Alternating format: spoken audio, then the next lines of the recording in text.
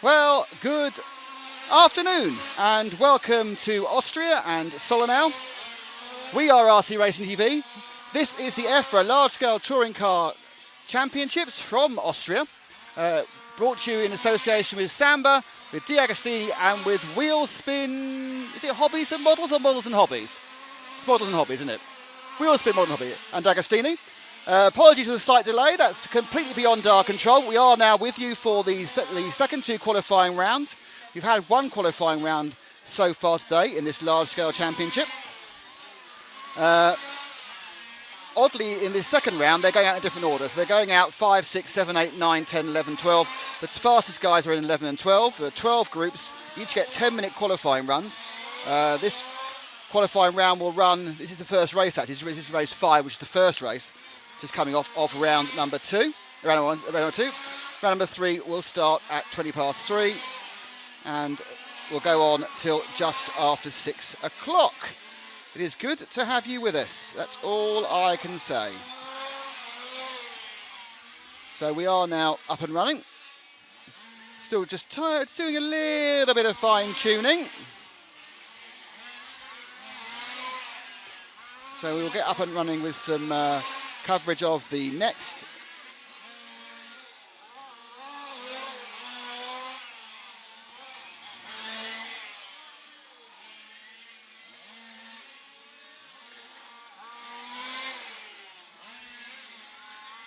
as we get rolling. So let's see where we are at the moment. So if we go down to the last minute or so of this 10-minute run of heat number 5, possibly a good time to give you an idea of what's been going on at the race so far.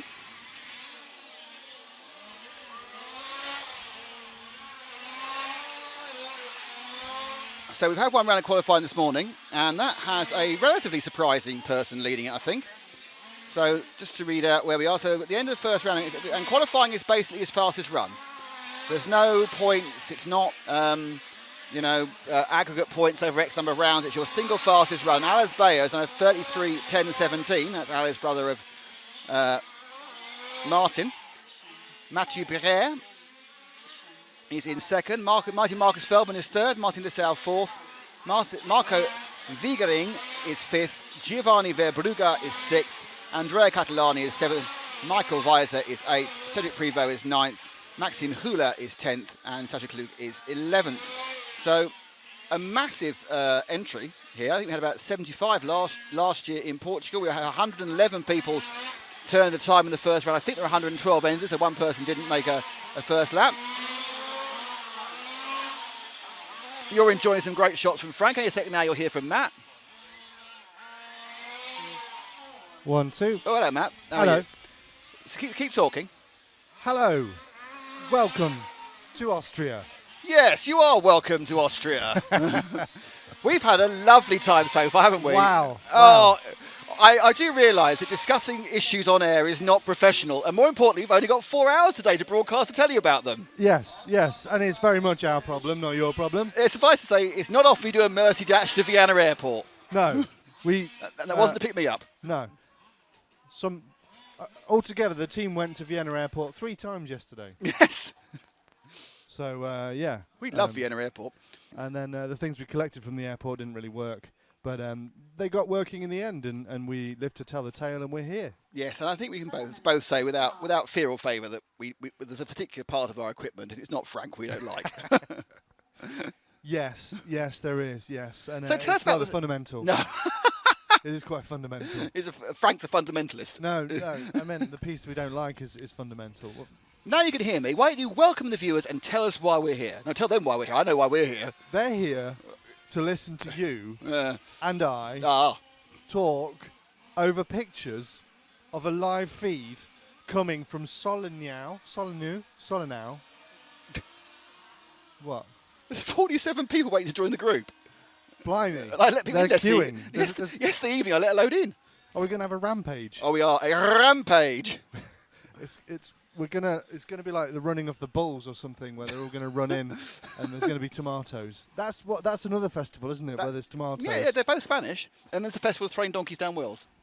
And I always wanted to go to the one in India. You go to India every year, don't you, Nick? I do. I'm going this year as well. Well, are you really? Next year. Next year, yeah. Do you go to the festival where they throw coloured powder at each other? other? No, that's something else. I would love to go to that. If you go there, you've got a special high-resolution smartphone. Yes, of course. And this is the warming up of Group 5, you say? 6, yeah, because it's going...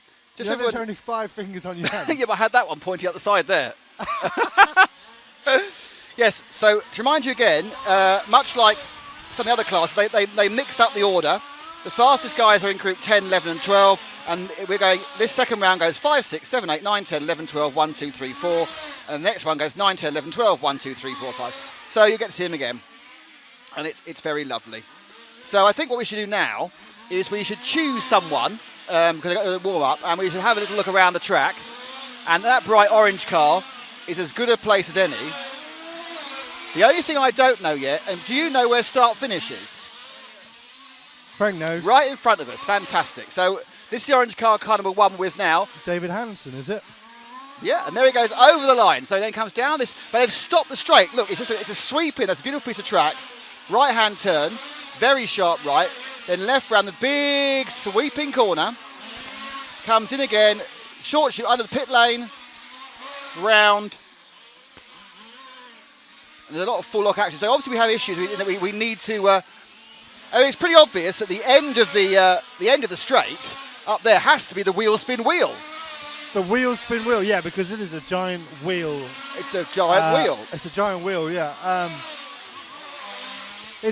I don't really like what they've done with the straight, if I'm honest, but I understand why they have to do it. Yeah, it's a safety measure to take the speed out of the cars. Also, so they come down the very short straight and then they veer to the left very sharply, and then they do a bit of a U. Is that an option there, or they just know? Yes. They follow the bit of the track with the rubber on. I suppose there's a more direct route, but it's not covered in rubber. There's a much quicker route there, yeah. But for some reason, they haven't coned it off. People just aren't taking it. It's just honesty, I suppose. So this hasn't started. I think they get a 3-minute warm-up before they start their 10-minute run. So there's a sharp brake turn there, and it's a great full lock action. I'm sure Frank will get some fantastic shots of the massive steering angles the cars are using to get round those corners down beneath us. Don't forget, you have any friends, we will cover them. We're getting up to speed slowly, in fairness, so give us about half an hour to really get up to speed. We had a bit of a trying day. None of us got any sleep last night because of lack of air conditioning. Some of us had a trying 2 days. Some of us turned up late at night on their executive flights when all the worker bees worker ants had done all the building. Yes. Well, thank you for anting about. So the queen bee turned up. Well, indeed, that's right. So we have started now. So Frank, can you pick up the orange and green car going down the straight now, number 9? Because he's very colourful, and that is Patrick Mulder of Switzerland. So he's now going through the wheel spin wheel, the only bit of the track that's named so far. Muller. That's obviously the pit bit. Is there a Samba S anywhere you can see? I think this here is the Samba S. Into the Samba S and out of it. What, the Samba straight? No. The Samba S on the straight? No, after they've kicked off, I'll do it again now, right? So that's a hairpin. Oh, do Zambaya. That's upside down, he's upside down. So there we go. So this is the sweeping, and then this bit here is the Samba S. You see? In and out the Samba S. Were you watching? No, I'm looking at the mechanic for Dusambaya running across the track. Good point. No marshals in this, is there? There's no marshals, and it looks bad. It looks like he's not going to complete his second round of qualifying. His second run out. Oh, it's all gone crazy now. We are right above the trouble spot of this track. Excellent. All day yesterday, cars were crashing right into the sign. Ultimate Model Racing Park. Where we just saw Martin Bayer's dad destroy his car. Well, it's not destroy. I think it may have got fuel. It was upside down for so long. It might have fuel starvation. Oh, he destroyed his this round for himself. He has. He is destroyed. Emmanuel van Heisendonk. That's the lady, isn't it? I remember it was last year. It's a lady racer. Oh, hang on, did I get it wrong last time? No, it is Emmanuel. It is a lady racer, yes. I've often got this wrong in the past. Still, I can't make it be a cock-up as last time, can I? What happened last time? When I looked at someone's website and mistook their support for a murdered cartoonist for their desire for sex toys. Yeah, that was a very, very... I was very hot. We all got a bit hot under the collar with that one. Right, now, can you watch on the screen? And Yes, I'm watching the screen. Let's use someone else. How about the car with the blue tail, Frank, going round the wheel spin wheel now? White nose wheel tail. I think it's 8 by the looks of it. I'm loving how big these numbers are. It's Marco Harmon. That's car 8. Right, so this is the straight, and they got the kink. That's the kink. And now they're into the Samba S here. Do you see? S. Yes. Then it's the wheel spin wheel. Whoa, nice. The pit straight. So that is a Samba S on the straight. At the end of the straight. We need a D'Agostini D. Is that right in front of us, you think, Frank, the D'Agostini D? That's good. D'Agostini D. And something EFRA-y. That could be the EFRA hairpin. How about that? So let's go. So round the D'Agostini D, car 8, onto the short bit of the straight, through the kink, into the Samba S. Both parts of it. Around the wheel spin wheel. You kink into the pit straight. You come shooting up towards the EFRA hair. Oh, you don't. You actually understeer off the EFRA elbow. Oh dear. Now he's doing donuts. And I've just ingested some of Watch the... it, watch it, watch it, watch it, watch it, watch it. Oh, dear, Marshall. Now, he was going to cut the track because he realised he was cutting a bit of the timing loop. Now, tell me. Oh, we've got replay. Go on. So not of that. We've got a replay of another incident that he managed to avoid. Our first VRC Pro replay of the day. Oh, that's a great replay.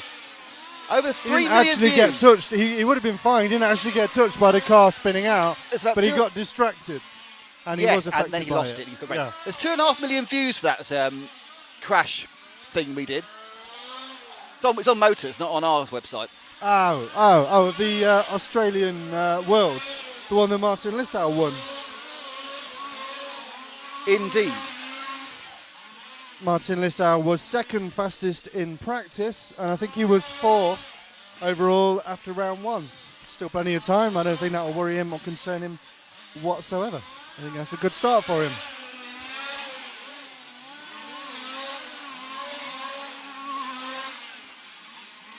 So don't forget, tell your friends we're on air if you're watching, because obviously it's not exactly what we intended to be.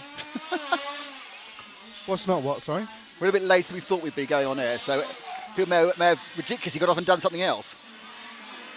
Yeah, that's true. But we're here. We're here for you, and we're here all day.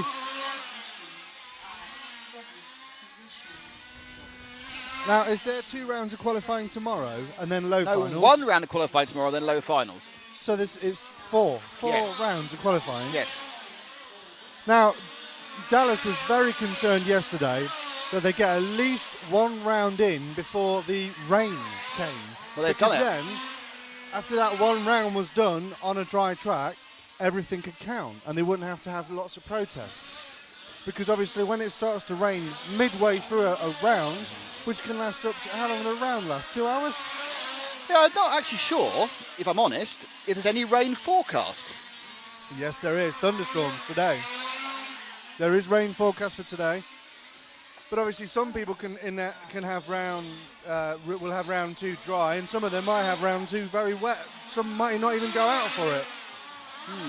And that's where you start to have protests come in and the referees have to decide. I have nothing but sun with the potential of no rain at all, apparently. Okay, so we're with an improving weather situation, which is good. It's actually not as hot as it was yesterday as well, which is also an improvement. Good, at least for us. But yes, so they had the first round completed with Ales Bayer winning, and being the fastest overall so far. So that's all in the books and all counting. So it's a great start for him. On track right now, Emmanuel van Hooydonk from Belgium would appear to be the fastest person out there. That's vehicle number 5. Let's take a look at who we're following as they enter the wheel spin wheel. Where is Slightly Rastafari coloured body shell of their BMW. Just fell off the track there, did you see it? That was Patrick Muller, yeah, I did see it. The blue car, Frank, the blue car with the slightly red tail go around the wheel spin wheel coming off the wheel now. The second of those blue cars just be let through. That's Emmanuel. And she is in car 5 on the BMW body machines. Best lap time of 19.5 seconds.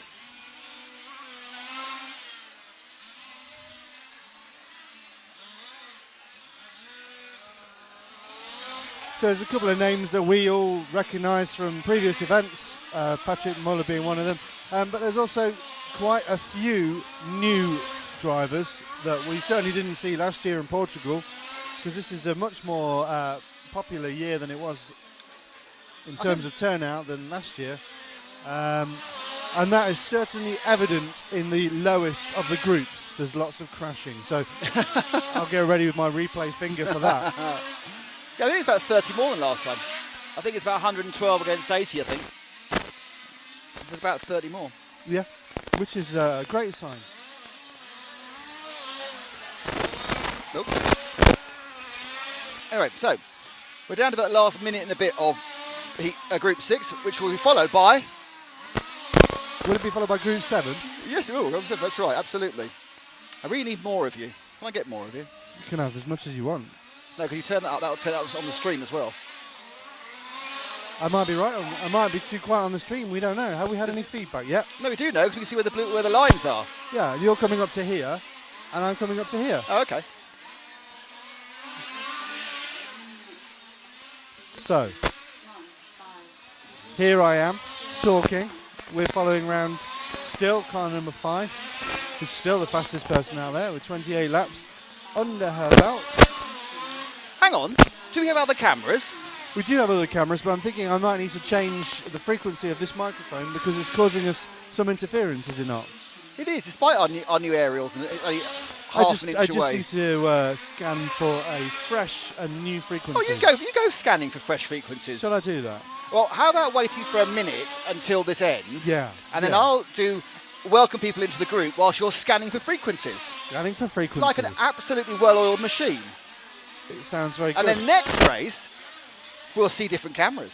We will see another 2 cameras, and maybe tomorrow another 3 cameras. You never know. You're assuming you have download the software, are you? Well, I appear to be on the internet. Hey! And that's that complete. Van Hooydonk, 30 laps there. 31 laps. I'm sorry. I'm not sure how many laps the top guys are doing. I'm sure it won't be that many more. 32. 32. Yeah, what's their time, sorry? Their time's what, 30? Oh no, they need 33. Alice was one person do 33. So that was a time good enough for about 24th last round. Well, you don't say anything, I think you're not there anymore. I'm here. No, I'm just, I'm saying things in my head. I'm Really? just Good. looking at who's up next. 4 minutes to start. And I saw that Gernot Baumgartner's out, and that made me think of the Red Bull athlete who jumped out of the balloon in space. It's Felix Baumgartner. Yeah. We know. Yeah. That was Voice the is connection. off. Gernot Baumgartner made me think of it. Same surname. Hi, crew. They Oh, may Carlos. even be related. Carlos. Hello, Carlos. Say hello. Carlos who? Gomez. So you want Carlos? Jesus Christ. No, he's listening. Hi, Carlos. Yeah, Carlos, it's on the results archive is on my RCM. So you just go. In fact, what I'll do is I will actually. Here we go. Da, da, da, da, da, da, da. So I'm going to actually answer Carlos, and then you can all see the result page for it. There we are. So Carlos, I sent the link to you, which should go straight to the 1/5. Now there's about 8.4 million requests to enter the group. Thank you very much. And we'll start with Gilou La Cabouchard. That's a fabulous name. Gilou from Alsace in France. Welcome to Gilou. You are in the group and you become about the 6,000 and something. Camilla Frank Dahl. Hello Camilla, welcome to you. Camilla from Odense in Denmark, friends with Laszlo Gal of Samba, who are supporting us, and Martin Lissal, who's basically just lovely. We're not going to do any wandering about today because we're on a bit late, but tomorrow we've got a big break in between the last round of heats and start the finals, so we're going to do some wandering about, Matt. Yeah, we are.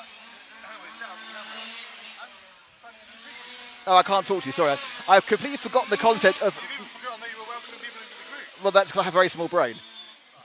Yes, welcome to Stefan Helberg. It's going very well here. Excellent start here. Stefan Helberg from Norrköping in Sweden. Hello, Stefan. Welcome to you. Welcome to the RC Racing TV Facebook group. Go on the bottom, shouldn't I, really? Welcome to RC Models Blackburn, who I believe isn't a person but a shop.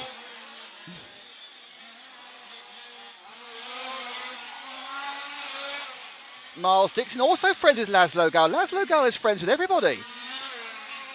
Lives in Brighton. Oh, there you go.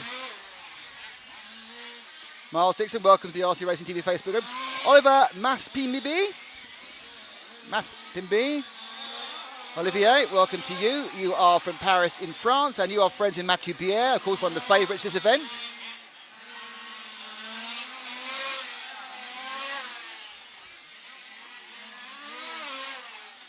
And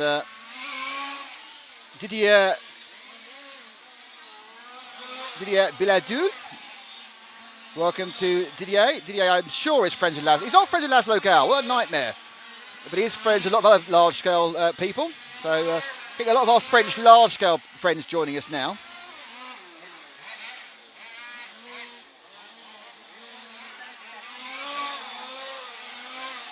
So that's Didier Biladou joining in the group, the RC Racing TV Facebook group. If you want to join the RC Racing TV Facebook group, you go to Facebook. In that little bar in the top left-hand corner, you type in RC Racing TV. And then you just type join, and if you're not, as James Parry would say, if you're not a seller of the fake goods, we will let you in.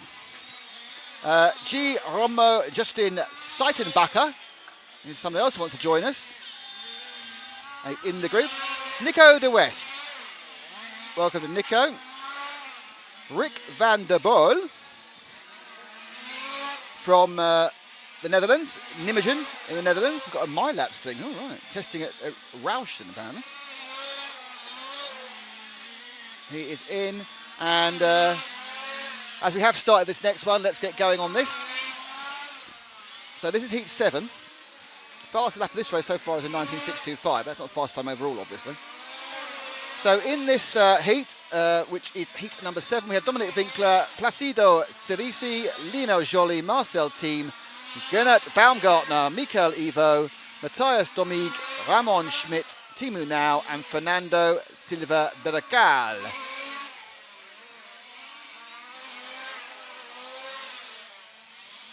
So who are we with, Frank? I'm trying to see now. With he's miles away, straight away, with the green and white car. White into green there, you see in the nose. Currently swooping into the pit straight. He'll be coming up to the EFRA hairpin in the second before he goes round the Team Durango, different sponsor, the D'Agostini D.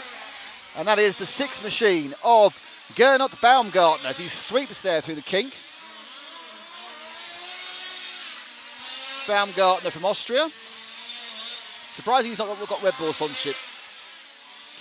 The marshal for number 4 is not the most athletic looking people, and he's had to go across twice now for the machine of Ramon Schmidt from Switzerland. Look both ways as we cross the road. So hopefully, as you can see on the right hand side, you can see where everyone's going. The thing to remember is, unlike if you're an electric racing fan, everyone starts at a different point in the track. And their individual 10-minute qualifying starts when they cross the timing loop, which is just beneath us here. 2, 3. Hello there. Hello there. Are you loud enough? I am. think you are. Yes. As long as you're at no more than 60% volume of Nick, then You're loud enough. You're allowed. Yeah, you're allowed. You are loud enough. If not too loud. So, I believe that as we follow young Gernot Baumgart, the fastest man in this heat, by the way, with other cameras. Is that one of the other cameras? It is. Hang Where on. is it? Let me get my bearings. Okay. Right, we started the race. That's timing and scoring beneath us. We go sweeping around the main corner, and then down into the kink, and out of the kink again. Oh, right. It's the exit of the kink, is it? It's the exit of the Samba S. All right. Oh, and then a I sweepy missed that one. See, these need fine-tuning as well, obviously. Right. Okay, so... Is that camera there not ours then? Yes, it is ours. Oh, in the pit lane? Yes, But it's not connected. because we've got one of the channels doing this Ah, timing. okay. That's a great shot, though, for tomorrow. Indeed. Oh, we can have it today, but we'll have to lose one of these. Let's look at the cameras again. So as Baumgartner goes through the Samba S and into the wheel spin wheel, that's him exiting it there. Missed him. Okay, there's the wheel. Again. Okay, it seems start. Okay, right, through the EFRA hairpin. No, that's the wrong part of the. Oh, sorry, I'm looking at the pre-vape. Yes. There he goes, round the straight, down the short chute, into the kink. He'll be going into the Samba S now. There he is, take him in, take him out, and then comes round here. Whoa! And then he'd be into the other camera here if it wasn't the fact that it was not connected. That's quite good. That's a lap. Well, the camera on the wheel spin wheel is possibly a little bit tight because it's a very quick shot, but it's a nice, lovely angle. Well, we get a chance to do that. There we go, through that shot. Hello, everyone. Thank you for joining us. Don't forget you can comment on what's going on. Well, you can comment to your heart's content to yourself, but nobody will hear it, and we won't reflect upon it unless you do it within the RC Racing TV Facebook group. Someone also. Or unless you do it on the YouTube stream. Yes. How can you make yourself louder without turning that up? Can you broadcast stronger from that? Well, you picking up here, and I'm picking here. Oh, right, okay. So, you do that. Yeah, but then you're going to peak too high, aren't you? No. Shall we do the there they go test? Okay. Now, this is very important because if you want to know how sound is going, you have to do an impression of famous British racing commentator Murray Walker. Okay? Yes. And you have to go, two things you have to say Yes. in his voice. There they go. And And there they excitingly, into the lead goes Nelson PK. go. Right. What are you saying? Say it normally first. And there they go. There's no and, just there they go. There they go. And the second one is? Into the lead. No, and into the lead. Oh, so there is an and on this one. And into the lead Yep. goes Nelson PK. Yes. Do you say them together as part of one statement, or are they two different Well, I would tests? do this, so you see how loud I am. Okay. And there they go. And into the lead goes Nelson PK. And I'm probably a little bit loud. Okay. And then I would go, there they go. And into the lead goes Nelson PK. Yeah, I think probably I need to turn myself down slightly. I think I'm... Right, okay. Turn and yourself there they go. No, it's on full already. No, I'm turning down this bit. I think actually what we need to do is just turn up the amplifying bit. The, the amplifying bit. What, this bit? I don't know. No, not that bit, no. Not the red one. No. Don't touch the red knob. No, don't. Right, now try again. No. One more for luck. What? There they go. And into the lead goes Nelson PK. That's good, sound-wise. But and into the lead goes Nelson PK. It's much more Oh, right, yeah. syllable. Anyway, and into the lead of this race goes Placido Cerici. Do you like that? Who? Placido Cerici. Placido Cerici. And obviously, all we want to do now is opera. Opera. Yeah, Placido Domingo. Gernot Baumgartner. I don't want to fall out of a thing 400 miles up. I quite enjoy that, if you did that. Allez, Lionel Joly we have here. Okay, we need to find Lionel Joly in car number 7, Frank. That's from... Orange car that he's filming. The Yeah, orange car. Orange car, that is Lionel Joly. I'm sure he's a happy bloke. Oh dear. Oh, look at that. Oh, no, so that works a bit better on that car, because I was confused previously which car it was. Yeah, that's a bit short, isn't it? Just a little bit. Actually, you know what? You know how you were worried that this low angle wasn't going to work? It actually worked with these cars, doesn't it? It wouldn't work with anything else. It does work. But with It's a these low cars, angle. it It works makes fine. them look a bit faster, which they could do with. And there he goes. It looks awesome. It's really good. The time when it struggles is towards the end of the day when the sun's shining towards the camera. They all go a bit black. They all turn to black That'll be the blobs. final then. That'll be the main final. It'll probably be raining in the final, so be fine. We're right today, it's cloudy. It's rather pleasant. It's just a little bit clammy, isn't it? Yeah, well, we're all looking forward to a different hotel tonight. Don't tell the hotel we're in currently. We're not. We all packed very. We moonlight flitted. We did, yes. So if you were tuning in hoping to hear us talking about what's happening on the track, We're not then sure yet. we'll build to As that. always, you're very, very sorely upset. What we will do tomorrow is we're going to use the time between the heats of the finals, either doing it live or record it and play it back out again. We are going to do some real in-depth stuff with the boys about the cars. Yep, we did this last year and it was really good feature. Get your top off, and we did it with 5 of the main manufacturers of the cars. In fact, did we cover them all? Pretty much. We did. We covered them all, and we had a really good in-depth look at some of the differences of different manufacturers. Of course, a lot of them are very similar because they've all discovered over a period of years what works and what doesn't work. But there are room for a lot of differences because the body shell is one of the main things that is assessed, isn't it? The body shell is what's Homologated. Thank you very much. Within this, it's interesting actually that there was a big thing, a minor controversy before we got in that. They had to re-homologate the Alpha 164 because they changed the design of the splitter. Oh, blimey. And they did, but it obviously been a complaint because someone posted on all the forums, it's homologated now, so stop it. Right, yeah.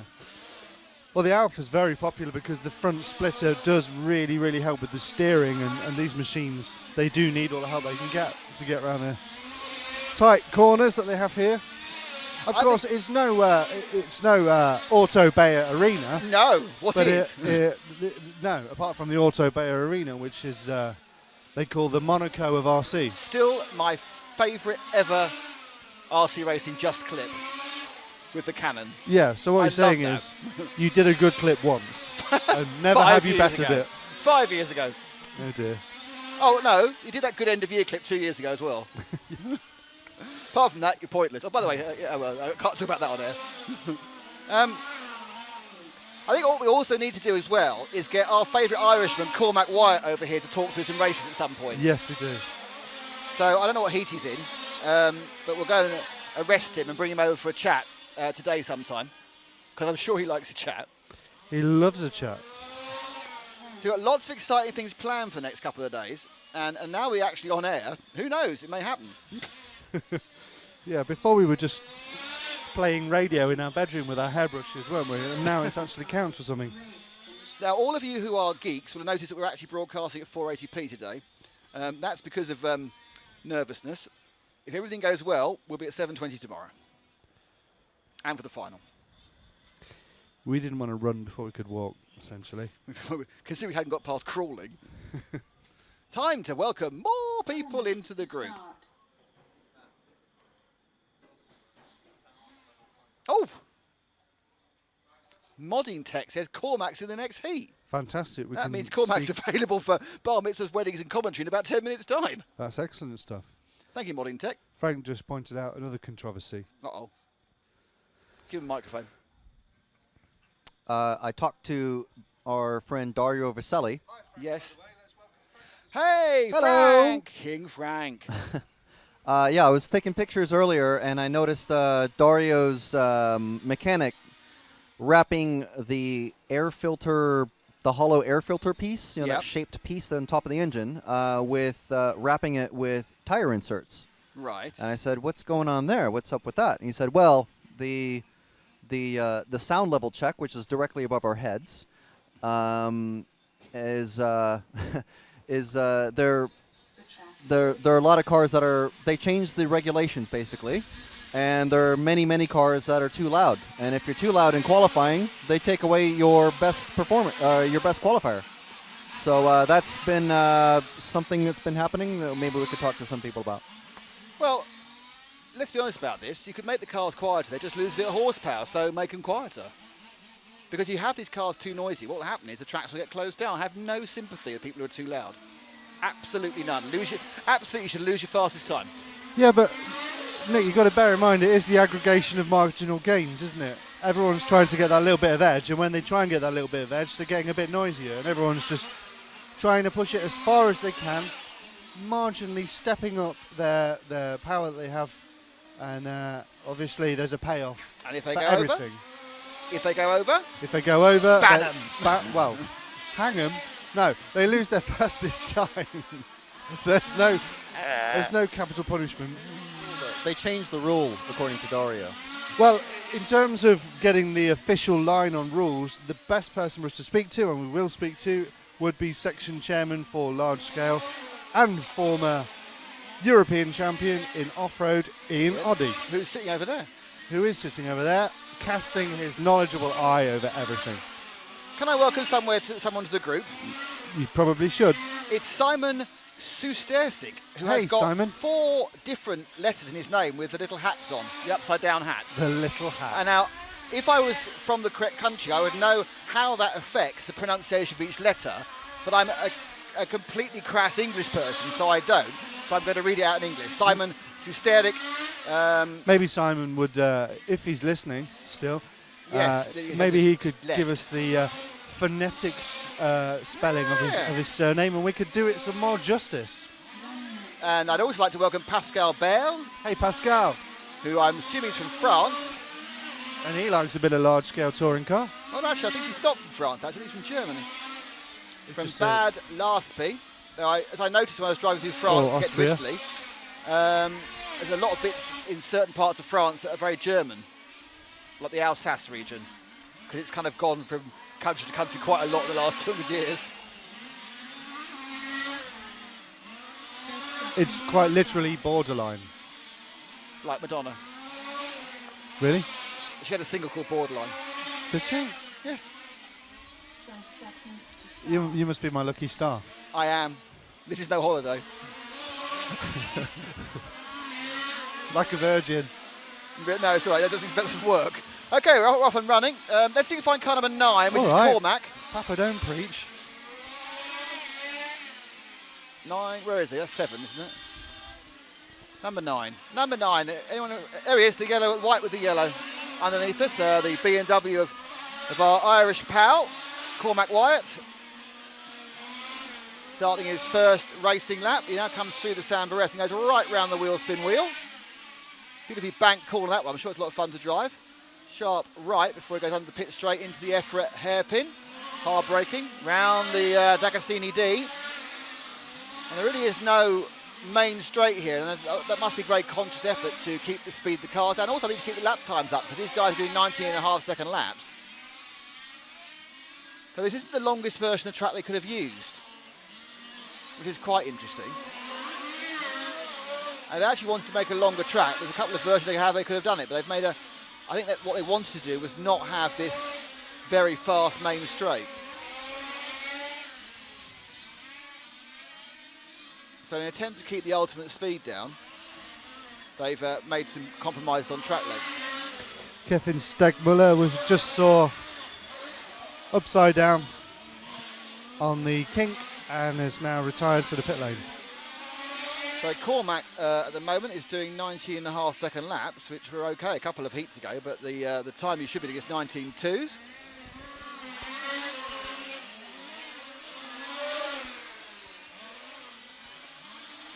I don't think it's actually helping. He's right behind car 1 of Gerard Fruhurst. And it's one of those things really, they're both very similar pace. It looks to me like Cormac could probably get probably get past him. He slightly overshoots the EFRA hairpin, and really, it's hard to tell but my guess is number 1's holding him up. Fabulous.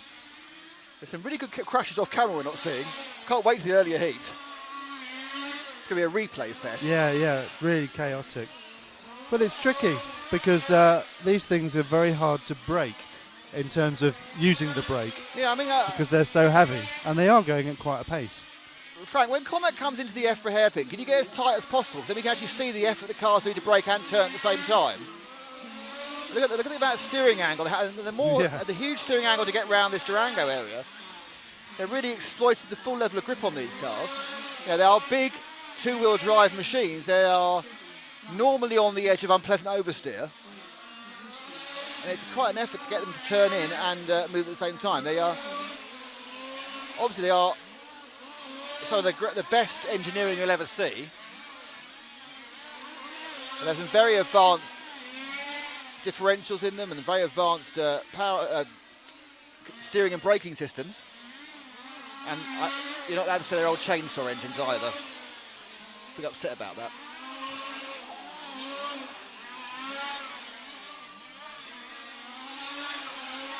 So that's probably enough Cormac love. Let's see if we can find Michael Donovan in car 8, who's he is right underneath now, in fact. Do you know what? I am loving the size of these cars and their numbers. Yes. They were built for my old eyes. It was a distinct advantage for After us. a day and a half of searching for cars at each car individually at the 112 and the half hour at the 18, now it's like, 5 seconds, I found him. Yeah. So that lap you just saw with Donovan was a 18.8. That was actually the fastest lap he's done. So that was on camera. He comes a little bit more ponderously through the Samba S there.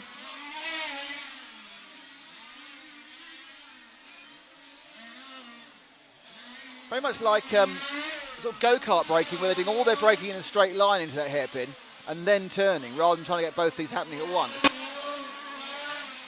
There are obviously points where they're braking and turning, but not into that hairpin.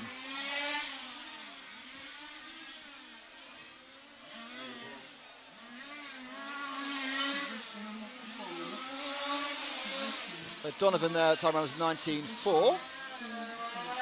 He lost a few tenths there. I think a lot of that was going round the. And if I hadn't seen my own weather forecast, I'd be believing you now. Yeah. That we're going to get a thundery shower.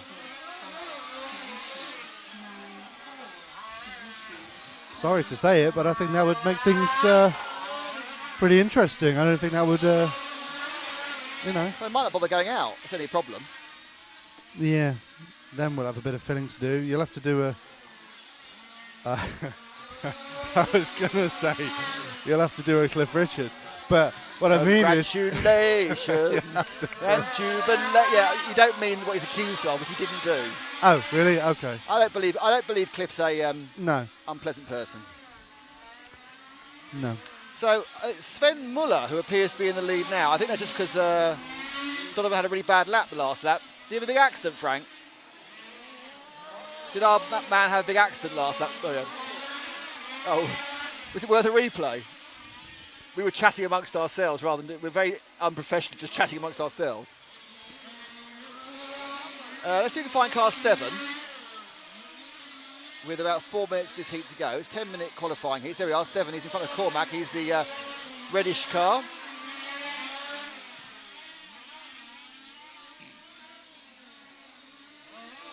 Sven Muller of Deutschland in Germany.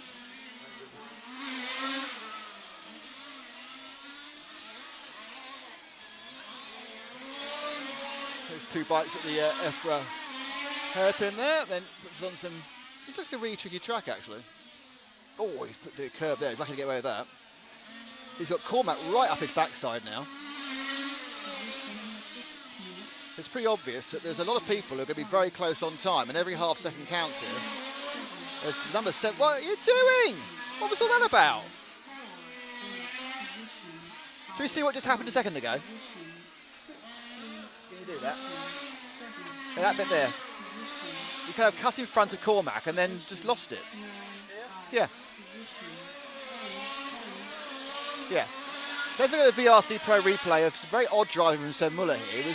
Cormac was catching him up, He comes into the hairpin, misses it, Cormac gets up the inside, and then he makes a ridiculously he may have got a little bit of oversteer. It looked actually oddly in slow motion. It looked less unpleasant. It looked more like he was trying to block him. But I think he got a bit of power on oversteer there. As Cormac has a problem himself, he gets a gentle punt up the backside from car 1. Thank you, VRC Pro, being our replay sponsor. Thank you for Samba, D'Agostini, and Wheelspin Models. And of course, thank you to EFRA. This is the 1/5 large-scale touring car championship, and we are RC Racing TV. I think Dallas is having a word about some of the driving that's going on. A little bit eager to overtake. It's only qualifying after all. Well, yeah, but I think the problem is that so many cars are much in speed. They realise that a second here and a second there is an awful lot of position. Now, given this is his single fastest time and not points, it's not quite as vital, but if you think you're on for a good run, the last thing you want is someone just sitting in front of you. Now, it's noticeable that a lot of the cars or drivers are getting a little bit keen to put the power on. It's like the kind of racing we hope to see in the final. Oh dear, somebody's lost a wing. Oh, it's his wing, I wasn't sure it was.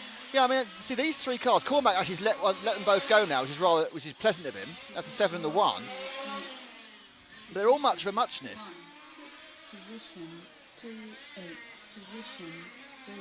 And they are realising, and actually there, the other problem is when they're fast at different parts of the track. So through the slower sections, Cormac's a bit quicker, I think. But on the faster sections, car 7 and 1, which is Muller and Fruhert, it's Fruhert immediately. Oh, Fruhert gets a huge tight. Oh, that's a complete confusion. Let's see that one again. What happened there? Again, I think there's. I think car 1's got an issue. It appears to be, I think, the case that they're really on a knife edge for grip. Oh yeah, he's already got a fishtail. He turns it in, and in attempt to avoid him, Cormac goes off. But Donovan, who's the fastest person in this heat, is having all ender problems, isn't he? That's a VRC Pro replay, I should have said, by the way. You got very good at those, by the way, now. Thank you. Don't forget that Frank needs a training session for next time. Yep, it will be done. He's good. I think that during the lower heats later, perhaps I'll be on camera and you'll be on commentary and Frank will be on replays. Wow. Now that will be special. Yeah, special needs. Well, the camera will be. I'm sure the other two will be fine. So Olivier Sampetro has the lead now in car number 6. There he comes now, Frank, underneath you in the white with the orange edging and central nose. He's done 30 laps. He should get a slow 32, I would say, Sampetro. You see, this is the kind of racing that I would have a chance of being able to talk about, because with the lack of pit stops and pit strategies and timings and trying to work out what's going to happen, you know, I at least have a chance of working out what on earth's going on. The coverage that yourself and John do for the nitro classes that have 45-minute races and 8 or 7 pit stops, without that, it's without the person talking over it explaining what that means and how it's all going to play out, it's really hard to monitor and understand what's going to happen. And you kind of take that for granted, but it does really help, and that's something that I greatly appreciate. But with this, whoever's in the lead's in the lead. Fill it up, off you go. However, well, Valencia, when you were there a couple of years ago, they started running out, didn't they? They did, yes. But Dallas was talking about doing pit stops yesterday. I think Dallas has got his classes mixed up. No, he said he had a long chat with Frank about it, and doesn't see why not. Because there's nothing in the rules to say that it can't happen. In fact, there's nothing in the rules to say how long the race is anyway. Is it not?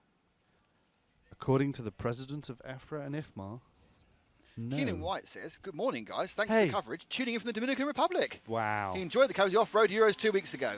Well, we're starting a run of events in a row. Next weekend, it's large-scale off-road. And the weekend after, it's not the weekend after, the whole week after that, starting on the Monday all the way through the Saturday, it's the electric off-road Euros. It's really got quite intensive now, hasn't it? It has. And so Paul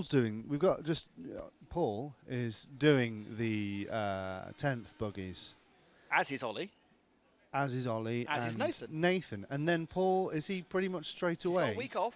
He's got a week off. And then he drives down to Germany for the 1/8 track, the F1 of RC, Yes. with new boy Adam and Frank. Yep. Then we join him in Portugal for the electric touring cars. Yes. And then we say bye-bye. And then you, new boy Adam and James go to Turkey We do. in a very unpleasant, hoppy flight. Really? Yeah. What's can't- the deal with that? It's in the middle of nowhere. You have to It's fly one of- to it's- Istanbul and then somewhere else. It's in a beach resort. Yeah, it's not. When you get there, it's going to be lovely. But you would have thought a beach resort would have flights to Yes. it. If you go for a week, Ah. Tuesday charter flights. And they're very cheap. I was thinking of putting you on then. I thought perhaps you didn't want to go for a week. Perhaps I'm not. sure James doesn't. Is the final slightly off topic, but is the final on the Saturday or the Sunday? Saturday. Is it? Okay. And I'm flying out to Abu Dhabi on Saturday, which is why I can't be there. Right. Okay. I would like an extra day in Istanbul, but we'll talk about that off air. Why, are you thinking of defecting to Syria? No, but James has been worried about that. Oh, yes, of course. He actually sent me a text saying, "Do you think that's going to affect anything?" Poor James. He's a bit swarthy, that's all. He just holds a good tan. Yes, Keenan, next week is the large-scale off-road Euros with John Eindhoff in the commentary. He returns for the The only RC time Racing returns for the 5th time to that track. Really? We've covered it. This will be the 3rd time we've covered it for large-scale off-road because it started there. We've also covered 8th scale there, which you did, which Yes. Darren Bloomfield won. And we've also covered 10th scale, which was Ollie, myself and Paul. Ollie coming out of the big field. Indeed. He did come out in a big field. So it will be our 5th track to the Wendler Arena, and it's a fantastic facility. Can't think of a facility I would like to have gone to more than any other than that one, because it is great. It's a really good track. Keenan White saying 2 more weekends of RC coverage. No, sorry, Keenan, I have to stress to you. Yeah. The electric off-road Euros is all week. The Wednesday is the final of the two-wheel drive championship. Yes. And the Saturday is the final of the four-wheel drive championship. Yes. So it's not a weekend. You need to be there from Monday, not first in the morning, because the kit won't be there. From Monday, just after lunch. All being well. Yeah, after another argument, as you say, more phone calls. So we're now not quite starting this one. Frank's got off for a natural break. I haven't welcomed any more people into the RC Racing TV Facebook group, which is really bad. So I'd like to welcome in Gino Waller. Gino, welcome to the group. And I'd like to welcome David Fenberg. Hello, David. It's great to have you on the RC Racing TV Facebook group. And, Giovanni Verbruga. Now, I'm pretty sure he's not listening because he's actually racing here. So, Giovanni Verbruga, welcome to you. And Andrea Spar. Oh, I'll let you welcome this person in. I would like... right, yeah, okay. I don't know about that one. Somebody whose name is in Arabic, I guess, and I am unable to read it.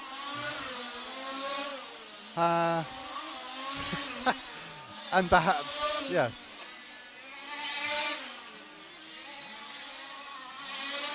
I don't know about this.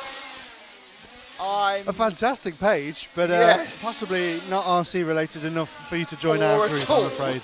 Although Nick might just befriend you. No, I've not. Okay, right, so.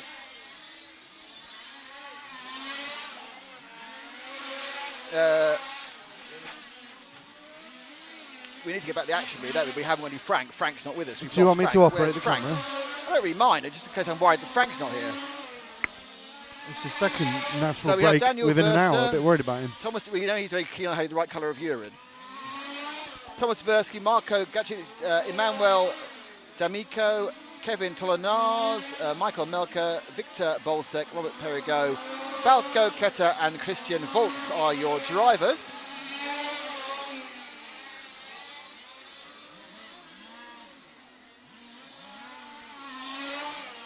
Keenan, the large scale Euros here are in Austria, and oddly the large scale touring car, the large scale off-road Euros are also in Austria, but they're about 50 miles down the road.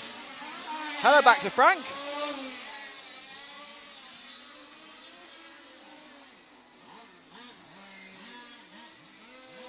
And it's gone all quiet there. So this is heat number...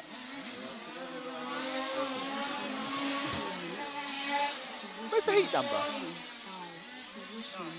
Groupie 9, all F2. That's right.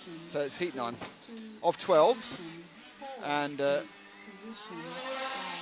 something's gone very odd with this one, in that a number of cars aren't really running. But our leader is car number 5 of Daniel Verster.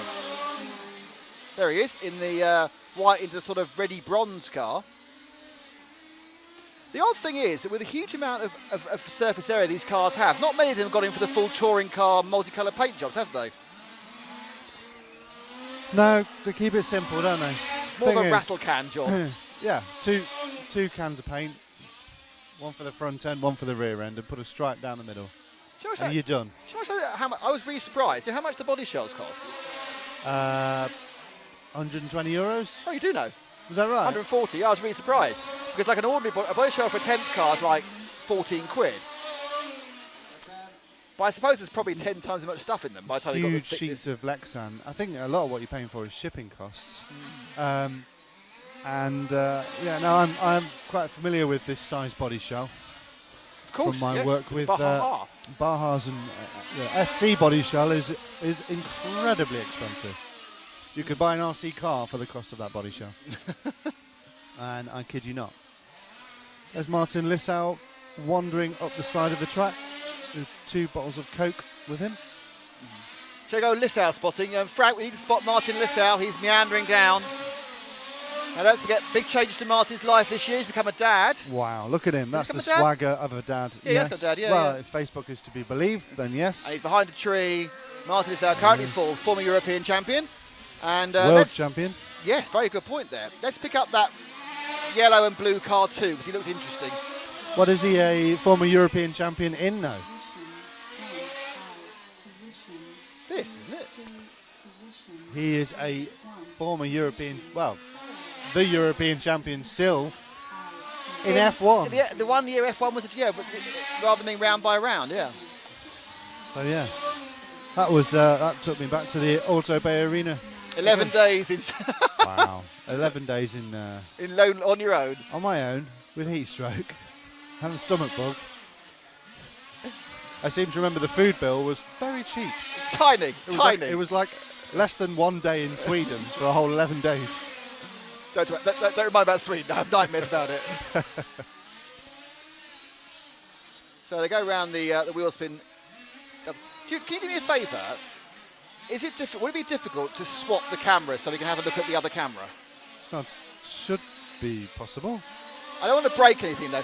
Let's do that after heat 12. Let's do it after heat 12. Shall we? After the fastest people have I'm gone. just going to swap 2 cables over. Oh, go on then. It's exciting. We'll see what happens. So now coming into the EFRA hairpin, it's car number 2. Behind it's car 0 of Marko Gricic of Hungary, I think. HRV, is that Hungary or is that Croatia? Apologies, I got that wrong. We're with 2 of the Austrian, Thomas Dvorsky.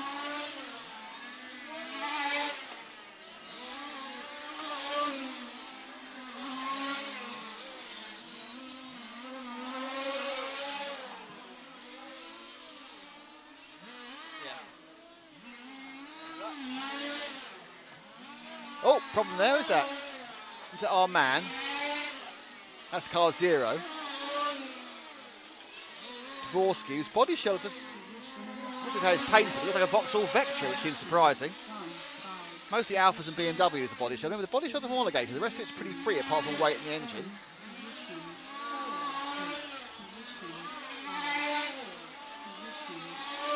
So Daniel Verst has a fast lap 18.5, but he is currently doing 19.6s.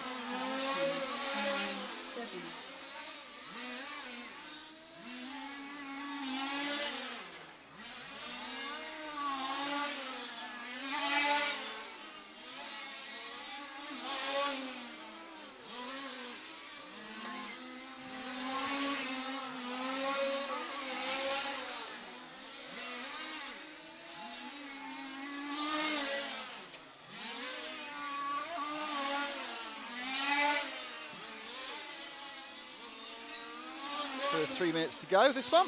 Who haven't we seen yet? Let's drop back 2 cars to car 9. Red with white stripage. Flashing, I think you call that, don't you? That's Falco Ketter of Germany. Oh! Got a celebrity guest. It's Ian. Ian, hang on a second. Hold that. Ian Audley has come into, you hold it quite close to your mouth. Ian, can you explain to us, apparently there's a little bit of controversy about the noise regulations being changed. Have they been changed, or people just having problems making the standard regulations? I think the main problem is people haven't read the rule book. The rules haven't actually changed in the last few years. So are a lot of people falling foul? No, not really. They're starting to get the message and the noise is coming down. And the only time it matters is the end average after all qualifying. So they've still got plenty of time. So.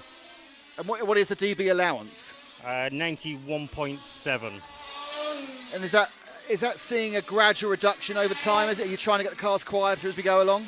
No, at the moment that's a fixed level in the rule book. Obviously, it varies, depends on where the meter is compared with the track, but the computer works out the new average depending on the distance. So it's all automated. The cars just drive past and it works it out. General thoughts about this event. The first thing I'll say is obviously there's a lot more interest in Portugal last year. We've got 120 or something here. The entry's quite good. It's very good, yeah. Yeah, it's good. It's good. But not many English people. I know it's a very parochial question to say, but there's not many English people here. There's less than not many. There's actually none. I don't know why that is. I think that's just the way the racing is in England and the dates, and people are having holidays and things, and some people have got married, and that obviously changes things a little. Oh dear. Yes, under the thumb already, some of them. That might be a pointed comment to somebody who knows particularly. No comment. So you're on the large scale tour, of course, because next week we're down about 60 miles away for the large scale off road. I mean, do you still think about getting out the sticks and getting a drive, or are you purely now just the man running the section? Well, I'm chairman and I'm not meant to race, but obviously I still race in England, so yeah, there is an urge occasionally to have a go. You come over with some tape. Is that for the noise regulator who's just above us? No, a little bit of waterproofing on the meter because in the distance, I thought there's some clouds appearing, and the forecast is for rain shortly. Is it? Oh dear. Right. I shall throw away my BBC app and say it's going to be dry. Well, we'll see then, won't we? Thanks, Ian. That's Ian Oddie, the section chairman. Just had a quick chat with him about all things. Matt's looking very smug because it's going to rain. He's looking very smug about the rain. What are we going to do to cover all his kit if the rain comes that way? I don't know. We're going to cover ourselves in bin liners, I think. There's a bit of a lip on the... we're on a gazebo, are we? Is it? No, this isn't a gazebo. It's a veranda. It's a veranda. There's a little bit of a lip on the roof of the veranda. Because you described it as a balcony to me yesterday, which is 1.5 feet high. I thought, how can a balcony be 1.5 feet high? And it's a veranda. So that is what a veranda is then. It is. It's a 1.5 high balcony. As you can see, Edward Repetti won this one from Libor Lukasek. Obviously, you can see the results because they're on the right-hand side of the screen. Yes, that's gone well. So now we know that the fact that noise regulations haven't changed at all, just people aren't listening. No, exactly. Yeah. People haven't read the instructions. Oddly, not a surprise to me. He's gone again. He's having another wee. No, he's getting cardboard boxes. Oh, this is... Sometimes Frank is beyond intelligent. It's about twice a year. Beyond intelligent. Yes, he starts thinking for himself in a brilliant way. I think that wants to go back a little bit more that way again, doesn't it? Because of these logos. We're basically getting here, here, here, and here.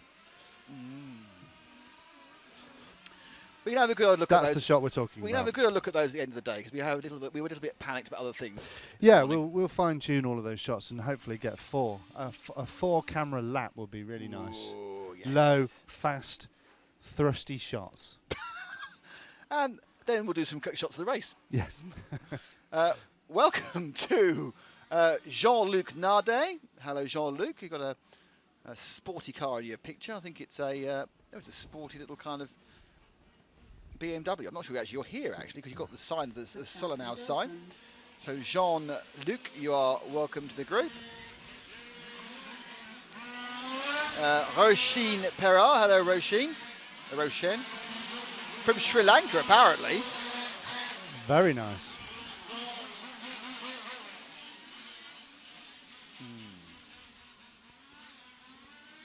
Okay, hello to Roshin. Hello to Marcus Strong. Hello Marcus Strong. Welcome to RC Racing TV Facebook group. Marcus is... Oh, what a message from Mr. James.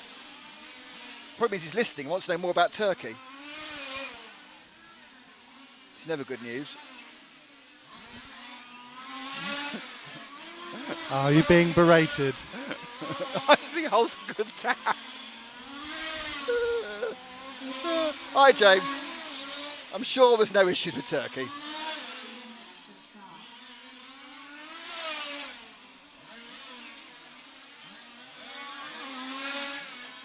So Marcus Strong, right, drivers in this race. Abuada Rapetti, that's not the right one, is it?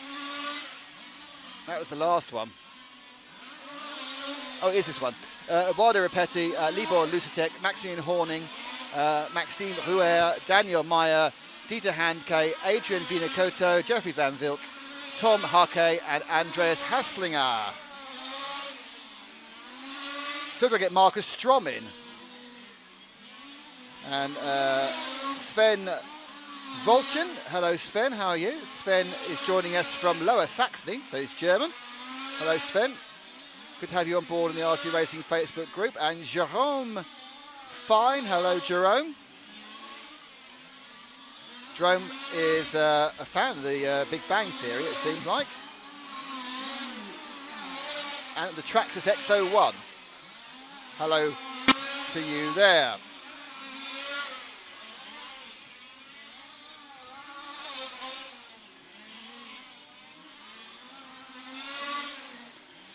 Lothar Ganter, no real pictures, but he likes Carson large-scale cars, so you should be okay. Welcome to Lothar Ganter.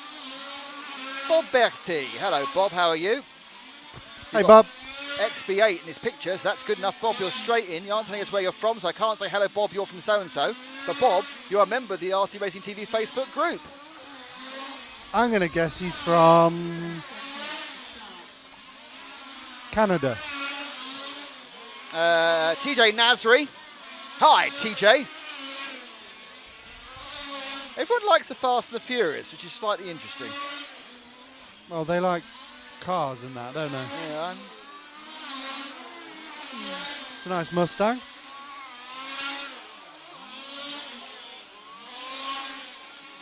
Gita Frank Hansen. Hello, Gita. From Odense in Denmark. She's at the live coverage of the EFRA Large Scale Touring Car Championship, which Frank set up. That's She's actually attending our live. Gita Frank Hansen, how are you? You are our bestest friend.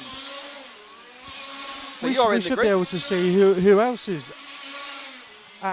virtually at the event with us as well. We can do that in a bit, can't we? We'll do that next. But first of all, we're going to look at some cars. We've got car number 10 of Andreas Haslinger from Who's Austria. He's just started. He's last. So, throwing course to the wind, we're going to start with the man who's last here in group. There's only 12 groups, so the big boys are out very, very soon. There is a very short gap, a 15-minute gap between rounds, end of round 2 and start of round 3. You might fiddle with cameras or something during that point, I don't know. What do you think? Yeah, do it. And the top boys are the first people out in round 3. One. Now we car 1 of Eduardo Rapetti. As the car 0 gets out of his way. And he does have a nice colour scheme. Oh, that him on 2 wheels. So sweeping round the wheel spin W. And into the EFRA. Good, beautiful. That car looks slightly better than all the cars we've seen so far. not sure what the situation on tyres is, whether they're using a new set of tyres each run, or whether they actually get more grip from the tyres than slightly used before. And these are rubber tyres, got sort of small amounts of tread in them because slick tyres don't work as well, interestingly. They look actually more like a cut intermediate, or a cut slick intermediate rather than a pure slick. There's the one. The fastest here, Maxime Rua has taken that from him.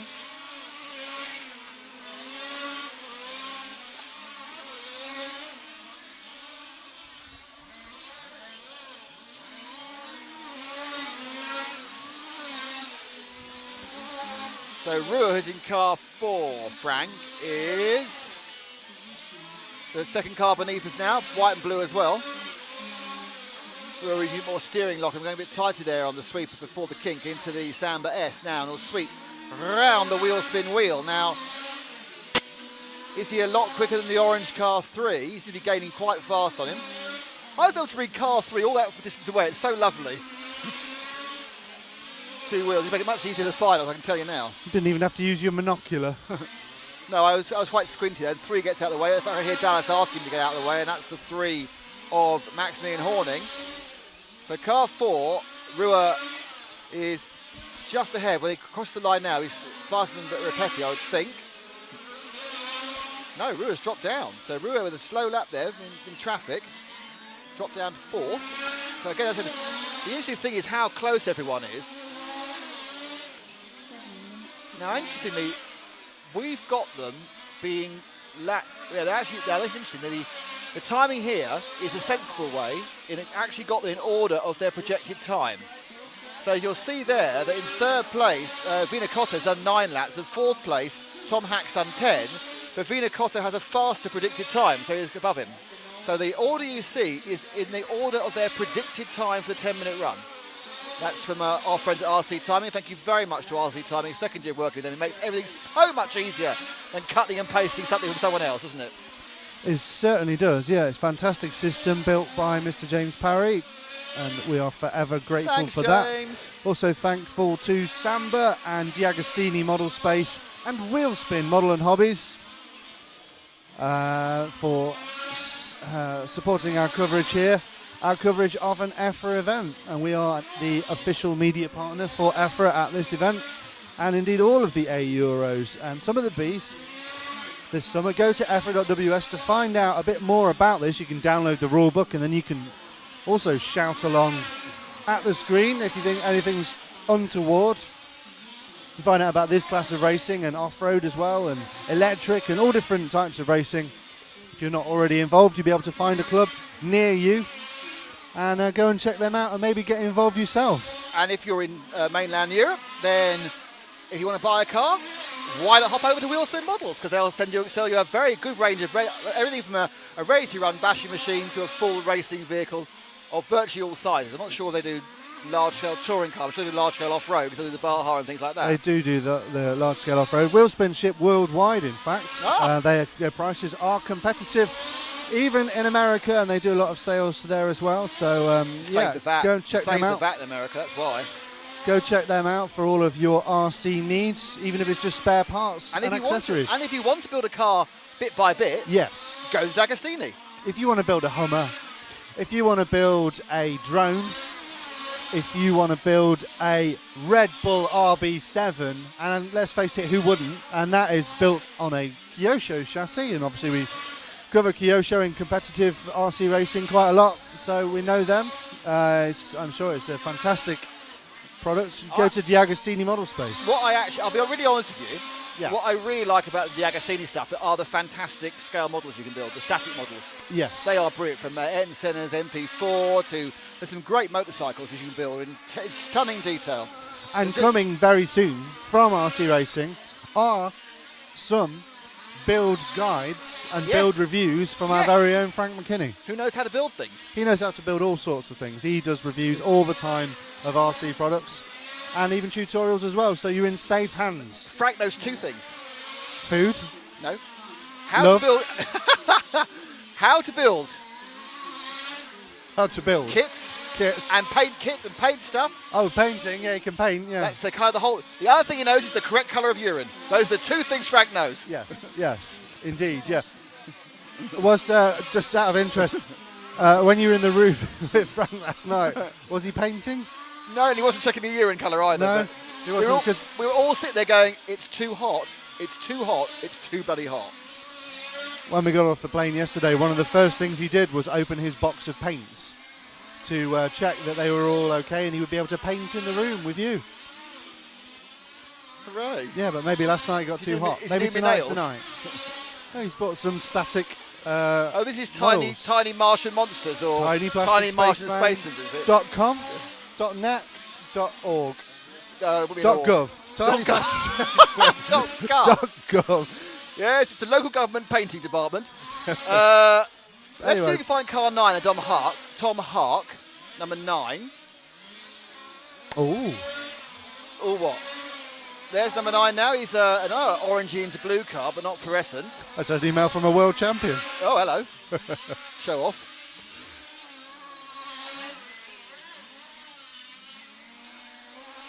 Has he broken something? Yes. His car, his RC car, not his bones this time. Number 9 is getting sort of shimmery. It puts the power on, it gets a right shimmer on. So that's the 9 we're looking at of Tom Hark of Germany. Sweeps him round and through.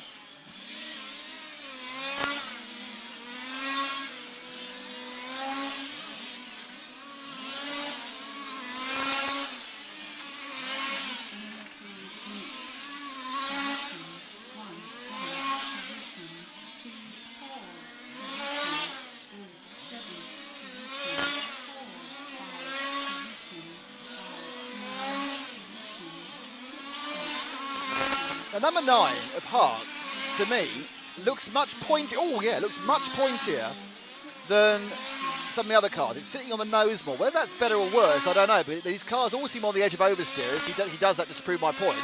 Goes about wide on the wheel spin wheel. Comes in. If you look at that, see how he's turned. The way he's turning the wheel is, the wheels are turning. Is slightly different in the slow speed some of the other cars. He's taking the sort of double bite, a little bit more like you'd see from a 10th scale touring car, where you kind of initially judge the cornering and then ease back from there. The other's just throwing in full lock. And Harkness comes in again now. He's trying to, you see it, how he's nibbling in first, then going again.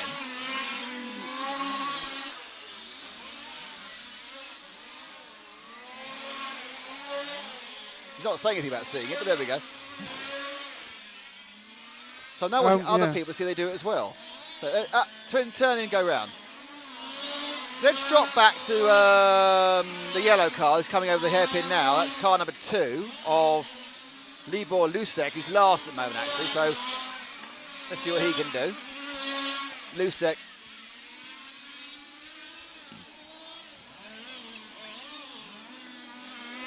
Car looking a little bit slow actually as it goes round. I wonder if he's actually got it down on power. Comes in, much wider line, a single turn in. As that one finishes. And your winner is yet to be decided, but it looks like it's going to be Eduardo Rapetti with the 32 lapper.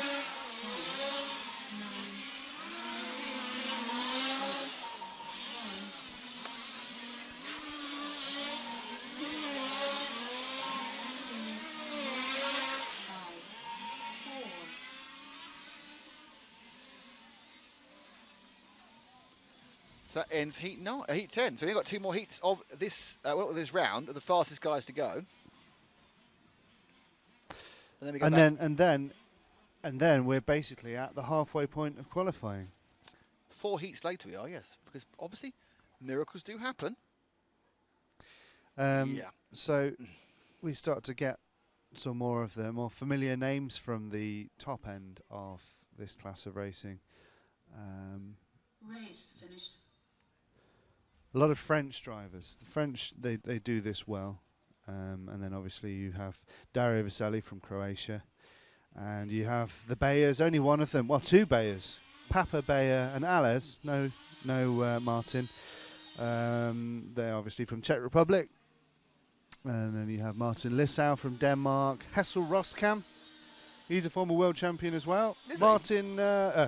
Marcus Feldman from Germany. He's the current world champion from winning at the big track in Switzerland. What's that called? I do know it. Yes. Yes. Yes. It's called. I was talking about it only last week. Were you? Yes, no, I've forgotten about it now. Lestalo. Thank you. I knew that. Fantastic win for him, having been denied the world title for so many years, having been so dominant in Europe, and it was great to see him win. He just missed out on the Euros last year. So Eduardo Repetti managed to get himself into 8th overall there. Well done, Eduardo. Welcome to Nancy Bruce. Hello, Nancy. You are welcome to the RC Racing Facebook group. You're from Malmo in Switzerland. I was in Malmo. I'm going to Malmo in about 3 weeks. Is So- Malmo your new second home? Malmo and Copenhagen, yeah. Really? Yeah. They're very close. They're about 25 miles apart, and I think you go across another very expensive bridge. How are the per diems in the Everything's on the company credit card. Is it fantastic? Everything, literally. It would need to be, wouldn't it? It would, Because yeah. it's not cheap around there. Oddly, not bad as it is, 'cause it's Justin Lyons. Welcome to Justin. How are you? He's friends with Ollie Jeffries, amongst others, and Alexander Hagberg. He's American, though. Justin, welcome to the group. Kent Peterson. Hello, Kent. How are you? I was born in Kent, not Kent Peterson, the county of Kent. Kent is from Helsingborg in Sweden, and he's friends with Dallas. Hi, Kent. Goncalo Almeida. Hello, Goncalo. You're welcome to the RC Racing Facebook group. Goncalo, who's also friends with Laszlo Gal, which means he must be a good guy. In he goes.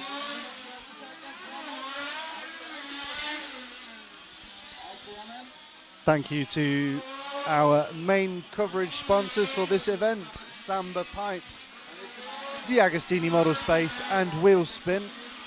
Thank you to EFRA. Check out EFRA.ws. And VRC. VRC Pro for the replays, which we will get many more of after Group 12. We'll have lots more replays because we'll have lots more crashes. But this is Group 11, so we have Marco Weiderberg. You've been through this already, or shall I just take us through it? Go. Dario Vaselli, Matthew Briere, Gianmarco Matelli, Guido Ruster, Guillaume Solon, Yuri Vissin, Patrick Volman, Renato Eiler, and Carlos Fernandez.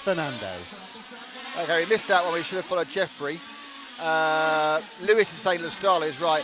Andy says 480p, not the sat dish again. Andy, we've had some issues. We think they're solved, Yeah, we do. but we thought we'd be better safe than sorry today with a 480. But tomorrow, we're thinking Yeah, we're thinking glorious 720. we might do it. We might unleash all of those pixels upon you. So, Andy UK 911, it's just a... until you've lived in our shoes, until you've walked a mile in our shoes of these broadcasts, Walk to who? A mile? walked a mile in our shoes of Or these broadcasts. driven several hundred. James Parry's not talking to me now. Am I in trouble for that comment then? Yeah, I think you're going to get tarred with the same brush Because that he- Frank gets tarred with, He did unfortunately. He now. did a colon dash angle line. I'm not sure what that is. It's not a smiley face. Is that like a I'm perplexed? I think you're a bar steward. Yeah, I think not you're in sure. trouble. Oh, not again. Really, to I'm be always honest, in trouble with James. you're always in trouble with lots of people, Nick. Yeah, that's true. It's actually. not just exclusive for James.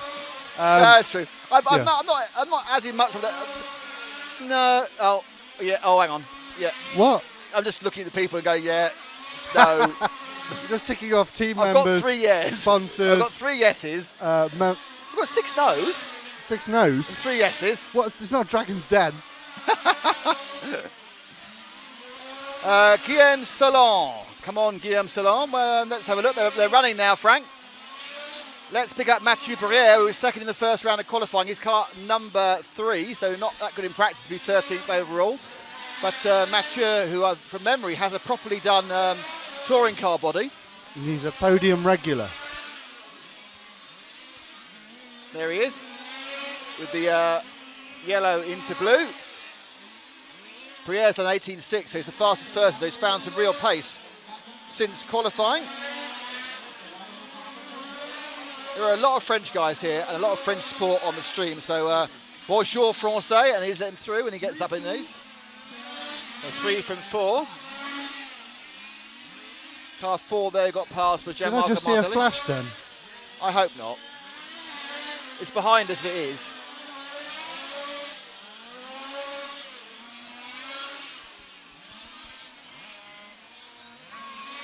If it starts to rain, there's going to be all hell break loose. The satellite's going to lose all its signal. Is it? Why? If it rains really heavy, can't see the sky anymore.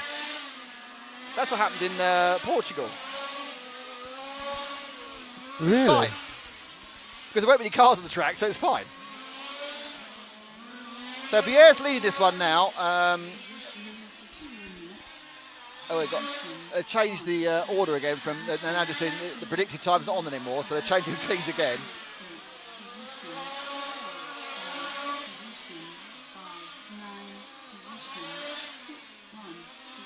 Dario Vaselli second, Guido Ross is third.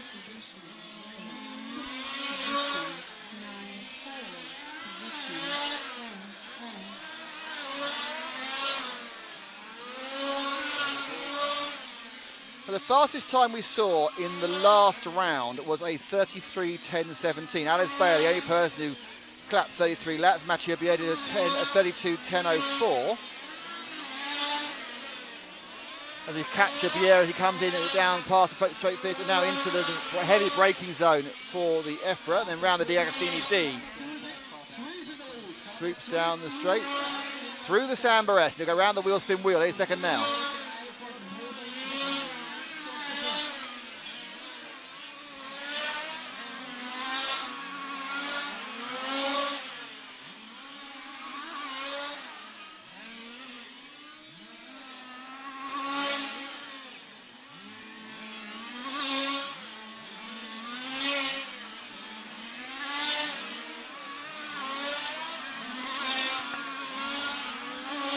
Let's go back to, that water.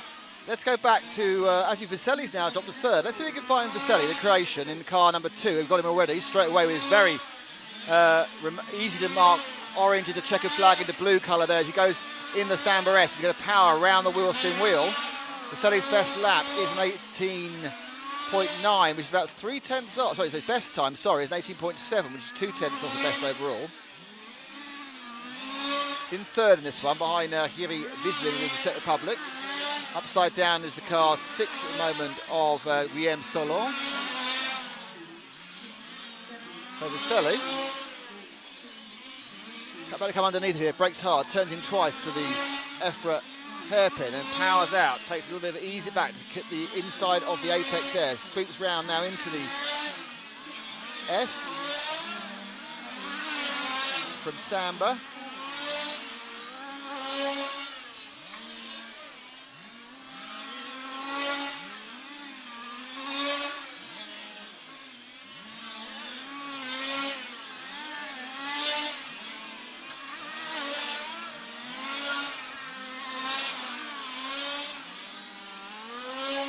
So now back up to second place by about a second. Briere has done 16 laps in under 5 minutes, so he's just about at the moment on for 33, but only by a few thousandths. So at the moment he won't beat the Bayer time. That's Alice Bayer for you Bayer fans. So Vaselli now goes for the kink, brakes hard, turns right into the first half of the Samba S. Now to ease the power on, and the second half moves round through the wheel spin wheel, right and left to try and hit the curbs again. He's another one who's trying to get the car in 2 goes.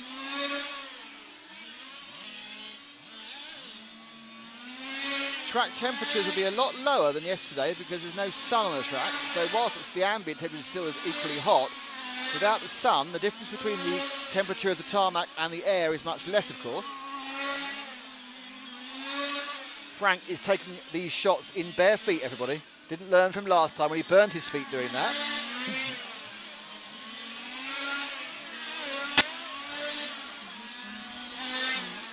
About 4 minutes to go. Let's see if we can find car number 7, which is the third place man of Jiri Visin.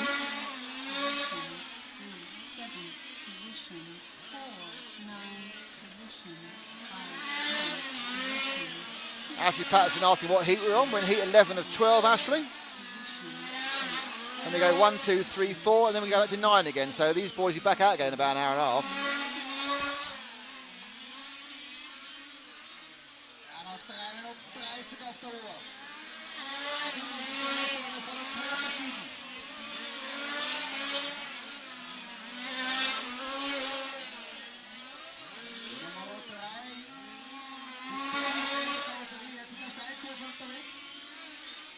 Let's see how Yiri takes this differently. In the 7, the white and the green car, been on camera for a while there. Got a little bit of air there for the first part of the kink, so he's got the car set reasonably stiffly.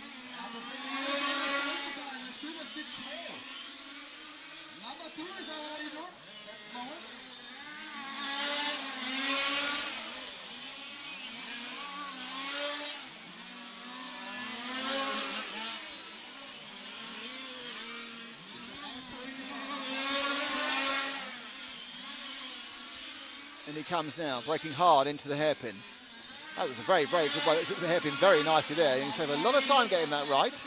He's now got himself into the net lead. So a bad lap, I think, for... no, Briere's got back again, sorry. So Briere and Yuri Isin are really close. 18.4, best time for both of them.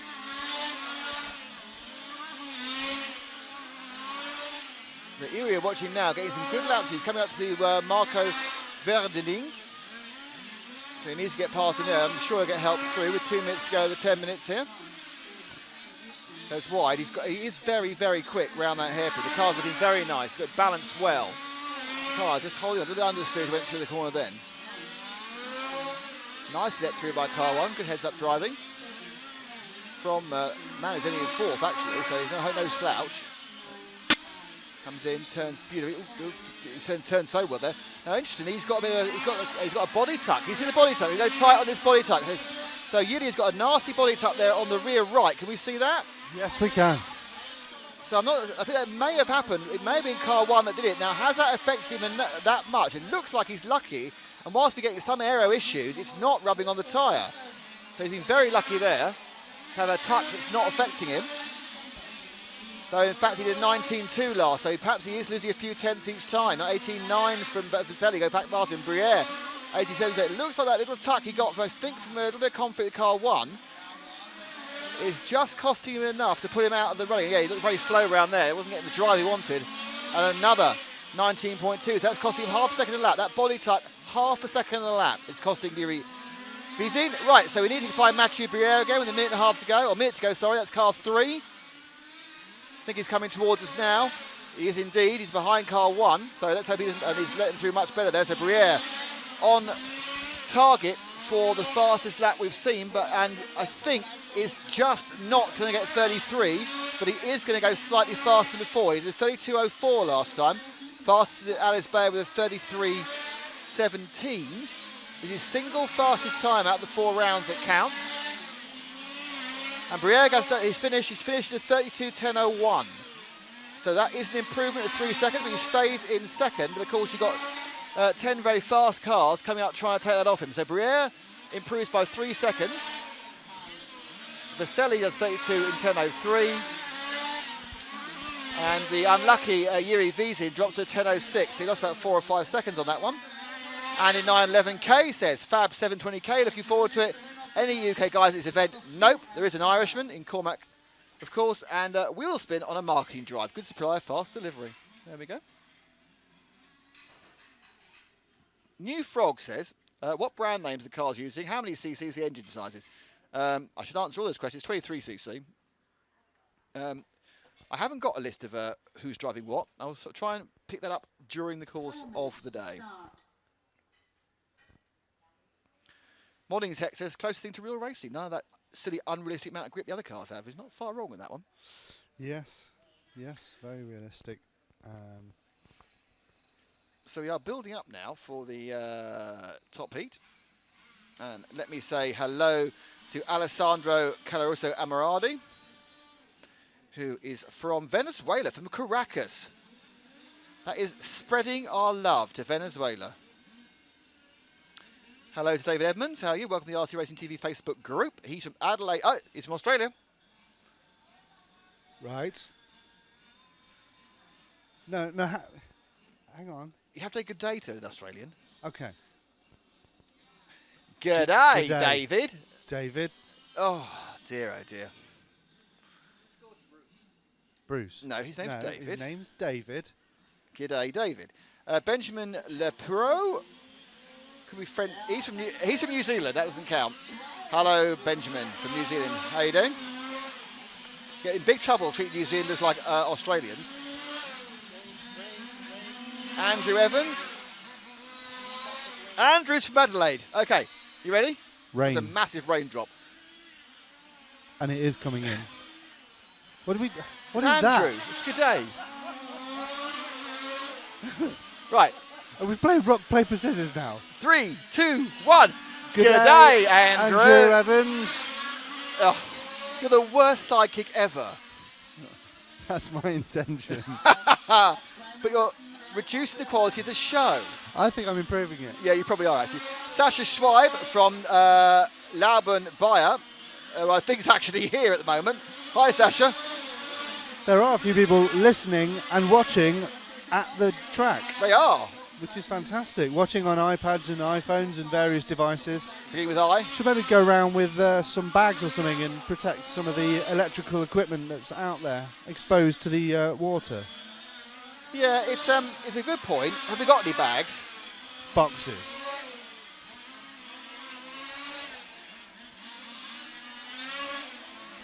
Right. Okay. Now I'm just thinking more about the cameras, mini cameras and things. Let's just do this one and then worry after it. Yeah. This is the top heat. Who's in it, Matt? Tell you who's in the top heat, brought to you by Samba Pipes, D'Agostini Model Space, Wheelspin Models and EFRA and EFRA.ws. I'll tell you, world champion Marcus Feldman, Alice Bayer, another world champion Hessel Roskam, Michael Weisner, Bernard Alain Analdi. Try that again. Bernard Alain Analdi, who's the current European champion. Is he not? Yes, he is. Sasha Klug, another former world champion in Martin Lissau. Andrea Catalani, Giovanni Verbrugge, and another former world champion in Cedric Privot. But Giovanni Verbrugge just joined the group. Well, hello, welcome Giovanni Verbrugge, and I hope you're not listening to us now. No, that would be off-putting that because would he's be 45 seconds behind for a start.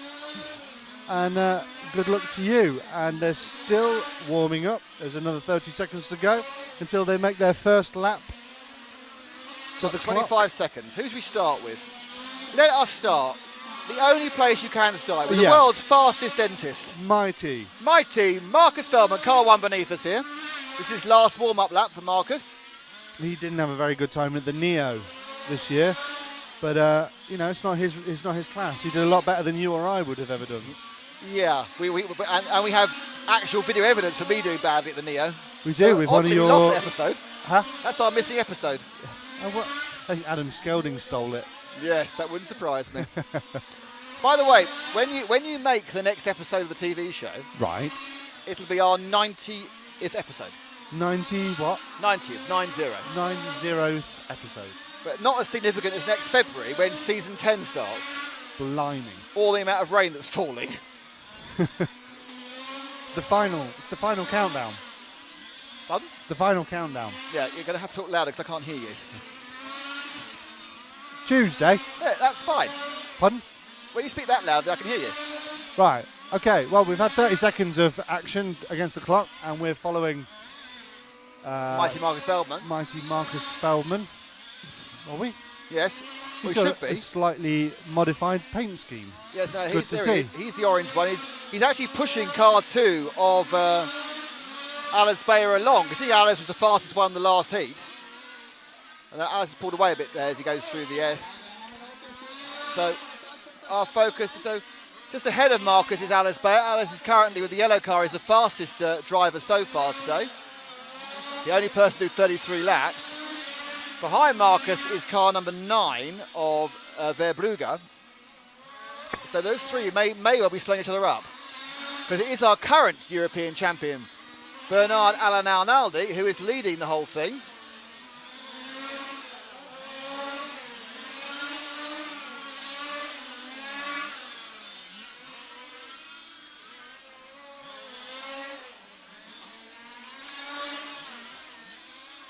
So Arnaldi, the fastest lap we have so far is for Bernard, an 18.4. We're with Feldman, who's net second. It's actually Michael Weiser who appears to be alternating with Bernard and with Arnaldi and Feldman. So it's all kind of up in the air at the moment. Lissau down in 7th. Let's see if we can find our current European champion, car number 5. There he is. Frankie's the second of these two cars beneath you now. And he's got the green with the blue and the pink flash. European champion from Villarreal last year. This is not the end of round 2 because there are 4 more heats. Heats 1, 2, 3 and 4 will go out, so the lower drivers will go out again. And if it actually rains like Billio, there's a chance this round won't count.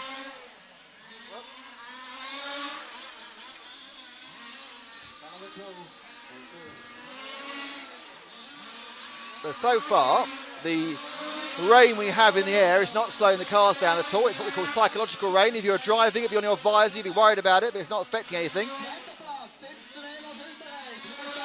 So Feldman now is slightly ahead.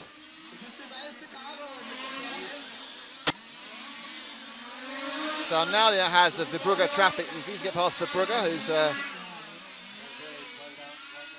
in 5th in qualifying. They go sweeping round.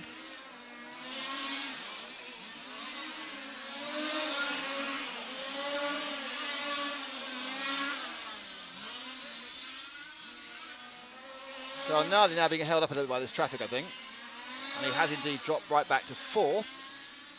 So can we find car 4 of Michael Weiser, who's going very well indeed. Weiser, the Austrian, which is his local track, but he is currently, he's the blue and white car on his own there coming through the EFRA hairpin. There's 4 drops of rain fall on my head. And the chopping up of the box gets more and more likely.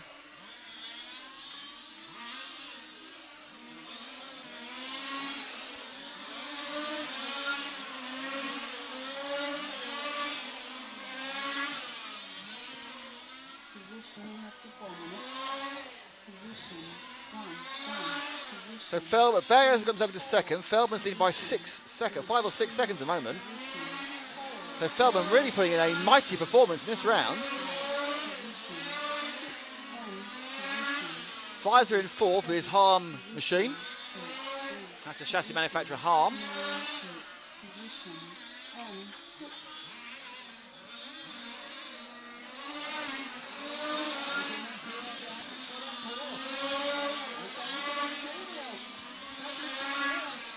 Braking very hard in turn there. You see the car actually does dive, and no one of the BMW body cars. I think there's more than one BMW body, if I'm honest. Based on the old M3 from about 2 generations ago. And the car that they stopped making about 2006.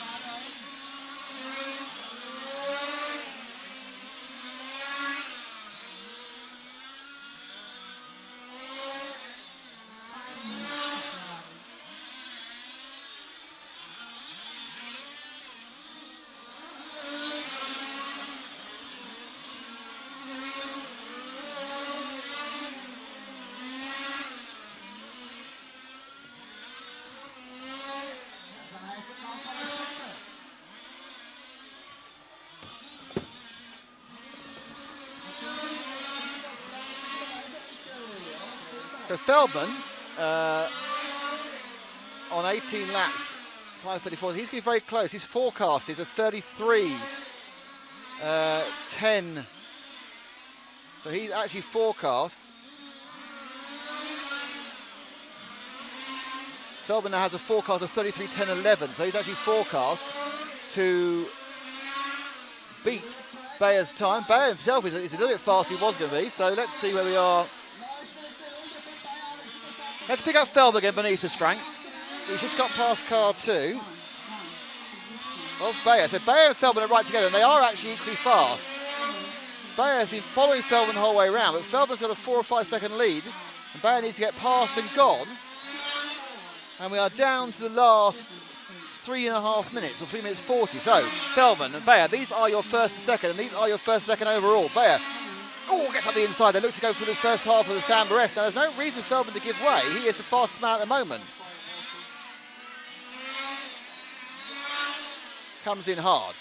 Takes a bit of curve. Now, at this point, are they slowing each other down by racing? What was that last lap? Last lap for Feldman was an 18.5. No, he's still going very, very quick. But 18.18 for Bayer earlier.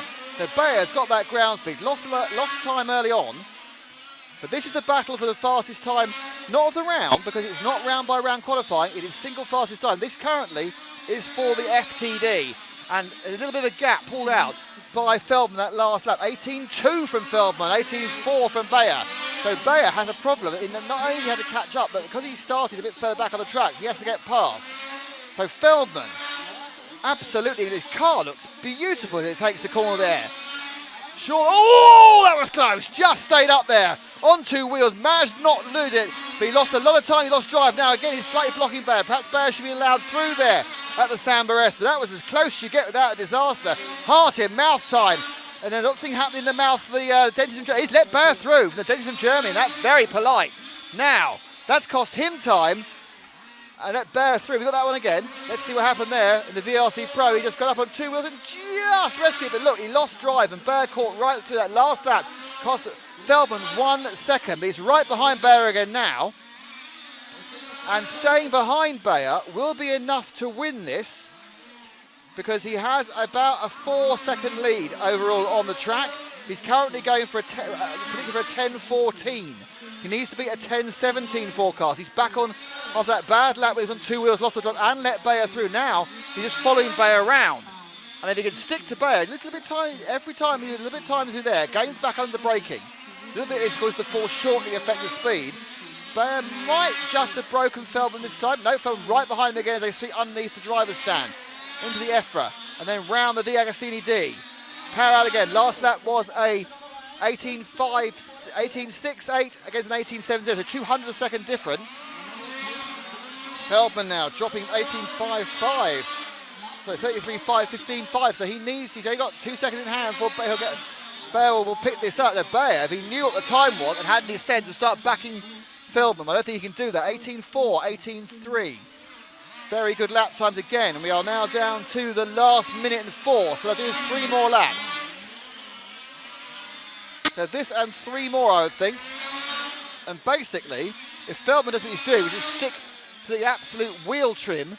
Almost, wouldn't be surprised if he's actually getting a slipstream effect, because these cars punch a big hole in the air, and he might even be getting a slipstream. He's so close to go down the straight. Now, what they've got to hope is they don't catch up with the 2 cars ahead of them, which are car 0 and car 4, so that's Prevost and Weiser, who are actually battling the 4th and 5th, but there's such the pace of these two, as Bayer now just gets a little bit of fresh air between himself and Lissau, and Feldman, 18.4, 18.3, yeah, 2 tenths was going that time. There's a big problem there, and out goes Verbrugge.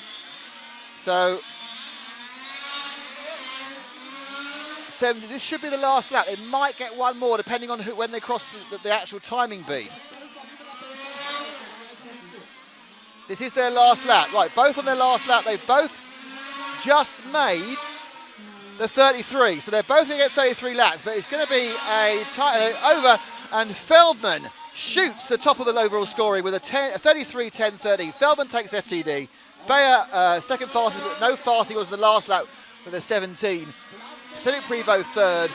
Bernard Arnaldi fourth. Michael Weiser fifth. Catalani is sixth. Roskap is eighth. Lissau 9th, and Sasha Klug is in 10th. So a pretty good time there with 4 heats to go.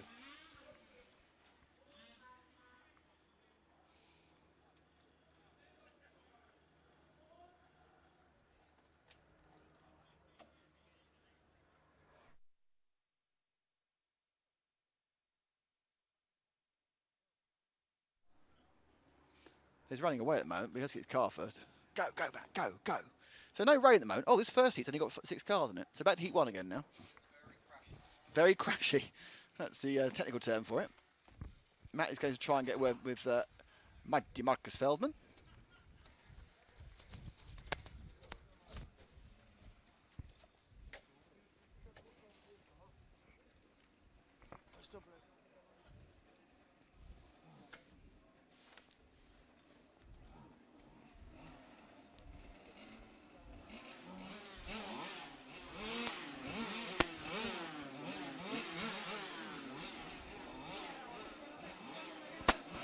can hear the engines whizzing up. Now the question is, can we get a sound link to the mighty Marcus? I can't find him. Oh, in fact, he's lost him. I've actually lost him. How do I sound? I'm a little bit, You're a little bit shushy. a little bit off and on, aren't I? Well, that's just you generally.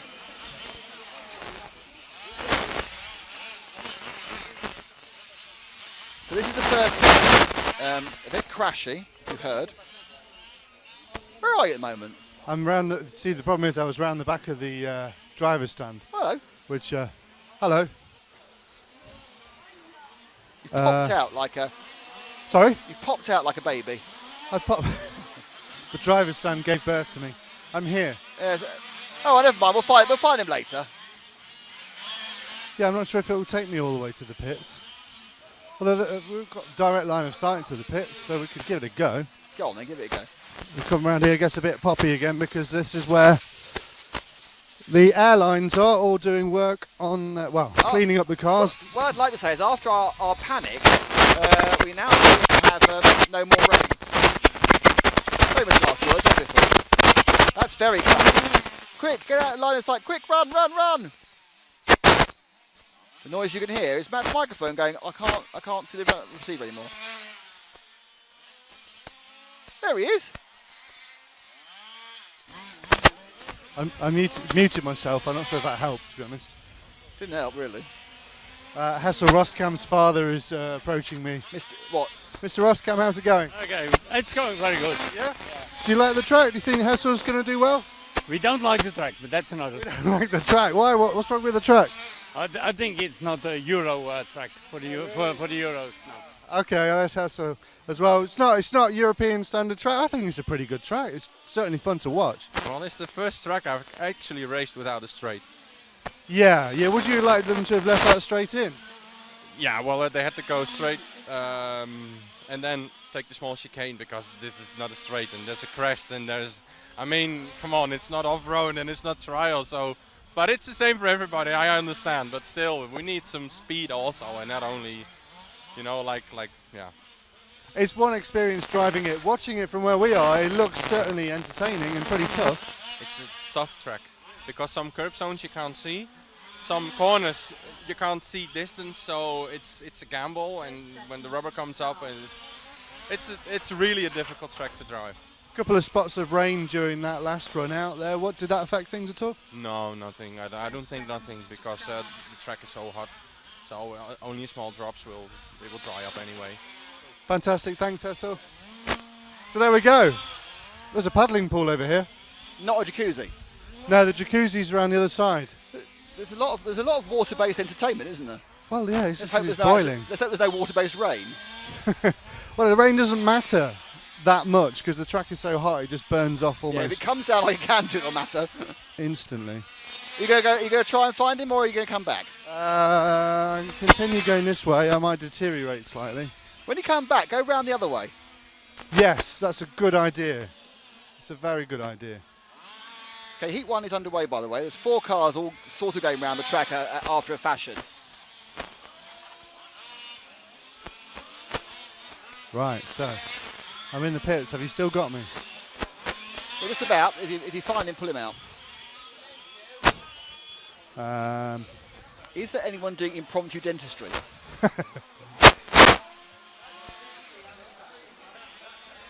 Oh, it's hot in here. It's very hot in here. Take off all your clothes. I don't think we're going to do that. There's Cormac.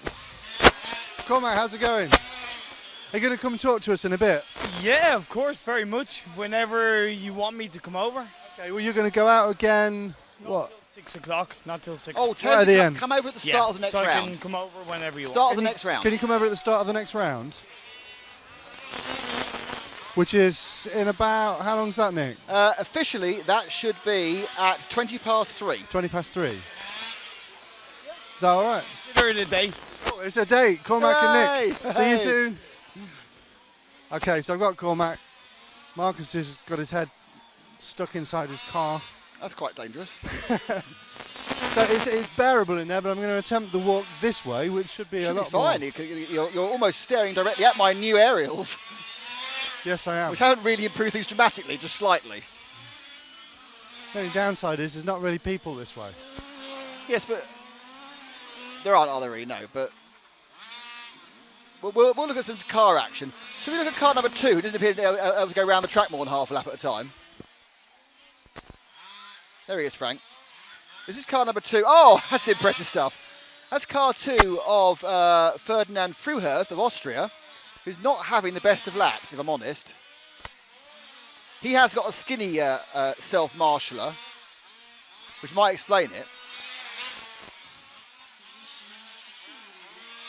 There he goes, and he makes a... Oh, that thing permanently... Oh, that didn't go well.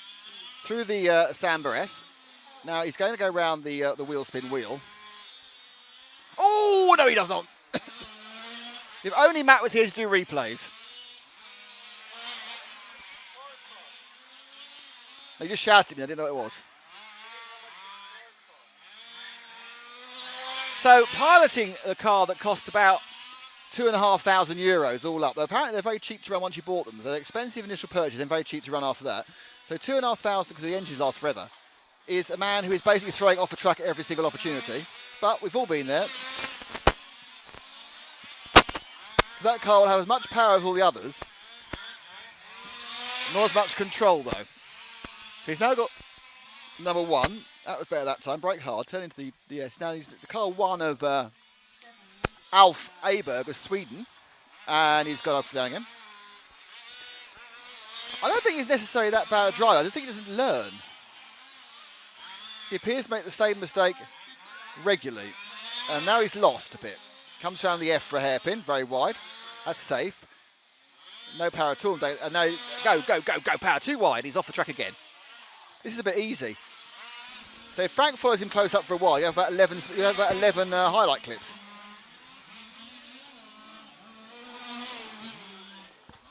Excellent work there, getting us contributors, by the way.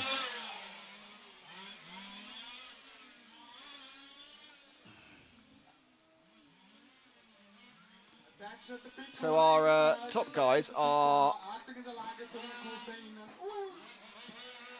back out again in about an hour and a half.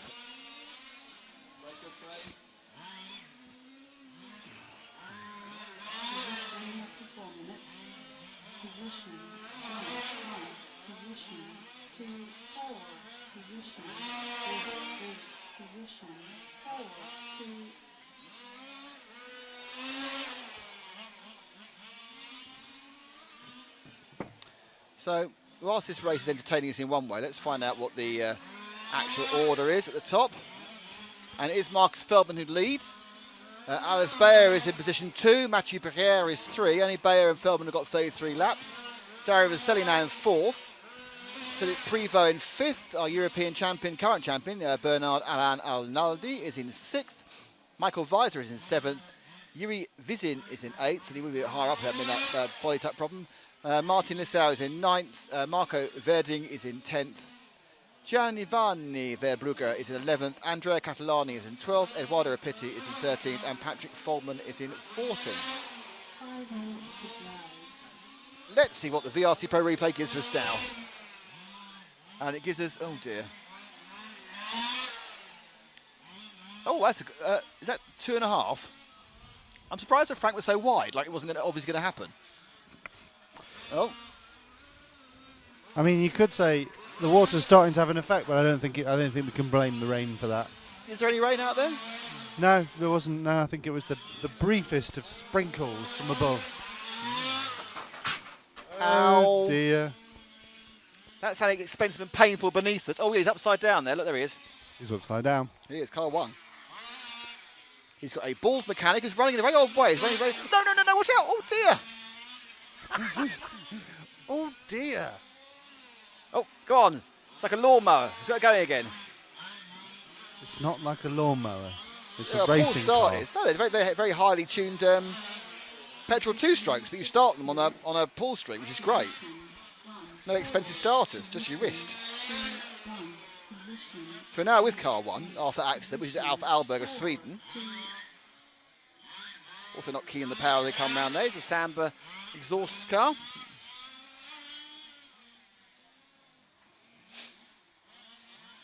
We must be near the end of this. Nope, 3.5 minutes to go. Oh, now this is good. There's only 4 cars on the track, but 3 of them are trying to hit each other.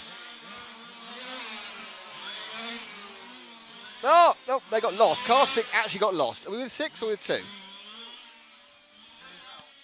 Who's back on the grass? Two's parked up for a I picnic. think 2 has got himself a very fit young marshal, which is a really good idea. Who for some reason always wants him to spin the wheels up first. I don't know why. He's trying to dry them off, isn't he? Yeah, possibly. I think it's more. Oh!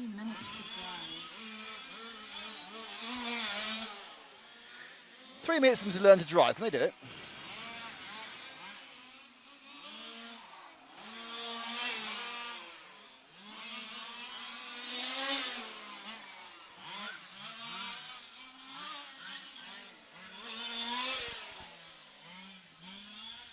So it looks like the rain's past everyone.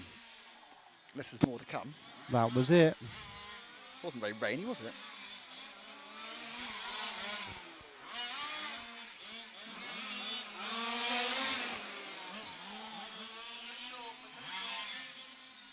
Potential, multiple crash here. Oh yeah, he's up there. We're up there with 2 cars. Oh no, that's the wrong direction. Rather than one direction, we've got wrong direction. So here they come, the 3 of them together. Oh no, oh. So number 5 got past. Oh, that was almost the brakes, not quite. The 5 car is Hayes Miklos of Hungary. There we go, it's the Hungarian going round the. No, we've changed cars to go back on car 2. Let's leave them alone for a second. It's just not. It's bullying really now. Let's go with the yellow car coming off the wheel spin W. Oh, he's got a lot of problems as well. That's car 6 of Wilhelm Pichler of Austria. Wilhelm also a little bit confused about where the track goes. Not overly sure why you're applying that much opposite lock. He's lined up the straight. That's it. Stop. Turn. Oh, another thump on the wheel there. Oh dear. Frank, I think when we're carrying these cars, you can go much tighter. I think it's bound to happen. Yeah, but they're unpredictable. That's the problem. Ah. It's much harder to film good drivers than it is bad. No. Easier to film good fast drivers than hard slow drivers. Right, I understand that. No. Slow. That makes sense. Hard, Because anyway. you never know if they're going to stay in the frame, do you? He's really not very happy about that left turn there. He's letting you get the dead stop. Go on, you can do it. You can do it. Yay, all the way around. Excellent run. This is some accurate driving we're seeing from the young man, Mr. Pichler. Absolutely dead up. It is all for nothing, though, because he hasn't got his transponder in. The car 6 hasn't got a transponder and isn't timing himself.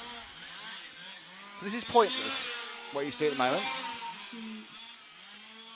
Car 2's finished. The car itself is pleased about that because he can't take any more punishment. Car 1's not finished, he's just stuck on the grass. Mario Dada in car 4 has sort of like finished properly.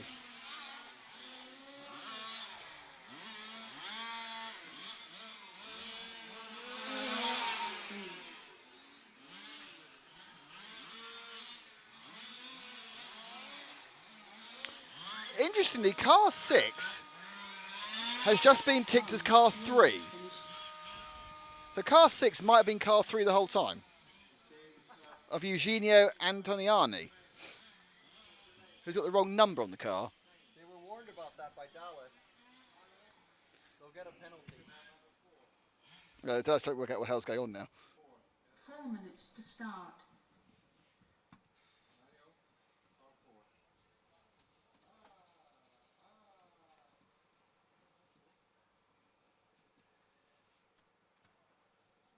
The same goes for car number. I'm okay if I can see. Should have been car number.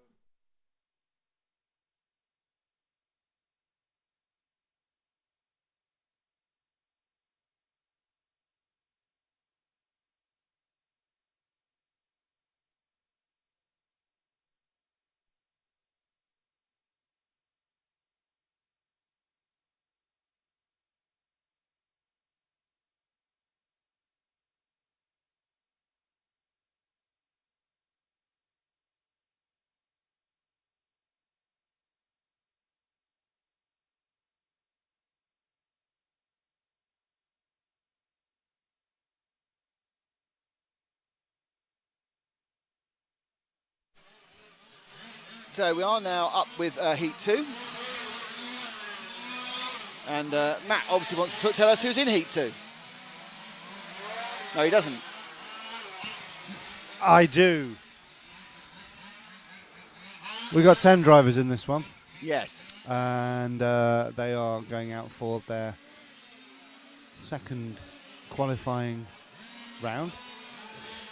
We have Frederick Ruggi, Michael Chamula, Ole Henrik Gulkison, Harold Schweiger, Bianca Trotman, Ivo Day, René Schweiger, Zdenk Zkura, Anders Zkura, and Henrik Carlsen from Denmark, all taking part and hoping to do as well as they possibly can in this, the large-scale touring car European Championship, which is governed by EFRA. Go check out EFRA.ws. Thank you to Samba Pipes, D'Agostini Model Space, and Wheelspin for supporting our coverage here. Also, thank you to RC Timing. I think there was a little spot of rain just struck me then. A cheeky spot of rain. Hello to Frederick Thorin, who's actually got an understanding wife and watching us on a large screen TV. Thank you, Frederick, for showing that. We will be even more large screenable tomorrow, hopefully. I'd like to welcome Edson Oschlanger into the group, the RC Racing TV Facebook group. And he is from Brazil, where the nuts come from. One of my more famous attempts at humour. Those poor girls in Las Vegas. You were, that was Steve, wasn't it? Was that you or was that Steve? Oh, it was Steve. Alcoholic Steve, allegedly. Matthew Gonzalez, hello Matthew, from Chula Vista, California. California. Hi Matthew. You're welcome to join the RC Racing TV Facebook group. Alexander Paraxmara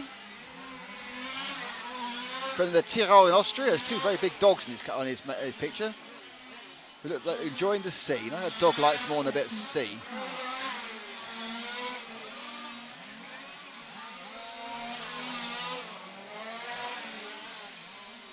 20 seconds to start. Luciano Capel. Hello, Luciano Capel. Hi. I'm assuming you're Italian. Friend of Laszlo Gal. Must be a friend of mine. Hi, Luciano. That's a large-scale picture of car number 8. Well, you always car number 8, or just for once. Daniel Brusgaard Bjerg. Hello, Daniel. Friend is from Lundby in Denmark. Hello, Daniel.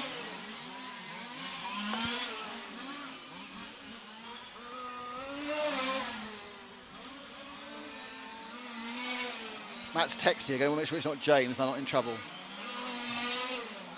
We're underway now in this heat number 2. And our early leader could be anybody. Hang on.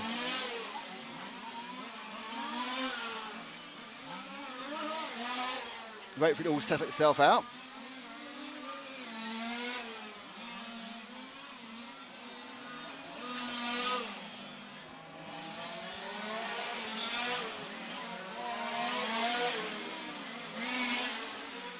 There's a Bianca in this race, which I'm guessing is a girl. Well, we Bianca Trotman. We have a Philo Trotman, don't we? We have Trotmans. The Trotmans are coming. Yes. So, and Bianca is now on her second lap. She is the fastest person on this track, just completing her third lap, indeed. Is that who we're with now? I don't know. The yellow, pink five, and it was. blue car 5 of Bianca Trotman as it comes towards us and then goes away from us and then comes towards us again. Oh, and she made a mistake. Bit too much curb there. Trotman. Round Can the wheel confirm she's spin very wheel. definitely a girl because I can see her on the rostrum. She's a lady. That's right. She's in traffic. Oh, don't just stop. Oh dear, that was confusion central. We have to see that again. Car 7 just stopped to let people through, and they went, "What? No, what are you doing?" Let's find out what he was doing. The RC Pro will tell us what he was doing. But basically just stopped.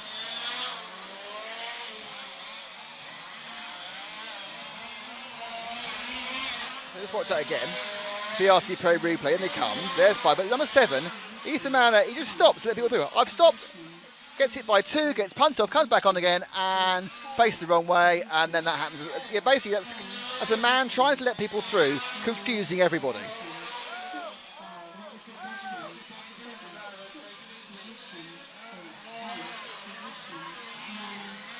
Basically, unfortunately, what's happened is there's a clumping going on.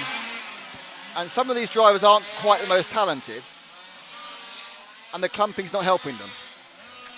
Oh, that was nasty. Oh! Did we get all of that, Frank? Let's see that one again, please, Matt. So that was a good example there. People trying to get past gaps that weren't there, then being hit back again. So that's between cars 7 and 1, and that's 7 of Schweiger and 1 of Rougy. Let's see it happen. So they come up. There's the 1, the 7. The 7 goes in far too far, comes round and gets unceremoniously tipped out of the way by the 1. They admittedly hadn't really taken the racing line. And then he gets hit again by the 2. So that wasn't really Mikael Kamula's fault in the 2 there. I'm guessing he's Swedish in the colour. He's Czech actually. In Swiss colours, Swedish colours, but he's Czech. This is heat 2. After heat 2 will come heat 3, then heat 4, then a very short break, and then we're back up near the front of the grid again with heat 9. We go 9, 10, 11, 12. More problems beneath us as 1 and 3 come together.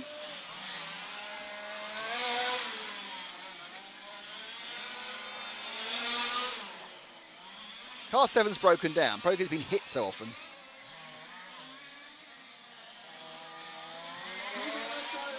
Was that a Gulf paint scheme there? No, it was that a tribute? Martini paint scheme. Ah, right, yeah. Because he crashes any time, any place, anywhere. And the globules of rain ever return temporarily. So it is Trotman who's sort of fastest. Car 8 now has hit a problem. I think his battery receiver battery's hanging out. That's quite a big problem. That's the end of his round 3.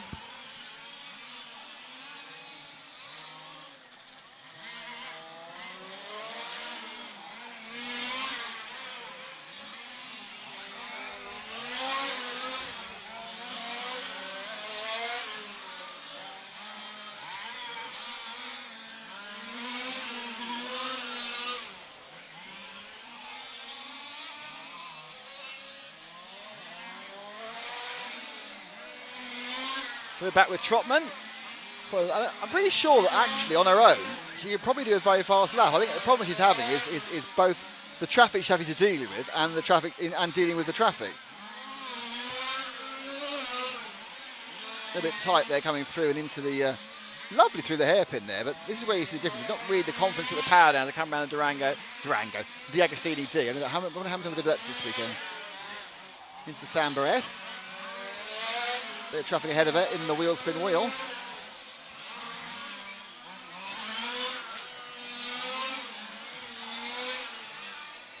Wide, lost some time. Look at you dance on the throttle as you come out of there. It's very sharp and tight.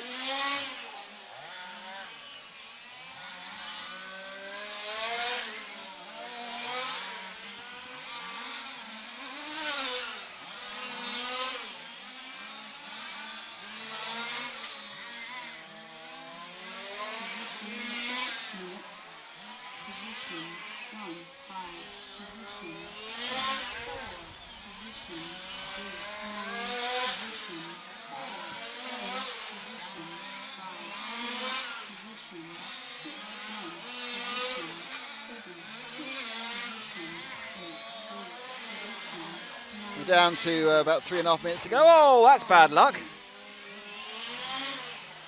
Car 9 there just parked in the middle of the road.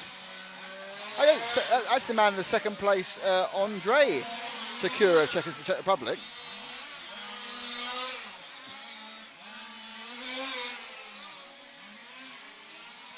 So poor Bianca there. She comes in with VRC Pro Replay. Mind your own business. Oh my God, there's a car under the road. She actually helped car on 9 by easing him back up. There you go, get out of the way. Not much you can do about that, really.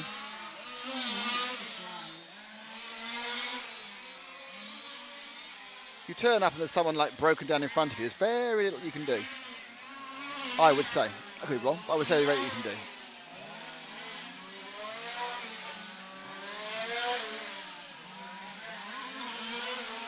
Raymond O tells me it's €2,500 for a rolling chassis. The engine's €1,000 up to. And of course, you know the body shell's 160. And the wheels ain't cheap. Pardon? The wheels, tyres ain't cheap. Nothing's cheap. Racing's not cheap, as you have to realise. Racing's not cheap.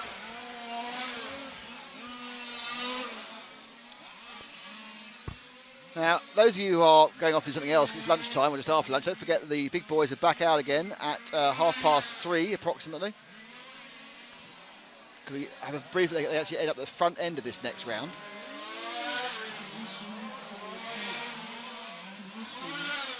Car 1 dead in the weeds there.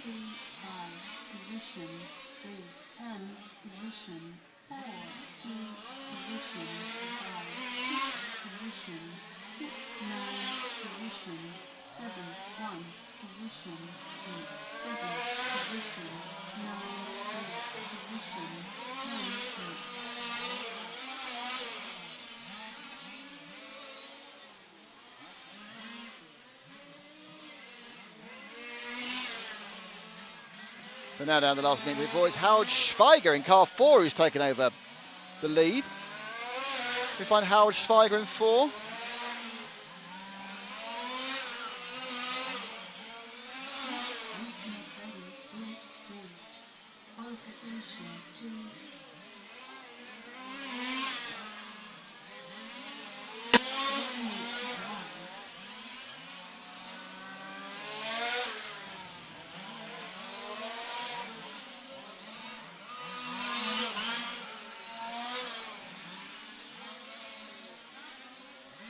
So Schweiger is now leading in the, he's got a white with a kind of a red roof. Going round the wheel spin W right now, well, the wheel spin wheel. Above pit straight. Ooh, went very wide there. Quite swoopy and wide. He's not going to get many marks out of 10 for that corner. He's quite a bit slower than Trotman, who I think is going to take the lead back over again. She's behind him due to a few accidents. But in actual race pace, she's about a second lap faster, and she has just now gone back in the lead again with 1 lap to go. So people are ending races now. I think Schweiger's got a lap and a half to go. He'll get one more off. This is when he starts his 10-lap run.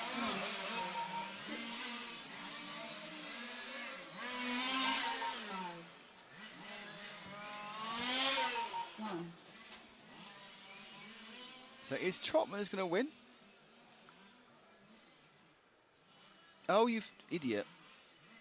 Harold Schweiger hadn't finished his race and he's pulled in.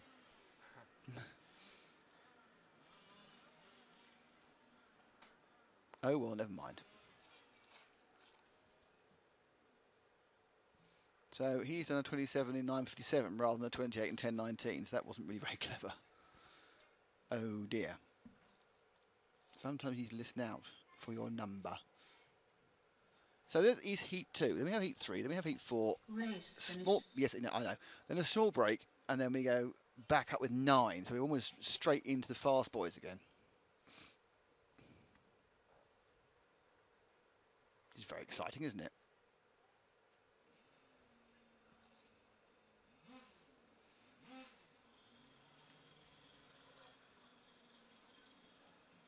As the so welcome some more people in. Let's welcome in Mark Meyer. Hello, Mark. Welcome to you. Mark is from Montreal, Quebec. Hello, Mark. He's got looks like he's got a large scale F1 car as his back page as such. Welcome to Cedric Pascal. Hello, Cedric.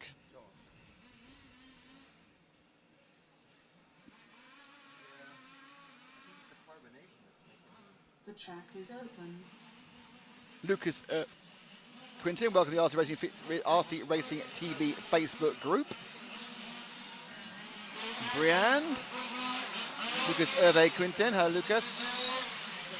Peter Haag wants to join the RC Racing TV Facebook group, and Peter Haag is from Kristianstad in Sweden, and he decided he went to Facebook, he typed in RC Racing TV into the search bar and then pressed join when he found our group. Daniel Jezek, hello Daniel, welcome to the RC Racing TV Facebook group, has a mutual friend, Kessel Roskam. What a lovely mutual friend that is.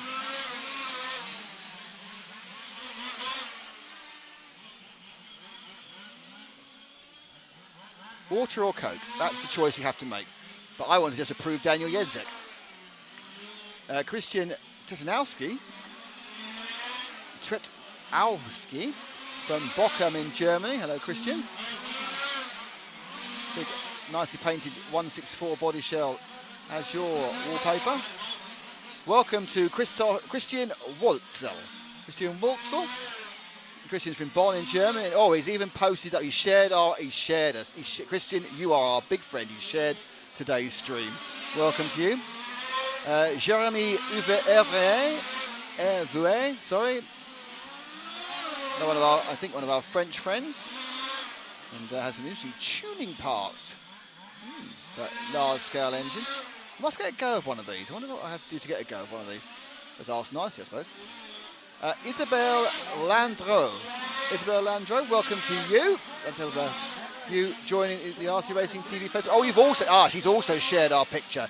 Isabel, you are fantastic. Isabel Landreau. And Frederick Foucault. Hello, Frederick, how are you? Frederick is from Evange de Room. No, he works at Evange de Room, but I can say that he's really rude in French, actually. I have to realise that. I don't know. He's having a Nikita. Welcome to Frederick.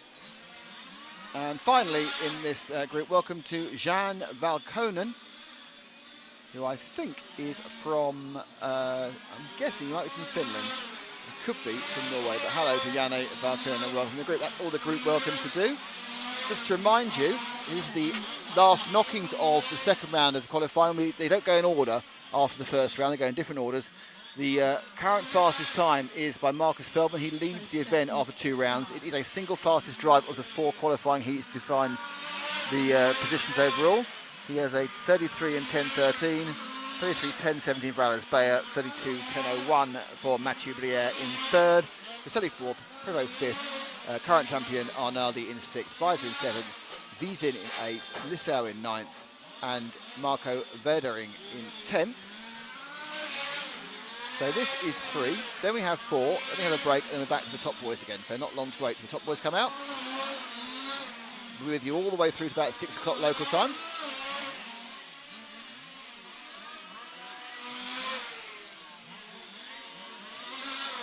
Just to prepare you in advance, tomorrow morning we're starting really early. The first one's out are the fastest drivers. So we'll be starting awesomely early. There's also quite a big gap between the heats and the start of the finals, and we'll be doing as much stuff as possible. So we're going to do interviews, we're going to do all sorts of fun and games, which will happen on the stream. So it's going to be really interesting. We're going to try to get entertaining as possible tomorrow, because the racing starts very, very early. And in fact, finishes quite early as well. I think the rounds finished by about 11:30. Then there's quite a big gap to the final, so we're going to fill that gap with a bit of food, and we're going to fill that gap with lots of content, which we'll show out to you all. Then it's the fun of the lower finals.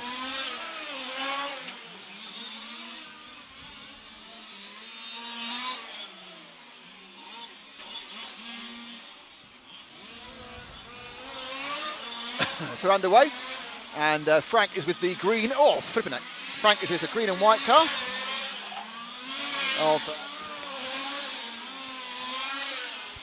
The flipping heck was I holding myself there, which is never a good idea. So Frank is with the green and white car number 9 underneath us of Nikolai Holt. The Danish driver is now off the track. Can he get going again? He's waiting for his very... Oh, look, just as his marshal gets there, he goes. Marshall not at all unimpressed. But currently there's car 6, Frank. So you can find car 6. That is Stefan Volm. There he is. He's just tail sliding the number 6 around the... he looks quite live, isn't he? Under 6, there's quite live. Oh, he's got a real lively look to his car, Stefan. He is literally backing this car in. Goes around the wheel spin. Let's hope he carries on doing it, because he's got a completely different driving style to everyone else. In he comes. Is he going to back it in again? No, he's under control this time. He backed in last time. And already we get like 3 heats up, and already these guys know what they're doing. It's only about 1.5 heats where they're still learning.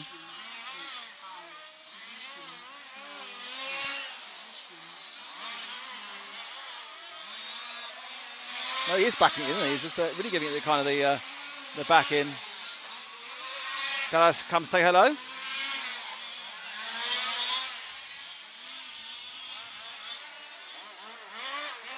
So Stefan actually is quite a bit quicker than anybody else. He's about 3/4 second faster than anybody else in his heat. So obviously had a bad qualifying practice session. He's now going a bit quicker.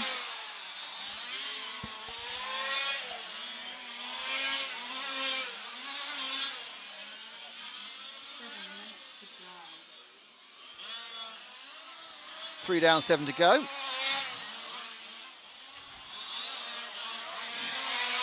He really is absolutely, in many ways, overdriving that RS5 he has. He's much, much quicker than everyone else in the heat. No one's got within half a second of his best lap time as he gets a bit of a tank slapper in coming off the wheel spin wheel. Brakes hard again. He's got turning oversteer. He's not controlling very well at all.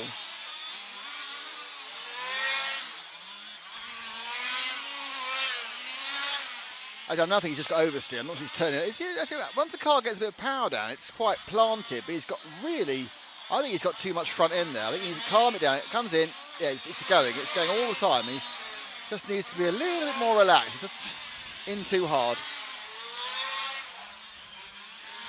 Can you talk for 30 seconds? I need to do something. Can you talk for 30 seconds?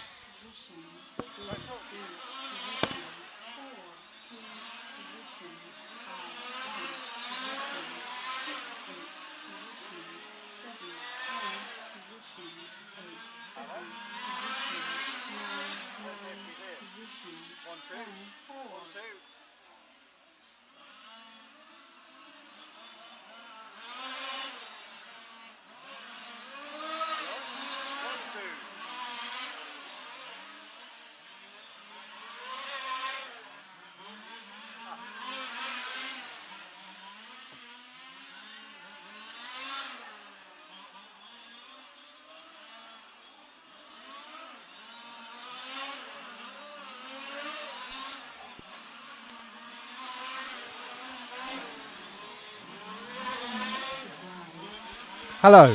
Wow. I'm back. It's Group 3.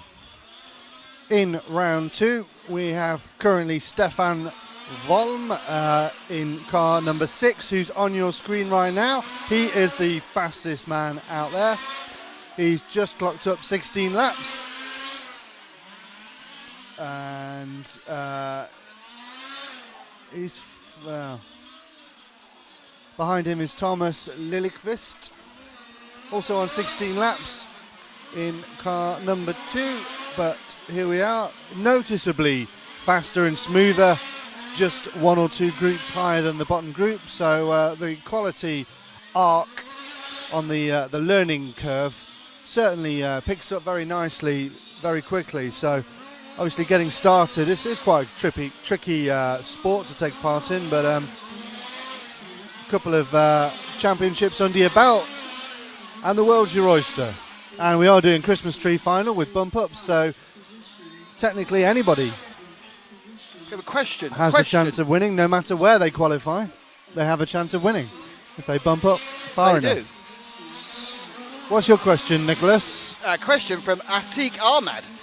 Hello, He says, Atik. this may sound dumb, but how come the radio signals on different remotes don't interfere with each other? Well, right, yeah. they used to. They did used to, It yeah. used Used to be to a use pegs and things. nightmare of interference because they were all on different separate frequencies, but now we use the same sort of technology as Wi-Fi, in that you have a multiple number of channels, and once you've got this particular channel, you lock it in, it's yours for the entire duration, Yeah. and no one else can have it. So you used to use AM and FM crystals, which obviously, yeah, there are only a certain number of AM and FM radio frequencies. Now we're on 2.4 gigahertz, so there is a much greater spectrum for finding your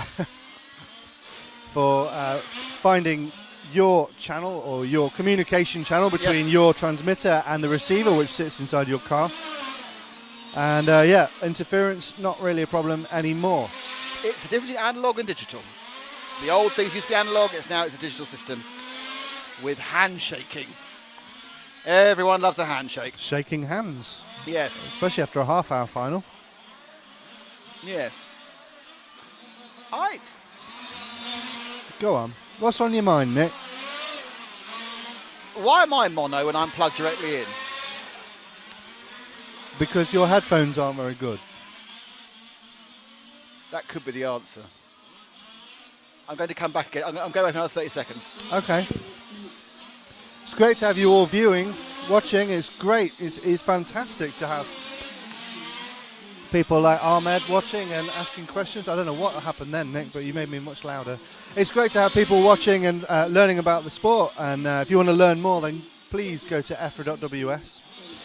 That's the website of this particular governing body that rules over this class of racing, but also several off-road classes, both electric and nitro power, and nitro powered on-road in the 1/10 scale and 1/8, and electric in 12th scale, which tends to happen on carpet, and 10th scale touring cars. That sounds better to me, which take place on tarmac, but also sometimes also on carpet as well. So there's lots of different classes of racing. There's this sized car, which is it's about 1 meter long. It's quite a struggle for a grown man to carry this around. Down to 1/12 scale, which are very small.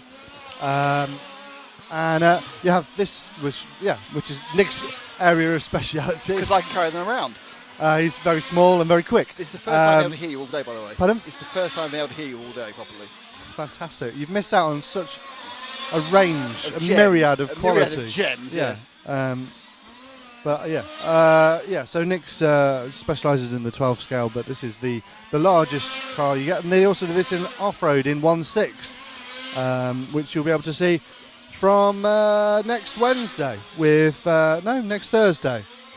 With Let's not push it off today. no. Well, no, yes. With Frank and John Hindhoff And new boy Adam, and new boy Adam. who will be called new boy Adam now for the next 4 or 5 years, I expect. I need the problem is now I need a longer one. If he lasts that long. Yes, if I don't upset him.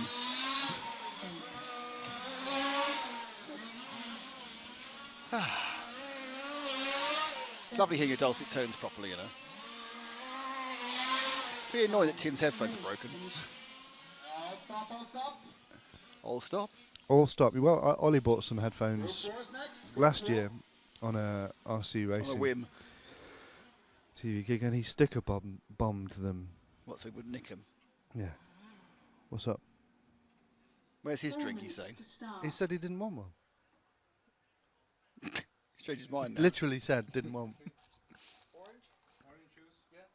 Oh, look, the head of EFRA and IFMA is getting you a drink. Wow. That's like being bought a pint by the Queen.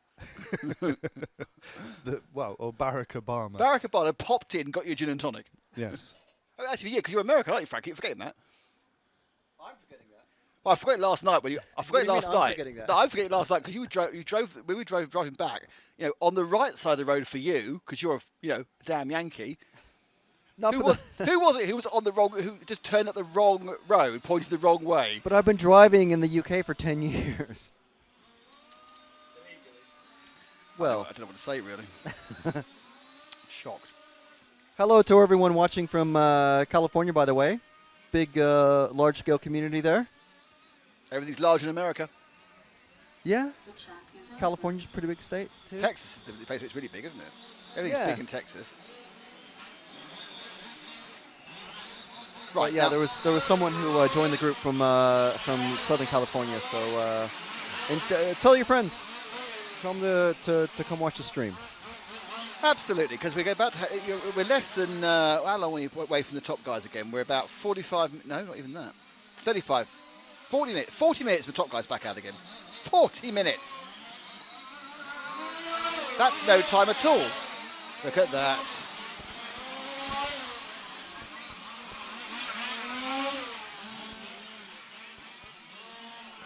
But tomorrow we're starting horribly early, everyone. You know, don't you? Yeah, because the first heat out is the top heat at 8:30.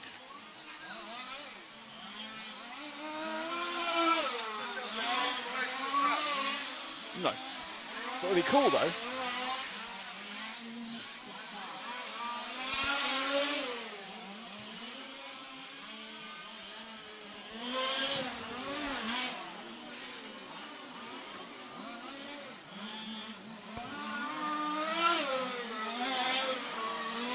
Welcome to Rolf Haas. I'll say that carefully. Rolf Haas.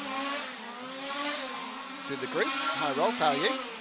Rolf is from Sydney, Australia. Is it worth bothering, Matt? Ah, Frank's there. Good day, G'day, Mr. Rolf. Haas. Hate both of you. What? Try and have a little bit of fun and you just suck the life out of it. Honestly. Anyway, Rolf's in the gang. The large scale gang. So good news for Australians, we're starting really early in the morning here, which is right in the middle of their day. If you have any Australian friends, wake them up and tell them we're on air early tomorrow morning.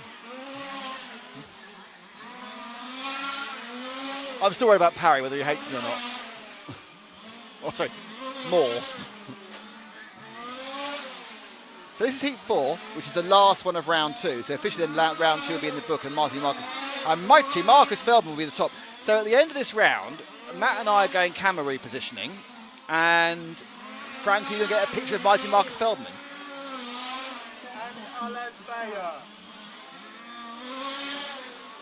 For some reason Matt just spoke to Frank in very much simple man's language. So Roman Mar, Alexander Vieira, Juri Rybak, Havard Gudikson, Manuel Merki, Ivan Mara, Peter Brunner, Marius Hetland, Claudio Rossi and Mikael Persson will be taking part in this particular event.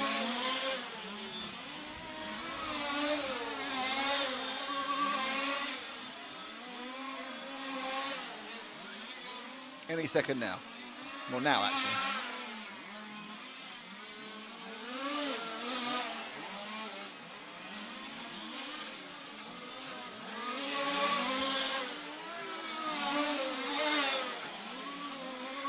Jason's asked a question, what time is Austria UK? And Luca Bukia answered it, Austria's an hour ahead. So right now it's 5 to 3 our time. And obviously in the UK it's 5 to 2.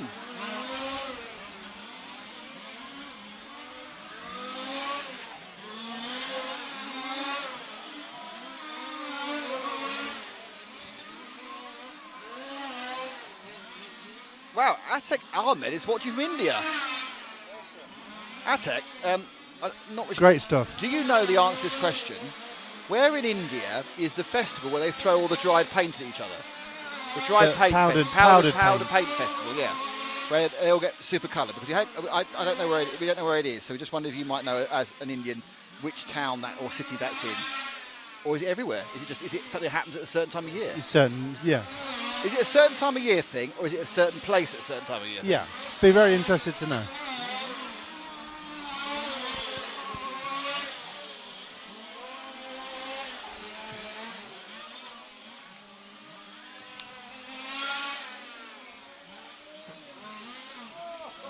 Oh, laughter there from our cameraman, which is no good for the person who's laughing at. Who are you with? Card 10 went rolly, rolly, rolly, roll. This is Michael Pearson. Now we are with another man doing the sort of martini colours as well. Matt massively overreacts to a wasp within 6 feet of him. You allergic? Oh, great. Does anybody know where the nearest hospital is?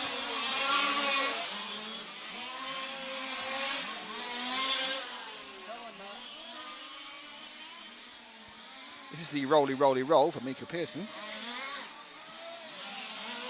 PRC Pro replay coming up.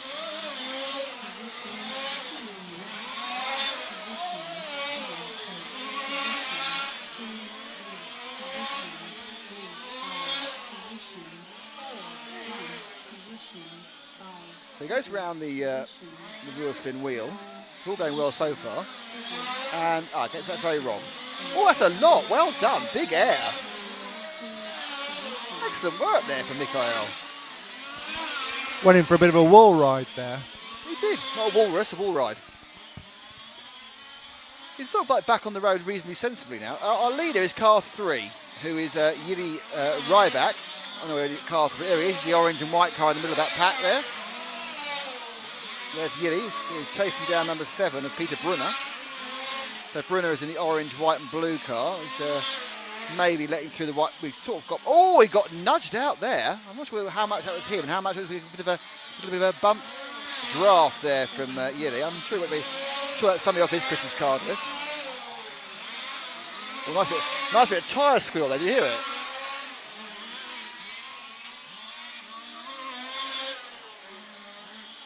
I decided I really want to go. But I need to find someone who's got a stick transmitter who will lend it to me. I'm sure Marcus Belville will lend me his £3,500 car.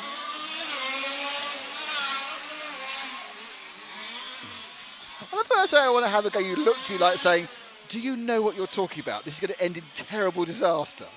With one raised eyebrow, you said everything to me, didn't you? You have no confidence in my driving ability. It's not about you taking part. No, but I just say what I'd like to have a go. The car 6 is recovering from an accident. We're still with... the car on its backside. Car 3 will go past him. That's car 0 again. Pick up car 8 because he's colourful. There we are. Car 8 in the Samba there. He's going down the straight there and he's about to turn the Samba S. Interesting, that is the car of Marius Hetland of Norway, and I notice he has the Samba body shell, the Chevrolet Cruze body shell, as modelled in the World Touring Cars.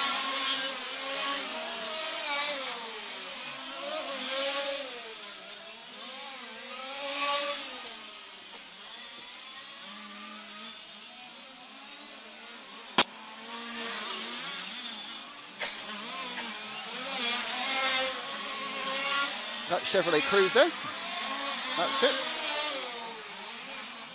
He's now got to try and avoid the chicane that is car 0. Oh dear. 5 minutes to drive. 5 minutes to go.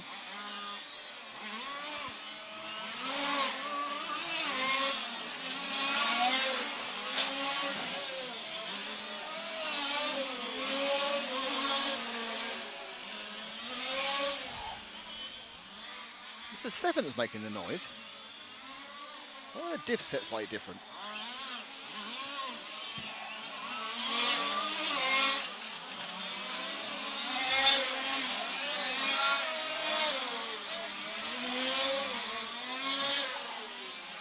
Roman Moore now is leading this one. So it's car 1. If you can find car 1, Roman Moore, the Swiss driver. There he is. That car was splendid in a sort of a late 80s body style, but a colour kit.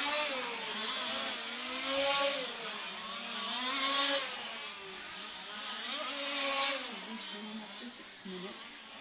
Position 1, 1. Position 5. Position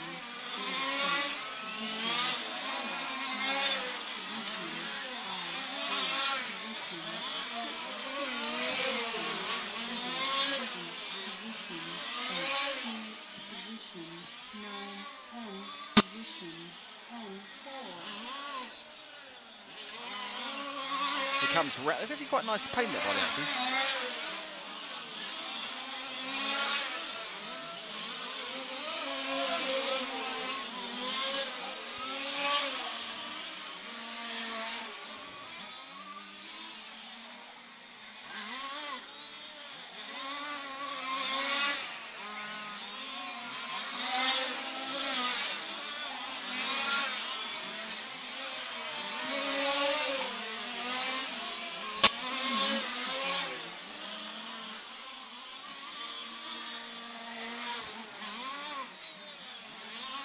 We're down the last 3 minutes.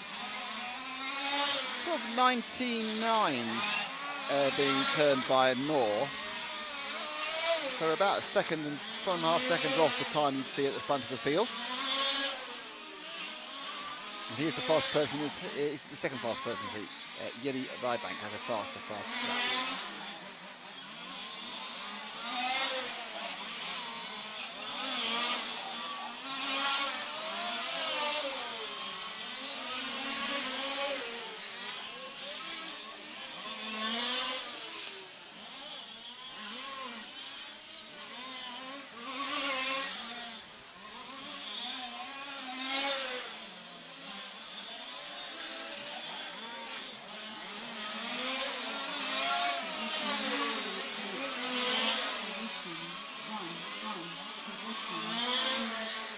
Who we not follow?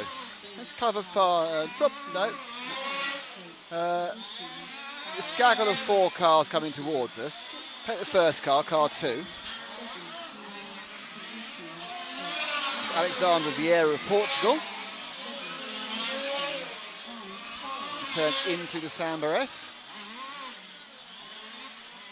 Let's 2 cars go by. Very sporting of him.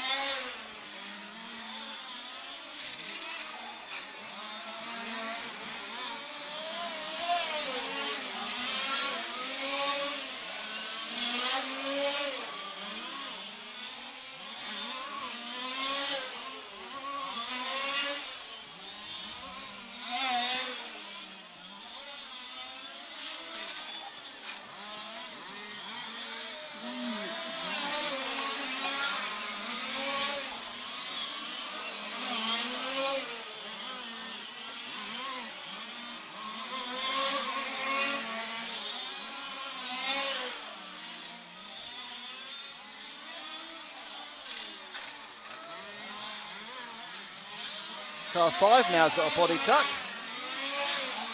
You see car 5, you need to move forward 2 cars, Frank. He's got his body tucked up after an accident. That's the machine of Manuel Murky, and he's causing him problems now, I think. Yeah, he needs to get someone to untuck that body, I would say. No? I've gone for the pits there, Manuel. Obviously giving a bit of oversteer, but it's locking the tyre. Possibly news about to finish the race. So you see he had half lap to go. Let's do that again. The RC Pro replay. Oh, he's not. Even I can say it's not the right line. Ah, yeah.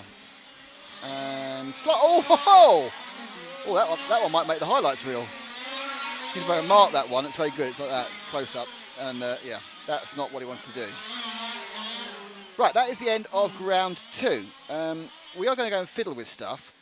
It's only about 10 minutes, so we're back in about 10 minutes. I'll fiddle with stuff, and we'll leave the microphones up so you can hear what's going on. And we're back in 10 minutes with round 3. And don't forget the top boys are out almost immediately, so do not go away, or if we do go away, come back very quickly. See you in a second.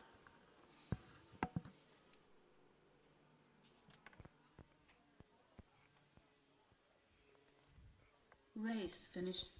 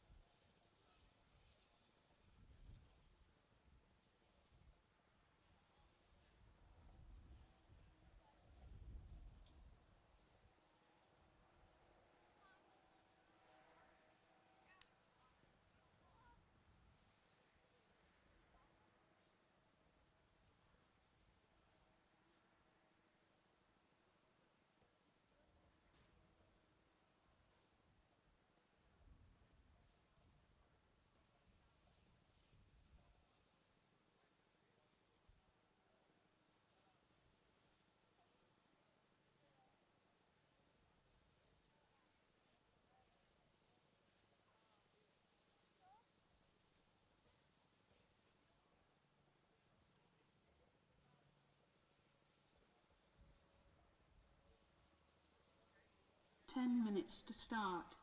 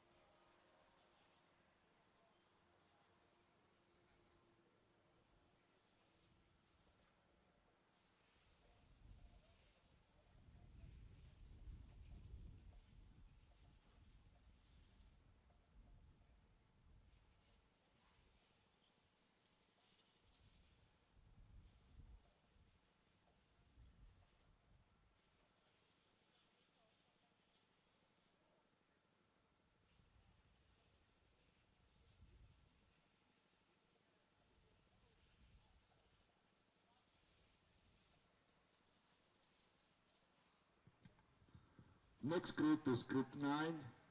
Track is open in 3 minutes. Please come.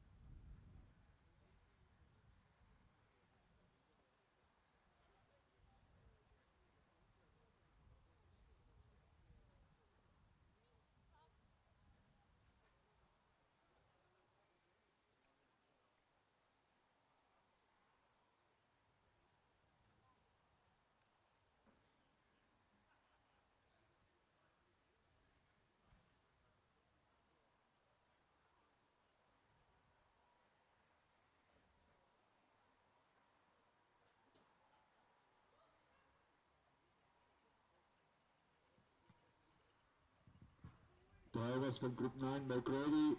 Track is open in 1 minute.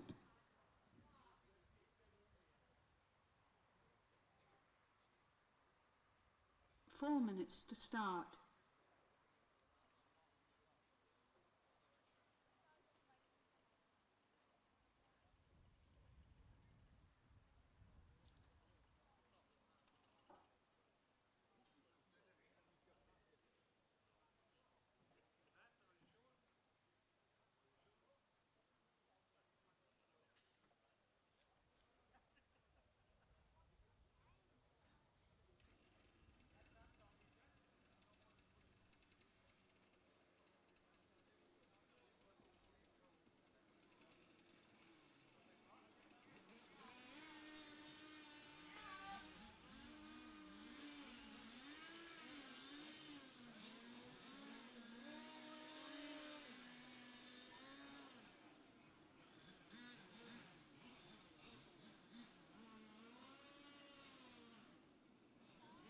The track is open.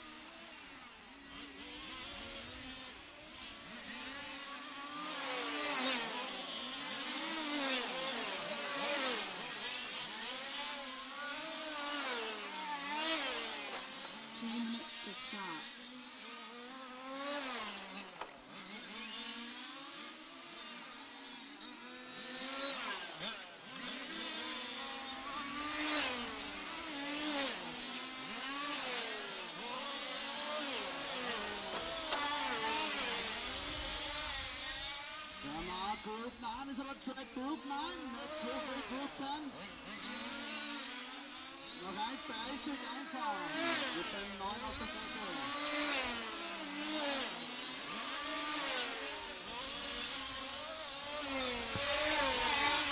Hello, we are back now, and this is heat 9 of several, 14, 12, some.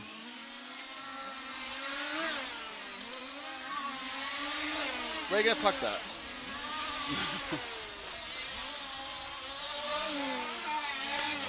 That's different.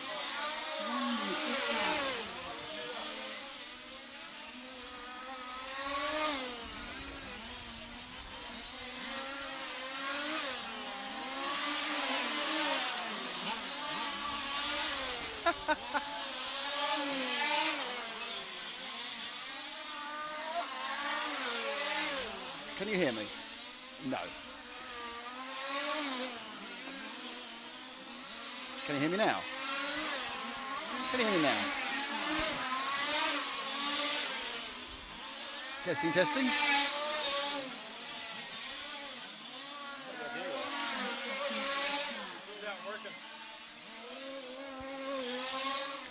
It's very, you hear this testing. We are getting close to finding something interesting. We are going to do something a bit different. We're getting ready for the start of this heat. Frank, how are you? Feeling better? Frank's got a slight question mark about things. He's getting better. We are waiting for heat 9 to start up again. Oh, it's loud, is it? Okay.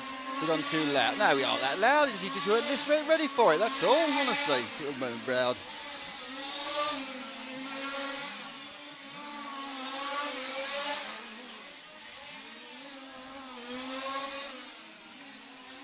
Okay, so let's get this show on the road. Don't forget we are about 2 or 3 heats away from the top drivers.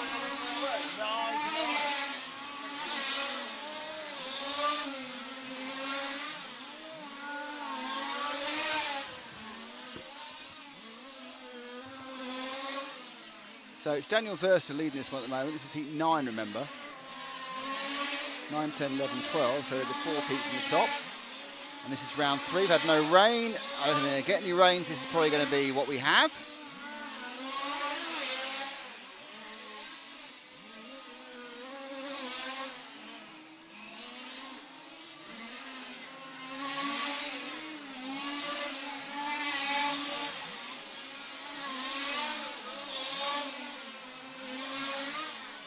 So don't forget, we are moving up into the heats.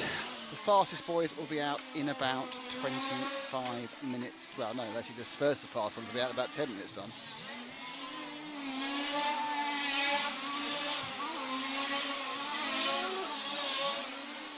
Who are we at the moment then? With the blue car of blue and yellow machine, and that is the number 6. Third place man Michael Melker from Germany.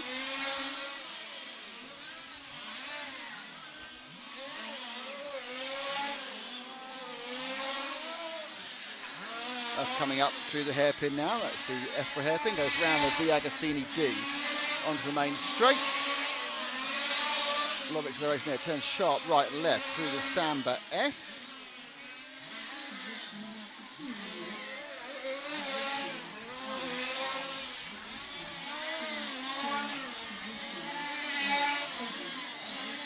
Does that work? So through the Samba S, and there's a wobbly Marshall rubbing. Trying to rescue the car there.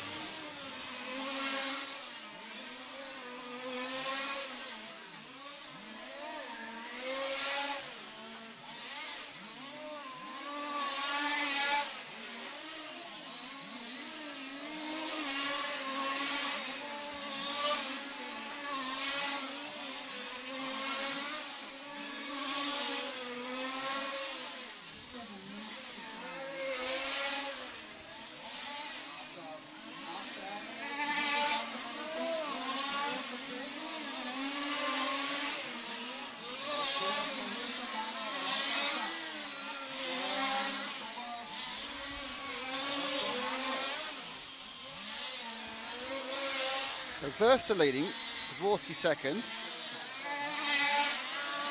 Let's have a car 5, Frank.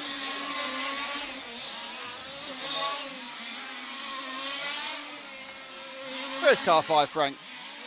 I can't see car 5. There he is. He comes now front of the start finish. And any second now, he's going to stand a lot closer. I can say hello to our special guest. Hello, special guest. Hello, Nick.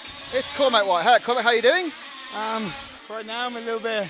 Okay, I'm going to have you some mic technique. Pardon? Microphone technique. Right here? Yep, right okay, there. Okay. I know hearing yourself can be weird sometimes, but that way we'll get a consistent sound from you rather than... No problem. Anyway, so we've drafted the help for the second year in a row a man have actually driven the circuit. The view's not as good as it was because we thought we were going to get rained on. So we've got the cardboard cutout protection. So, Cormac, you're actually last out in this round because of the weird way they're counting up, aren't they? Yeah, They're going to run till 6 o'clock. It is. So, well, first of all, I'll ask you how you find the track. Some people are saying this isn't really a Euros track. There's no long straight. What's your thought about it? Personally, I absolutely love the track. It reminds me quite a lot of tracks in England. It's very technical. There's no room to breathe. There's no space that you can kind of get your head together. It's kind of one corner after another, breaking point after breaking point, and it's very hard. You add the bumps and the curbs in, and you've got a really technically difficult track. Now, what it does seem to be is I take it the track now it's effectively got so many black parts. It's got so much rubber down. Must have changed an awful lot during the couple of days you've been here. No. Oh, okay. Well, I'll start again then. No. The first day it was okay. It was slippery, but the grip was okay. The second day it got a bit better. The third day it actually got a bit worse because as the dust gets onto the track, it makes certain parts of the track actually worse as far as the rear end.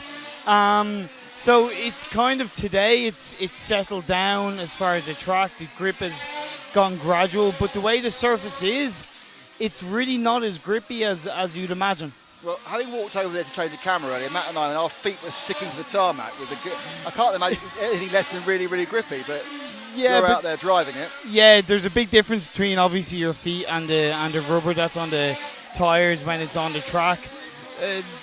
Just a quick comparison as far as normally on a situation like this, we're looking to get rid of steering. We're actually looking for more steering. So there's really not that much grip compared to other races. Yeah, it's interesting. We've watched a few cars. We've got a very good view of the hairpin in front of us here. And there's a lot of different routes going in. And some of the boys have got an awful lot of front end and some are really struggling. But the problem appears is you've got a lot of front end, then you have a huge amount of power on oversteer as well. So, I mean, how difficult is the balance to get? It is definitely difficult, but partly that's because of the line of the track. There's only real one line. So if you get it right and your car is set up right, you're going to get really nice steering. If your car is set up wrong and you go into it on the line, then you're going to have oversteer. It's a fine line. But also, that's only one corner segment. There's 6 or 7 other corners. There's a lot of different characteristics to the track, so it's quite hard to get a good balance. Is there any part of the track that's the key part? Is there any part where you can make up or lose the most time? Oh, that is a good question. I would say actually going on to and I say this loosely, the straight. Yes. The corner. Straight. Yeah, the corner going onto the straight and the kind of the bump, the first jump as they call it. If you get it wrong there, you're gonna mess it up, and you're gonna mess up even the corner after the straight. But if you get it right, damn, it feels good. Can you stand up with your ear? Yeah. What we're trying, rather than commenting off the camera, which is a little bit small, what we'll do is we'll pick up. Which car are you with, Frank? Which one? Oh, that one there. All right. So with the green and orange car, the green and orange car, the red and green car coming down underneath us, which is the green the 8 and machine, the 8 machine of Kevin that's, Sollenau. Yep. I mean, give us an idea of what he's thinking as he's going around the track now, because he's obviously he hops into the S here. Going into that sweeper, you got to get a nice smooth line. Coming out of it, you want to get good exit speed. Coming here, you want to get a tight line so you can give it quick throttle. Go around here, get a nice line. Bit wide, but it's safe. And obviously he's going quite fast, so he seems to be going well. I know the tyres he's using are very good. They're GRP P tyres, and they seem to be working very well. They're nice and balanced. If you mess up on the curbs, it's going to hit you, and it's going to hit you hard. I mean, the interesting thing is, we look at the section coming up to now, which we call the wheel spin wheel. There's a lovely dark line all around the bottom. Is it a case if you start to go high, you're just going to go higher, higher, higher, and hit the wall? Yeah, exactly. If you start going higher, it is. That's why the entrance of the sweeper is vitally important. If you get that nice sweet line where it's not too much on the inside and it's not too much on the outside, and you can take it smoothly, that's also quite a critical point. I mean, one thing we'll say, obviously, it's very obvious there's an awful lot of work going on both with the throttle and the steering. How much of this is full stick, and how much are you using partial throttle? Now, obviously, you'll be putting on the full throttle when you go on the main straight, but apart from that, I mean, is it all part throttle or what? No, a lot of it is kind of half throttle to smooth full throttle. It can depend on your driving style. If you're a bit of a slapstick driver, a little bit like myself, where you're kind of, there's a switch of on and off, you're going to be kind of going from 0 to 100 thereabouts. But if you're a very smooth driver, the likes of Marcus Feldman, Bria, the likes like that, you're going to be very much half throttle around the likes of the sweeper. You're going to be half throttle going around before the straight. It's what gains the extra tenth or two. I mean, that's an interesting fact. I mean, to me, this seems very much like a circuit which you're massaging the car around, and because there's so many, because you've got a number of different elements to it. I mean, you could see the cars are one of the few places where you can see the cars are set differently. It may even be they're using different tyres, but the drivers in the cars are taking different corners very differently depending on which machine they are, who it is, and that it's not just the usual good or bad. It's just the usual. Yeah, they have three people doing the same lap time have a completely different way of attacking this hairpin in front of us, for example. That's actually 110% true.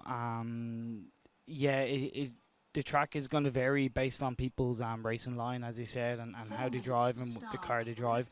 One thing I did notice is that it's very easy to overdrive on this track. If you just push it too hard, it's going to kick you in the face, and you're going to either go into the wall, which is not nice, or you're going to go onto the grass and you're going to lose half a lap. So there's no room for error, and the philosophy for most people is take it easy, be smooth, and get a good run in. Now, bit of a parochial question here. Okay. You're obviously from the Emerald Isle, but you are the only person from the island of Ireland or the British Isles who's here. Where's everyone else? That's a really good question. I know there is one Irish driver. He's going to the World Championships in Kuala Lumpur, so he kind of chose. He's the only person. Yes, he chose. Don't mention that again. I suppose for his situation, he chose to be there instead of here, which I kind of get his reasons why. For us, I don't know about the UK situation. The distance is far. For us, from Ireland, it was 2,100 kilometres just to get here. Yeah, you've got a caravan, it's fine. Yeah, you make it sound so easy, Nick. You've got someone else to drive with you. You've probably got your tunes. It's not a problem at all. Yeah, it's easy as pie. But I don't exactly know why. I would say the distance. Nothing to do with the location as far as track. Just simply the distance. I mean, out of interest, how many people? I know you come to the British Nationals. How many drivers turn up to the British National meeting these days? This year it's actually been really successful. Back in the last round in Onewell, there was something like 41 saloon drivers, and then there was another, I think, 20 mini drivers as well. Okay. And so you're talking a good crowd. This year has been the most successful year for the racing there.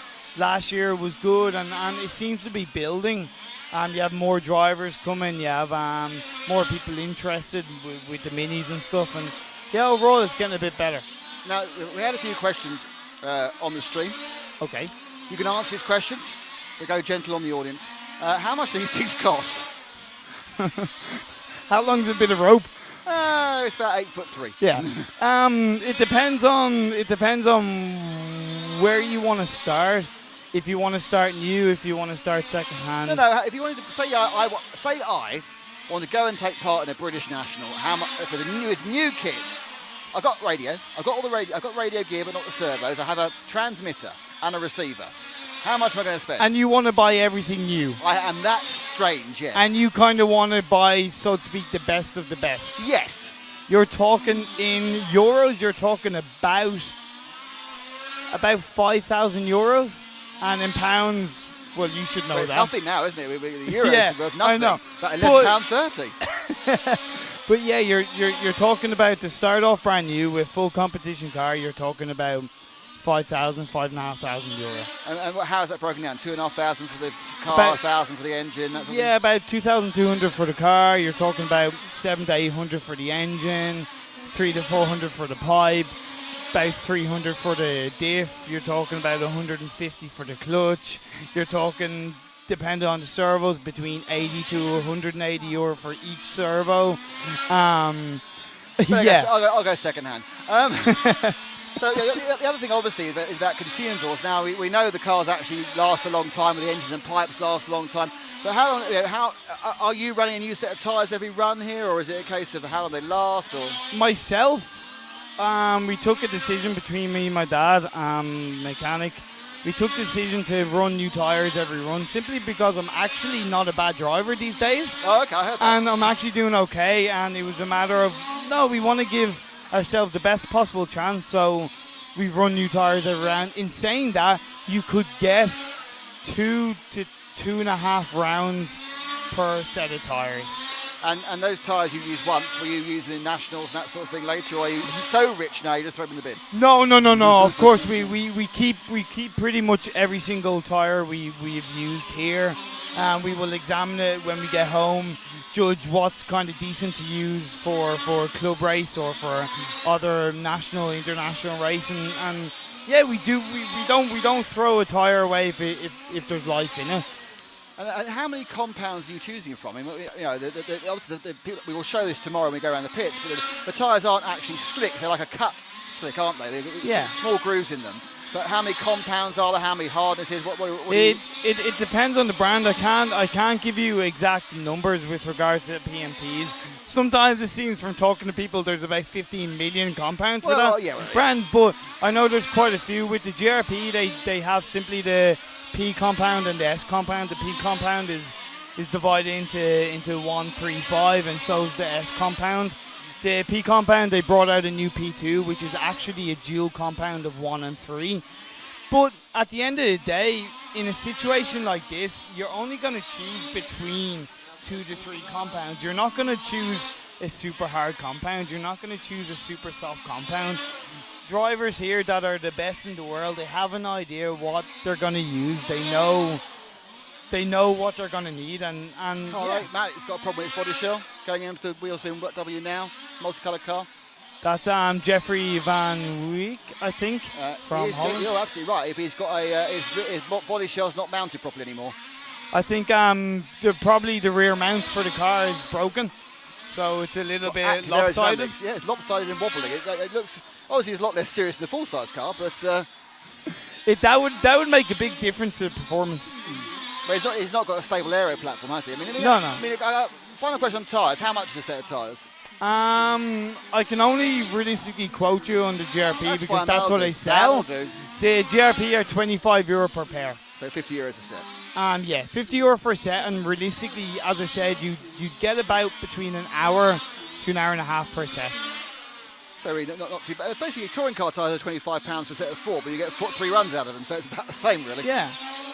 So Jeffrey doing quite well there with his. So how much will the fact that he's not got his aero? I mean, how much does aero affect these cars? I mean, they're obviously not getting massive speeds. They get to 45, 50 miles an hour. But that's the answer to that question. I mean, if you have got, how much can you do?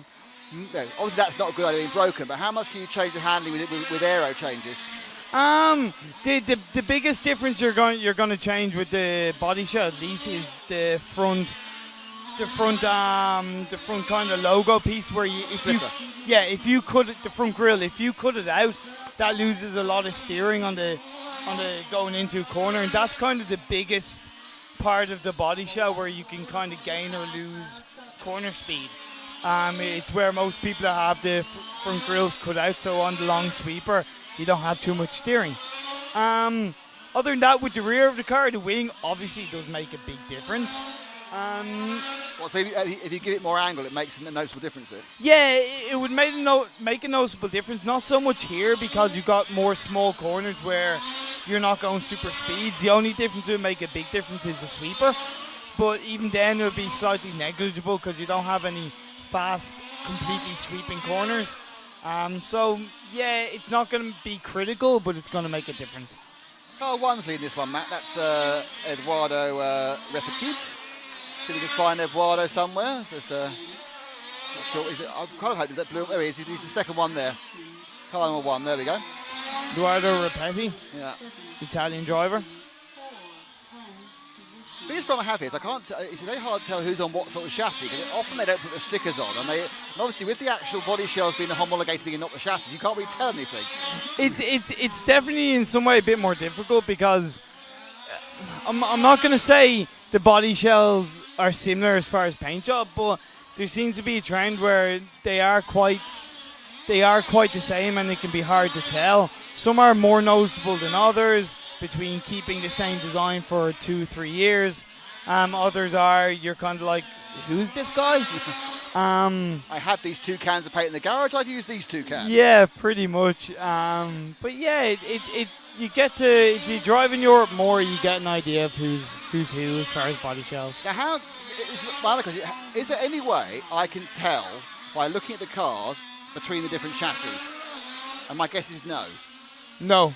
Yeah. Unless you have That's got a super, sticker on it. unless you got super slow vision where you can actually slow the That car one says down. Genius. Is Genius a chassis or is Genius Genius? Genius is a chassis of cars to make Okay, a car. right. That's number 7's a Genius. Excellent. I'll give you a gold star, That's the Nick. first one. Yeah, no, can't say that one. No, that wasn't fair. I'll have to write it all down when I come down to the pits. It's you'll notice though that at the end of the day that 3 or 4 of the chassis and the manufacturers, they're all the same as far as speed and on the track. It comes down to the drivers, you know. Now this track to me, I mean, it's certainly an interesting part of it is the hairpin. It does seem that probably got real scale braking going on. They're even locking at some point. So do you have a kind of is it just full anchors on, or do you have kind of like a pseudo anti-lock built into the transmitter? No. It's definitely a lot trickier than you think from looking at it, because especially on a couple of the hairpins, you got a bit of a bump. Try the number 7, Matt, coming through the hairpin now. You got a bit of a bump. So if you hit that bump wrongly, and if you go outside there, you're gonna knock off the natural characteristics of the car going around the corner, and it's gonna go out of control. So Adrian Vinacota, this is the Spanish driver. Now, obviously he's full on brakes coming to the hairpin. Are you braking at these points, or is he easing off the throttle? Obviously he brakes now as he comes into the S and avoids the dead car. And now, I take it you come actually brake. You brake hard. And then this is throttle all the way through. Brake hard. Brake. Turn. And this one is ease off brake. Yep. Ease off brake. Ease off. And ease here, off. Not brake. Okay. If you're brave, you'll just ease off, and if your car's set up right, you'll just ease off. But other than that, you'll kind of tend to give a blip of the brakes and then go around. Well, he's doing all right, isn't he, really? Yeah. it depends how daredevilish you are. Now, I'm guessing that one of the weird things about full-size, large-scale touring cars is happening here as well, because I'm absolutely certain that car 7, for example, is using positive camber on some of its wheels, which you never see in full-size motorsport, where the wheels camber out. And is that happening around all the cars here? No, because as I mentioned before, in a normal situation like this, where you have a lot of grip in different tracks, yes, most cars would have positive camber to get rid of steering. But because of these conditions and the grip and the way the track and the surface is, most cars actually have 0 to actual negative camber. I have negative camber on my car. I'm looking for steering. And this is kind of rare. It's not normal, but it's the way it is. Well, it's always been interesting to see the wheels are completely pointed the wrong way, and certainly I have to say car 7's got his inner wheel wrong, whether he's got the car set up asymmetrically, that's possible as well. So give us an idea. So you've done 2 heats. How are you feeling after you run so far, Cormac? I'm actually feeling delighted, to be honest. First run was fast, but too many stupid mistakes by myself. Well, I must go find out where you are now. I'm 45th. 45. Is he really? He is 45. 31 Yes. and 18. Okay. Yeah. So I said first run was a bit of a waste. Second run, I took it a lot easier. Just made sure that I got around there. Made it 3 or 4 pretty small mistakes, but still got my fastest lap of the week. Well, actually, we were watching you, and you could watch yourself, obviously, on the stream, because when you get back to your thing at the end of the day, you seem to be involved in traffic quite a lot. In that, not in a bad way, just 3 or 4 of you all going the same speed and effectively slowing each other up, I thought. Yeah, because as I said, this is a kind of track where you need to try to get into a rhythm. The rhythm is the most important. It's like a dance here. If you get into the rhythm, you're going to be spot on.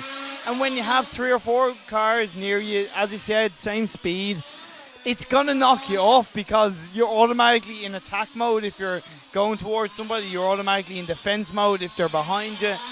And yeah, if you get into a bit of a traffic, it can be a pain in the ass, to be frank. Correct. Thank you for talking to us. You've only got 2.25 hours till you go out, or actually, no, I'm fibbing. You've got 2 hours 20 minutes actually. Oh, jeez, what will I do with my time? Well, you could tune into us or watch everyone else. That's the plan. Thank you very much for having me. No, it's a pleasure. You may get roped in again tomorrow. I have no problem if you need me to talk or to. Thank you very much, Nick. That's Thanks. cool. I'll let you take back your own cool stuff.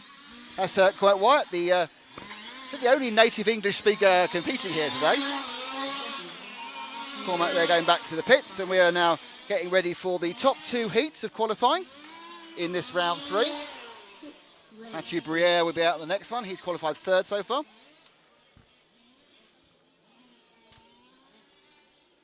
And it all goes quiet. It's all got quiet over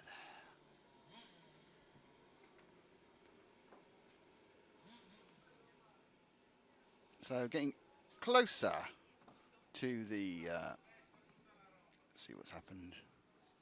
4 minutes to start. What are the dates of the 1/10th touring, says Tim Wessel? Well, the first one is on the last weekend of August. That's the electric one. And the first weekend of September, usually the 3rd and 4th, or the 2nd, 3rd and 4th, is the 1/10th IC touring. So they're the last 2 events of the year of the EFRA European season. So we're getting ready now for thanks to Cormac for that. It was great. Good to get someone who knows, rather than us who are just surmising. So Keys come back.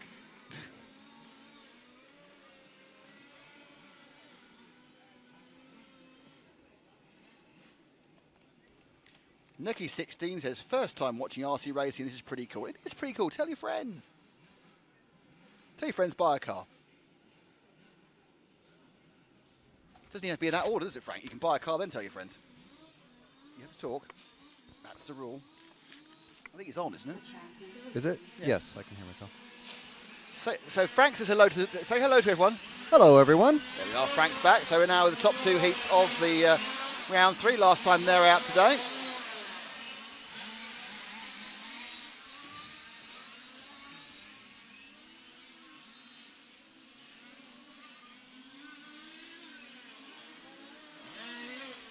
So this has Marco.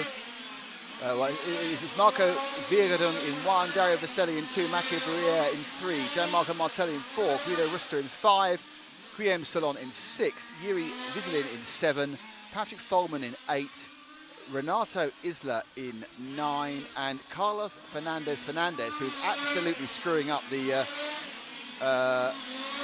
timing page here, because he's got the world's longest name.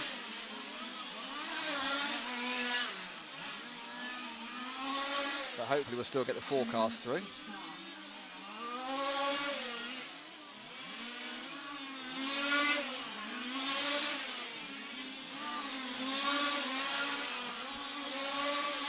So 2 minutes to get underway.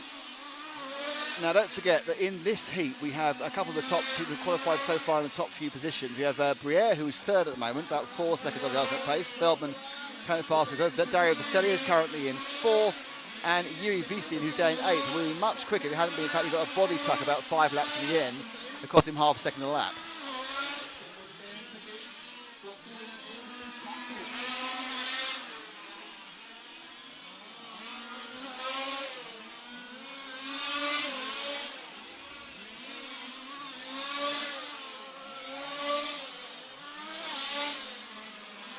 So while we're waiting for the warm-up to complete, I'd just like to remind everybody that we are RC Racing TV, and my name is Frank McKinney. I'm here sitting next to Nick Damon. Yeah, and Frank, you need to do the test.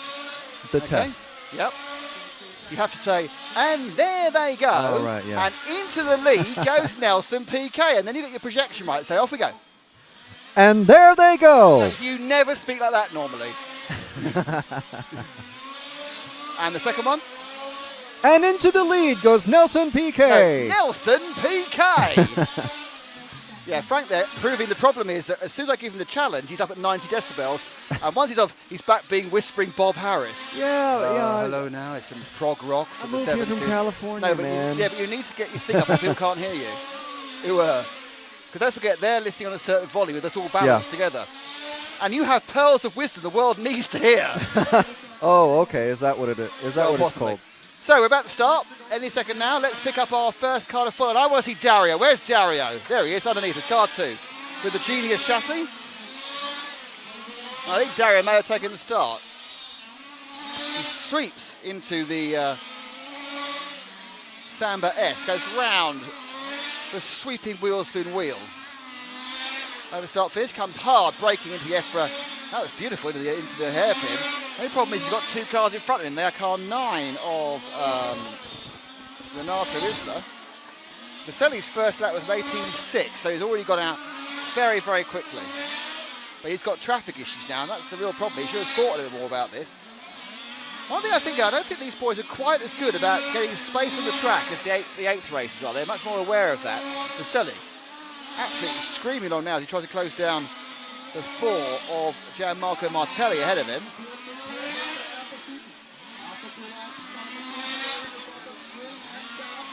The second lap was a 19.0, and he's now just gone past in a 18.7, so Vaselli there or thereabouts. Predicted not a good moment. He had a bad, that wasn't brilliant, so Vaselli now needs to find a bit more speed as Sollenau goes, Martin goes on 2 wheels, lets him through, gives him a little shove to nudge him forward. Well, these are 10-minute qualifiers. It's a long time for a qualifier.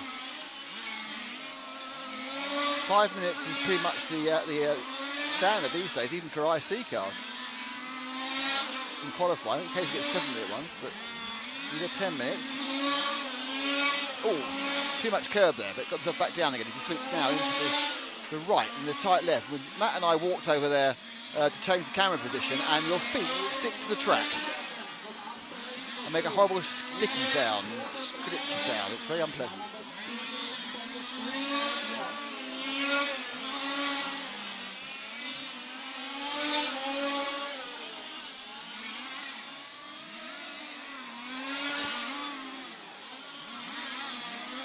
Vaselli now, he's done the first shy of 2 minutes.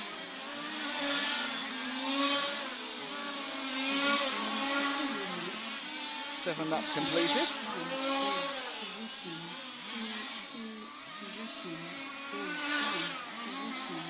And he's on for a 33 lapper, as is Briere and as is Marco Verdun.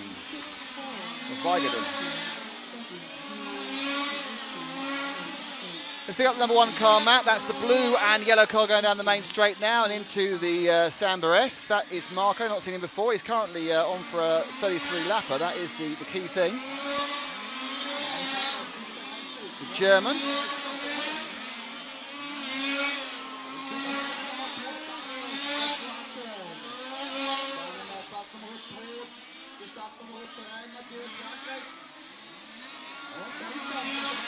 Turns around again.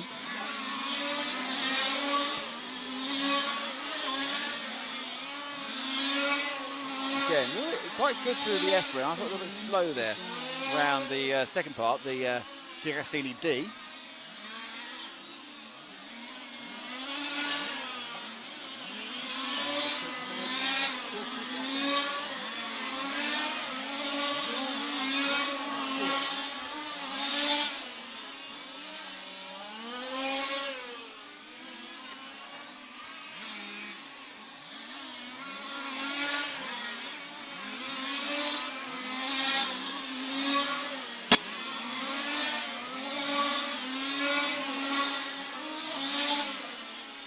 Dang still in third.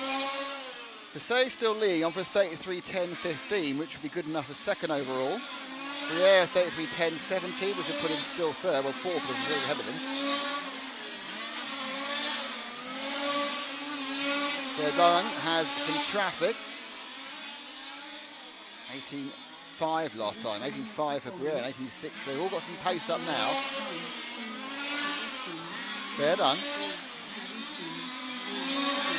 Coming towards, he's got a little bit of traffic coming up. Let's see if he can handle that. He's got the car 6 of Green Solon following him very closely after a poor lap. But now all of a sudden he's right on the back of the martini coloured car.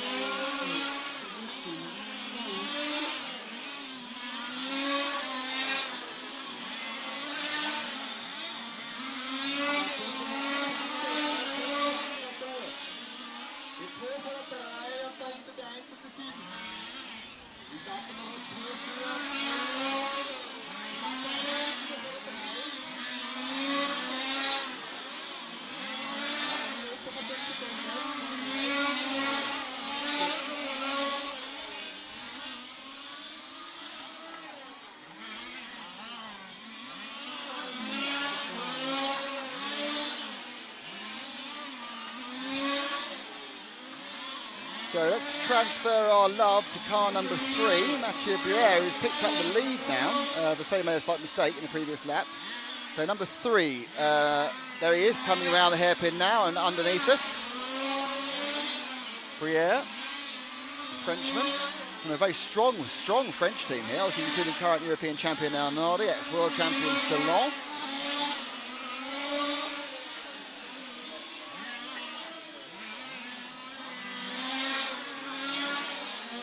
Frank, if you're going to talk to me, use the microphone. Come on, get involved. I thought you were going to say something about his name being quite strong. What, Briere? Yeah. Why? Well, it's kind of a combination of Brie and Gruyere, isn't it? Oh, I see. You're going to go for cheesy comments. Look, if you want to make bad jokes, make your own bad jokes. you do know that bad jokes are fully not only allowed, but actually welcomed and encouraged within RC Racing Pretty much TV. required, aren't they? Exactly. So if you've got a bad joke, for goodness sake, don't sit there trying to get me to make it. Do it yourself. So Briere is leading this on camera at the moment, on for 33.10.15, again faster than last time, and his first 33.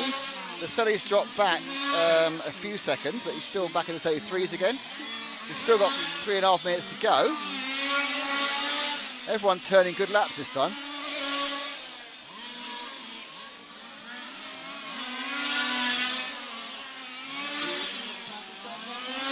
Briere, take a little bit curve there. Comes in, turns sharp right, and he gets it's a lot tighter than it looks in that camera.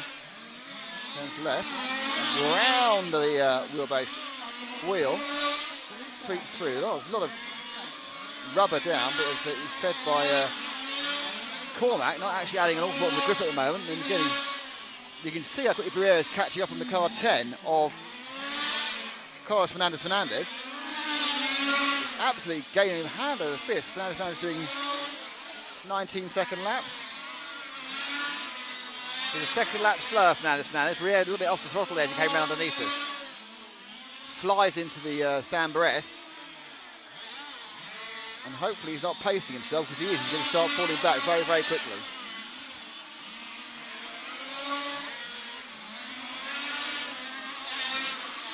When you're following a car, often it's an incentive to get, and actually catch them up. It's like, I'm going to push hard to get to that guy in terms of your lapping. Unfortunately, getting past them, you can cause you problems. You can start, and it can actually slow you down. You start to pace yourself to the speed they're going. And this is all happening without you realising. Also, it's a lot easier to follow than to lead a pack of cars as well. Certainly in a final. I think in qualifying, most people would rather lead. They can then do what they want to do, because cars are often fast in parts of the race. So I know what you're saying. So Briere's last lap was an 18.8. About saying that's 18.7. He sweeps round for another lap.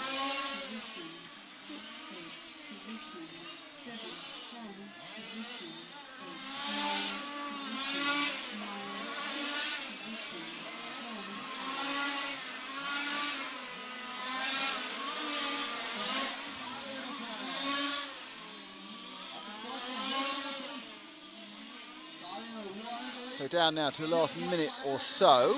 Vaselli now in the lead. Briere has lost some pace in pacing himself to the car in front of him. And that 0, no fault his own, is effectively slowed down. Now he just needs to drop back. There we are with Vaselli now, who's now immediately behind Briere again.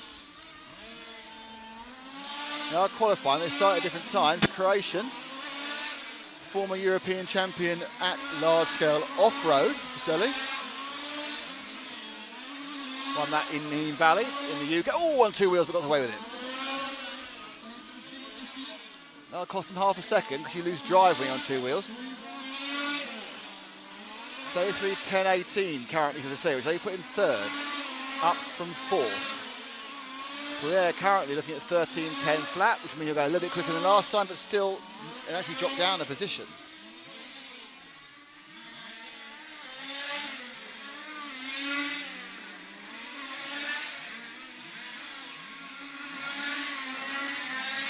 So Vaselli, 19.3, 19.1, some not good lap times from either drivers there. They both dropped off the pace remarkably. Last lap for both of them. Briere actually got caught. So Briere got caught on a 32.10 flat. Oh, and a big mistake on the last lap for Vaselli. So he'll finish it now. So he's going to get a very slow 33. 20.4. Can we see that one again, Matt? So that's into that one. 33 laps for Vasily, but a slow one because he had that problem we saw on that last corner. So let's Frank and the boys get to work on the replay. We've got a few minutes.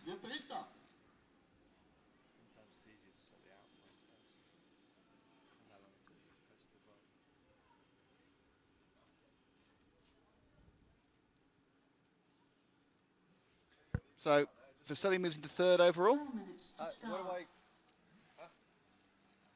You got it. I think. So next up it's Feldman, Bayer, Roskam, Weiser, Arnaldi, Klug, Lissau, Cantani, Verbrugge and Prévost. They're just revving up. There's a couple of minutes before they actually get going. That's not him though. That's not. So where do I click? That one? You're going to make it slow first. Right. I think this is space. So VRC Pro replay. Let's have a look at Vasily there. Picks up a bit of a... No. It's not the same. No. That's Vasily. Just the wrong lap. Oh, wrong lap. So this is the VRC Pro replay of the replay. We'll keep going. You never know what he's going to run out before it gets there. No? No, it happens over here. Oh, we still. This is Vasily going slowly around the track. It's good. Is he going to do it this time, do you think? I think this is when it happens here.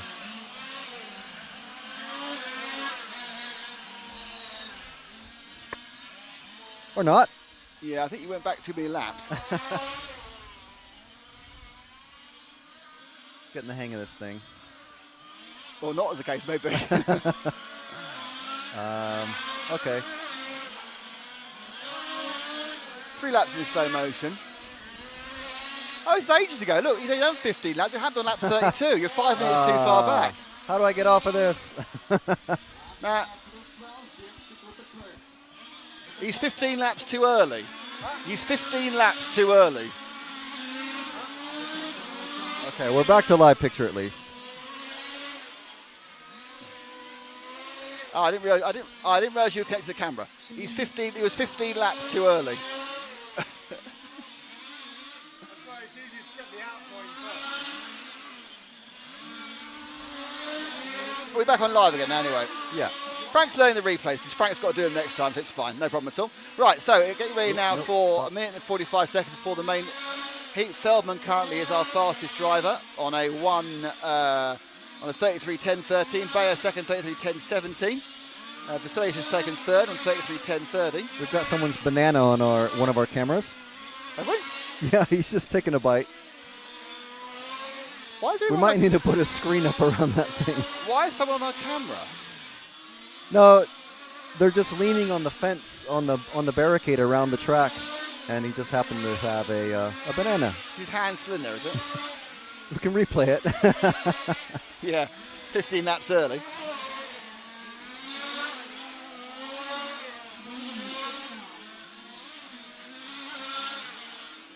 So top heat coming up. All very exciting.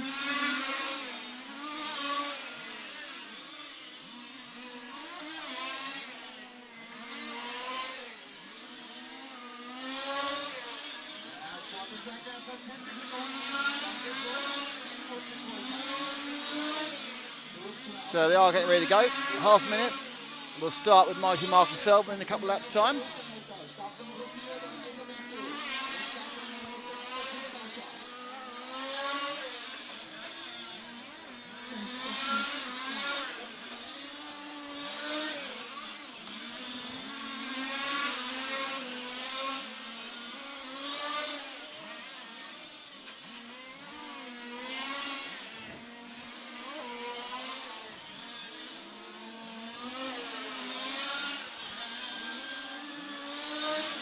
And there they go. Oh, that's important. So let's pick up Marty Feldman. Marty. Marcus Feldman.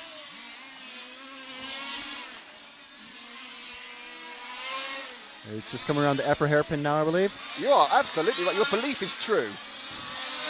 And there we go. I believe in good dentistry. You are American, so you have to, don't you? So in 18.89, Arnaldi was the fastest over the first lap, but that was a long way to go.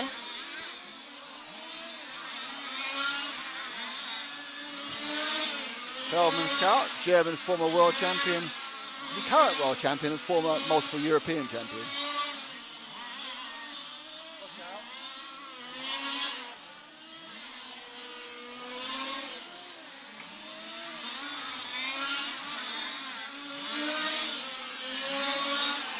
And a bit wide there, but puts it for a good drive. But this car doesn't look particularly quick. In 18.7, it's not particularly quick. Arnaldi really has found some speed here. He's on for a 33.10.15. So our fastest man is Arnaldi. Moves a bit, very lovely bit of cornering there from Feldman. He came to the EFRA hairpin. Running very, very smoothly. Just an 18.5, that one.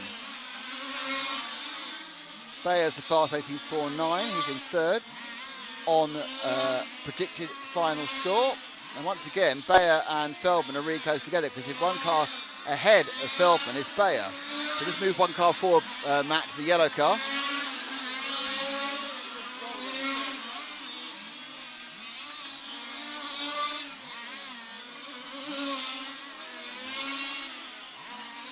So dropping back there was Feldman, made a mistake.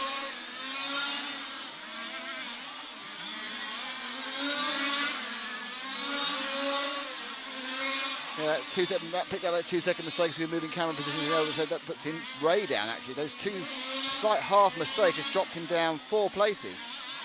So it's Arnaldi now who leads. Bayer, who working out is second on predicted. We're predicting for 33.10.18. It will put him into third. Actually, he's already second, so he'll stay second. Might go third, but Arnaldi might beat him. Arnaldi, our current European champion. Predicted 8.13. So let's move forward to our current champion. That's car 5 of Bernard Arnaldi. As he comes in now, let's move Matt to number 5 beneath you now. Green, white, and blue. That's it, down the straight through the. He's in the S now. Arnaldi, last lap was an 18.5. And he's got past Feldman. It's only a bit of a nightmare. So Feldman's run's gone horribly wrong.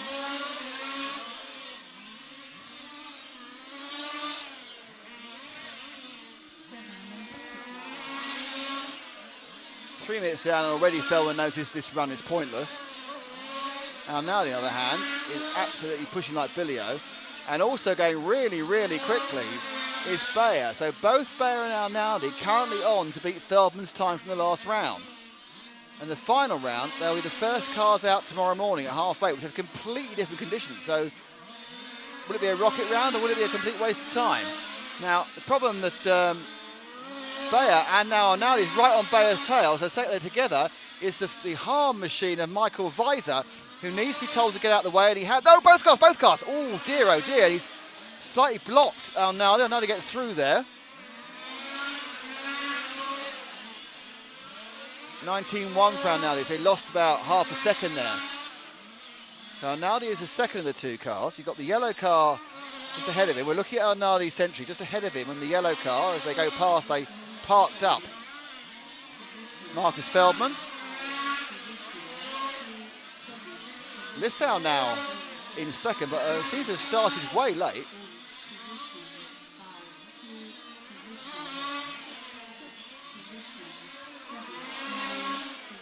So Bayer's made a big mistake somewhere. I think Bayer's been missed a lap. My feeling is that Bayer has been missed a lap in his timing and scoring, because he's lost exactly a lap. So Bayer's been miscounted, so that's something to bear in mind. And now he's been given the lap back again, so he sorted that one out quite quickly.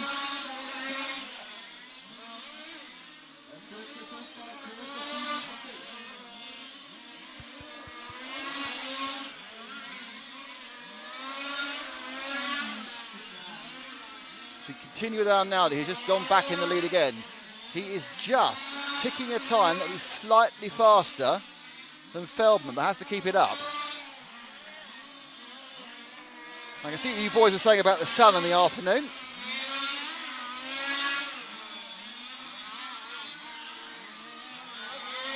So now they're getting very, very close to Bayer. The first and second are reversed. Interesting, Bayer started way... Oh, Arnaldi on two wheels. Bayer started way later than Arnaldi, so he actually now completes his 18th lap, and then Arnaldi immediately completes his 19th lap. And Lissau's even further back. So Brugger moves into third. Feldman, the current TQ, has pulled off the track.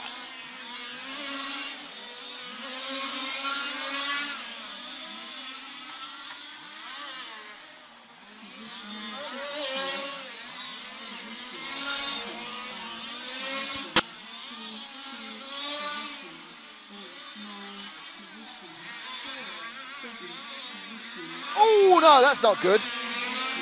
So Arnaldi had to climb over the 3 car of Hessel Roskam there as he tried to get through the fifth.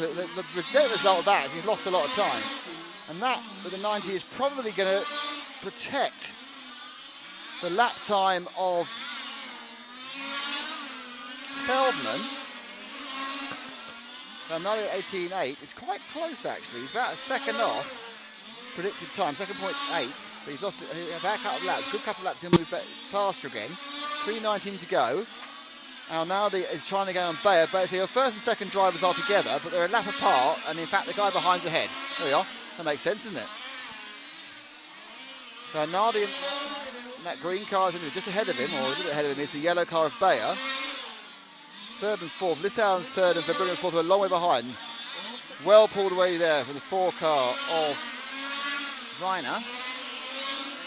So Bayer now is running, so no problem keeping the gap from Arnaldi, but Arnaldi is looking a little bit better actually. He's beginning to gain. My guess is over this lap he's gained probably a couple of tenths this time round. Right? 18.3 last time round.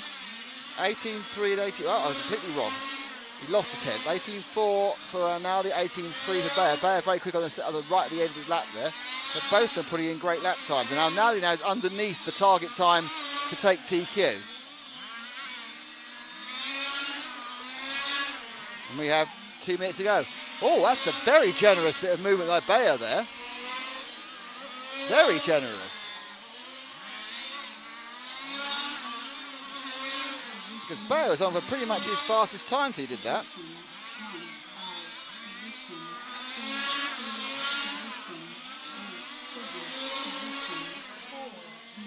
There's Bayer, who's currently in second. That last lap was a 20.7. He just stopped. Just stopped to let Arnaldi through.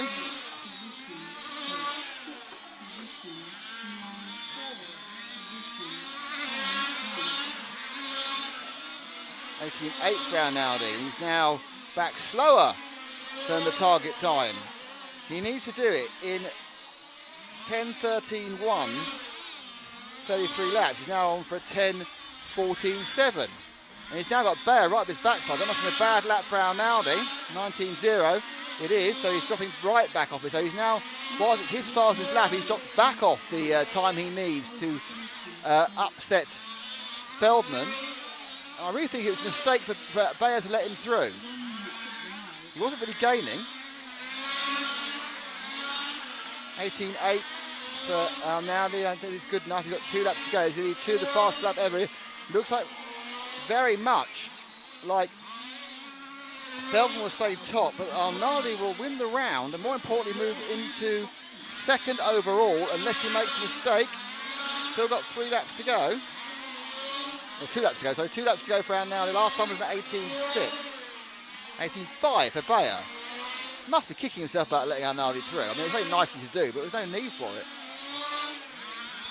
So Bayer will probably finish now.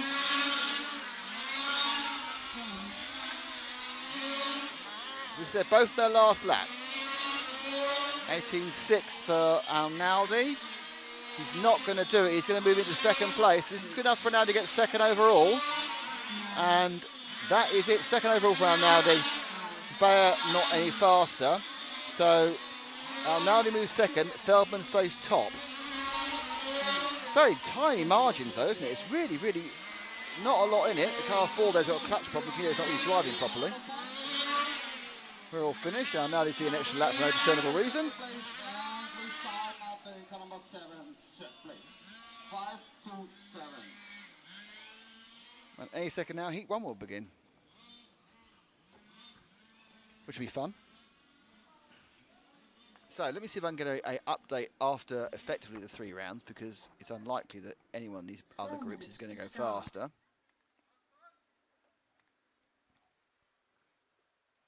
So your top, today's 14 isn't it? I think so. We'll go to your top 10. The top 10 at the end of the 3rd round will be Marcus Feldman will have TQ from Denmark, Germany, sorry? Germany.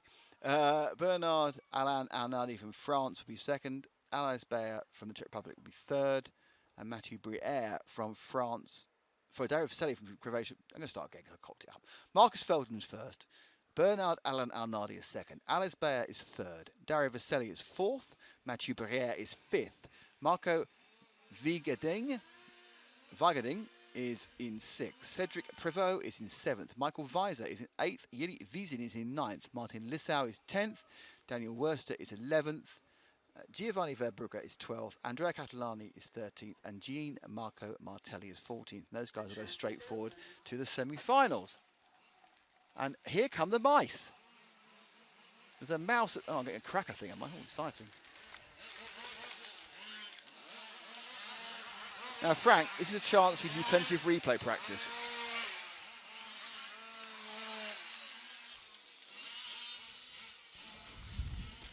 I didn't catch it. I was thinking about sugary snacks. It's a chance you do lots of replay practice. Oh, yes. Definitely. Think about sugary snacks a lot. What? Think about sugary snacks? Yeah. Sometimes. Sometimes when we touch, my sugary snacks are too much. Modding Texans, Alice Bayer or Cedric Pivo to win the Euros, because we have an RS5, I think. I'm impressed by Arnaldi, and he's won it before. But no one's running away with it, it's very, very open.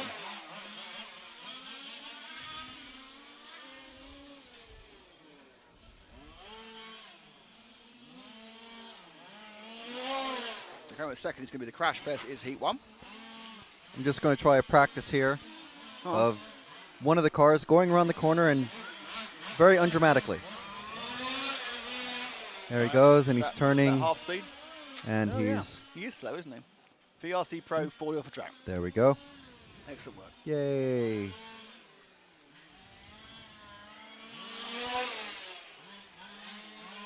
Very impressed.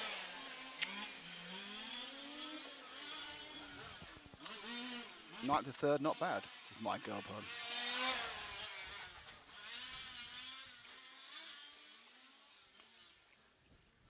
My glow plug saying 10th battle with Martin Lissau. I think there's a round to go.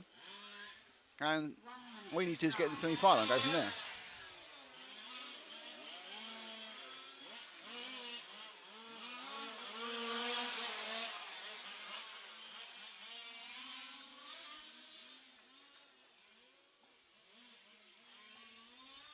Ooh. I just found some information about cars and things.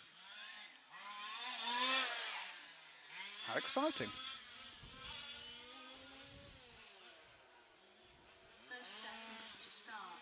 So half minute from we have Alf Arberg, Fredrik Fruherth, Eugenia Antonati, Mario Dada, Hayes Nugget and Willem Pilcher. The problem is they haven't so far had the right numbers in their cars most of the time.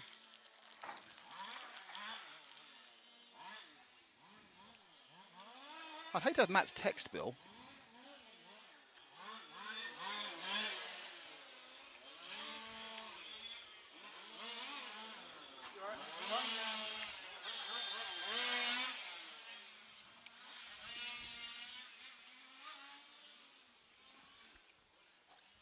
That's really hot. And there they go. Bit what? Wobbly. Tell you what, you do this and I'll do that. What? You do this and I'll do that.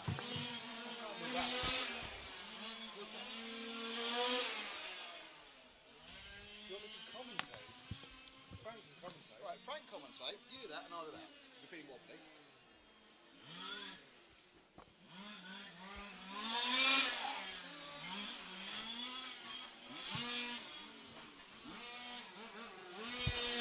No, you use that one. Oh. I don't like this one.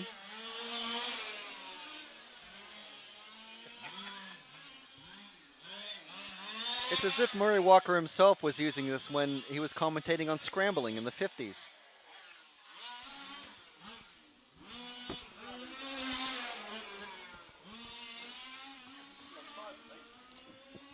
It's the same time for everybody. Pardon? What's the same size? Matt quizzically looking at the soundboard. I can't hear nothing. I can. Hello. Oh, there you go. It's a bit wiggly, that's what it is. It's got over wiggle. Right, so as Who's we're winning? Figuring out what's happening here. This is round 1. Wow, a massive off there for car 2. Of Group 1, round 4 on the graphics. no. It's round 3 today. Is it still round 3? Oh, Yes. It's round 4 tomorrow. Okay. Right. Right, well, Group 1, as I was saying, car number 1 is Alf Aberg. Mario Dada is car 2. Ferdinand Fruhworth is, oh, no, that's Index. I'm getting this backwards. I'm out of practice with this. Car 1, Alf Aberg. Car 2, Ferdinand Fruhworth. Car 3 is Eugenio Antoniani. Car 4 is Mario Dada. Car 5 is Hejas Miklos. And car 6 is Wilhelm Pickler. Half the drivers in this race are from Austria. Then we have a Swede with Alf. Mario Dada is from Italy, and Hejas is from Hungary. So the running order at the moment is Alf out in front. He's on, forecasted for a 27 lap run. Pretty good. He's only 3 seconds ahead on the overall time, which is just a guesstimate from the computer, of Alf. Oh no, it's all switched around while I was talking. Jeez. Car 4 now is in the lead. Alf, car 1 is second at the moment. Ferdinand Fruhworth is on a 20 lap pace in the car number 2. And the other 3 cars aren't racing. So we have 3 cars out on the track. So, yeah, easy practice for Nick.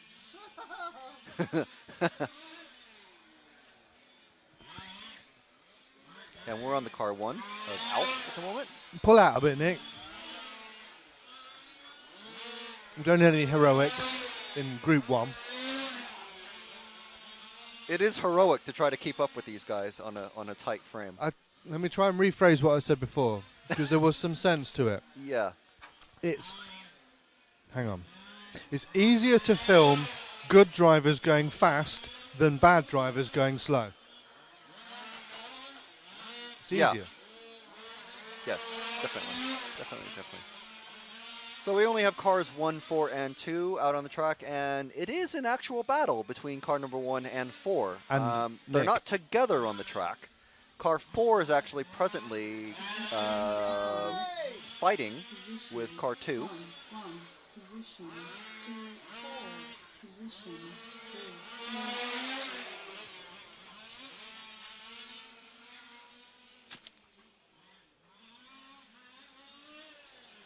Matt looks like he's eating something that a bird would pull out of the ground. If we had a webcam, it would be on that. Car number 2 stuck in the dust. As car number 1 comes around and through the pit straight, or kinky pits. Pinky what? The kinky pits. Not the pinky. Pinky pits.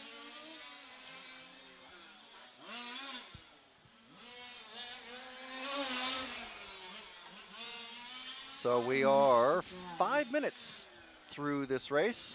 So maybe it's time we can concentrate on a different car, Nick.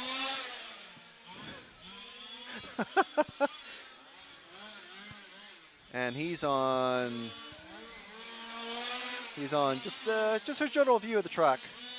And that's car 4, I believe. Yes. Mario Dada from Italy. He's dropped off quite a bit from the pace from Alf, who we were following for quite a while. Mario goes past Ferdinand in that car 2 Alpha.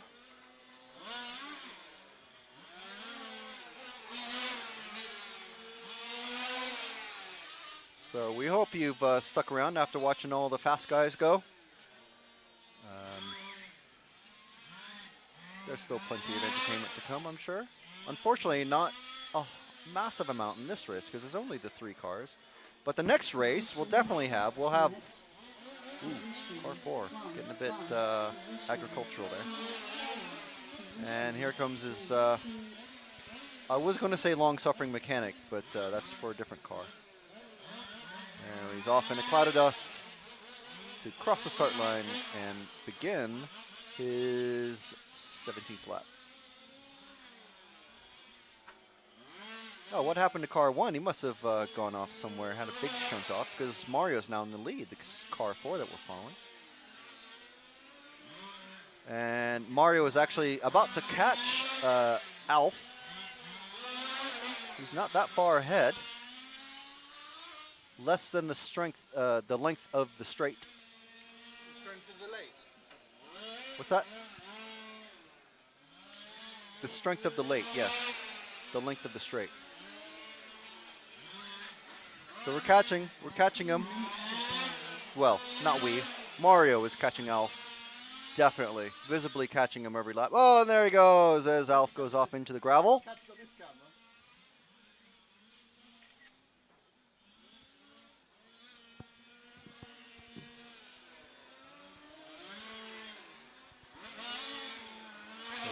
The car 1.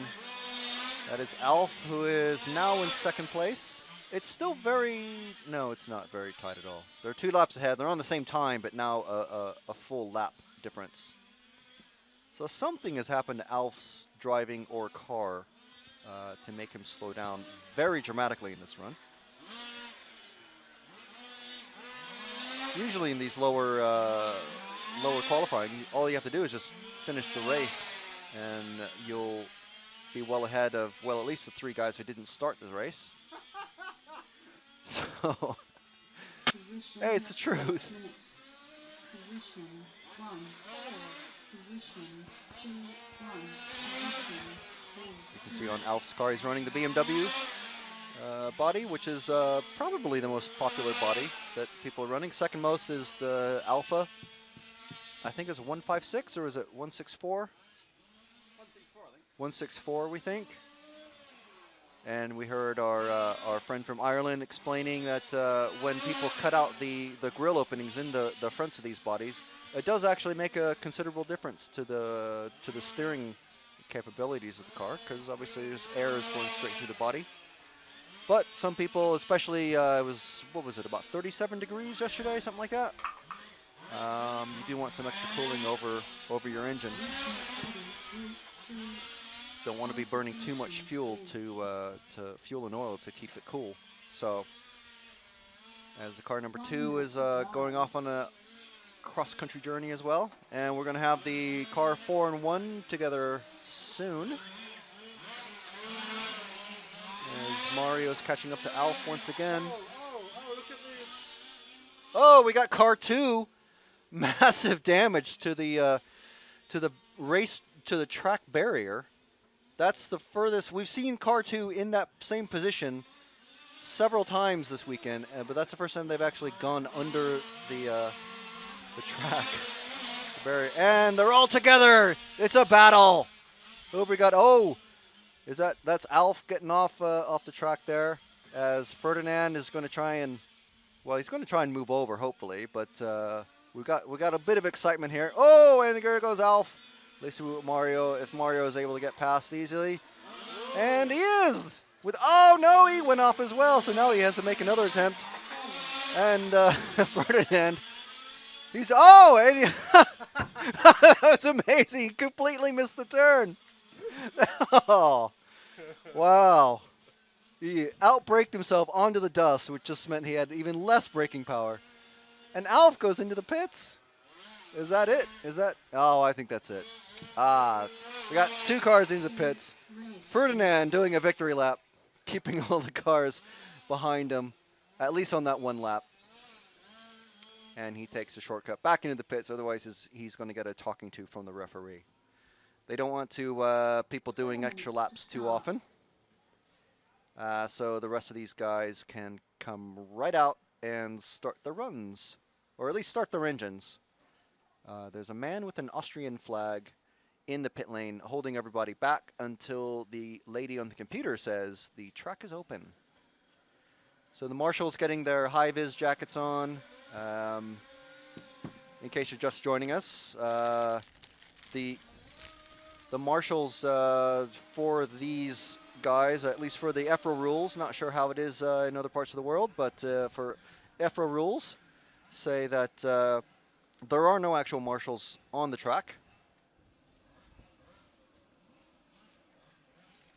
As we're all enjoying some heat-stretched Haribo type candies.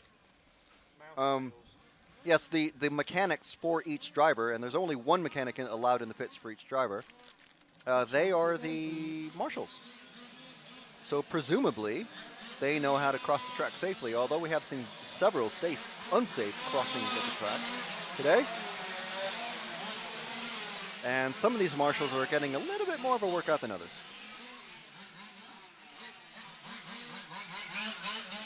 So if you're going to drive and be a marshal or have a marshal for somebody, get someone who can run fairly easily with what are these things, 30, 40 pounds of weight, 20 plus kilos. Maybe not that heavy. They do have a lot of carbon bits on them, but they are very bulky, very heavy machines. Very quick though, as you can see on the screen.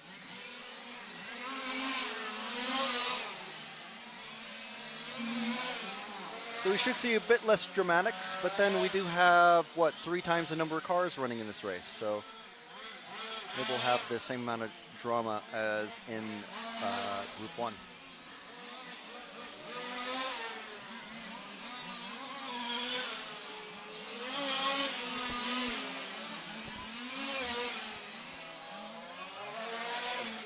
Thank you to Samba Pipes, D'Agostini Model Space and Wheelspin for supporting our coverage here at the large-scale touring car European Championships governed by EFRA. Go and check out EFRA.ws. We are RC Racing TV, and commentating on the next round, the next group or so of qualifying will be Mr. Frank McKinney. Operating the camera is our leader Nick Damon, and there's me talking to you now. Thank you, Matt McCallum. I was going to say erstwhile leader. Is erstwhile the right word? For what? For Nick. I don't really know. I don't know. I like the sound of the phrase, but I don't know if that's Erstwhile leader. Yeah. Yeah, say that, I guess. Maybe if we had a wordologist who's listening can. Yeah, or just the internet.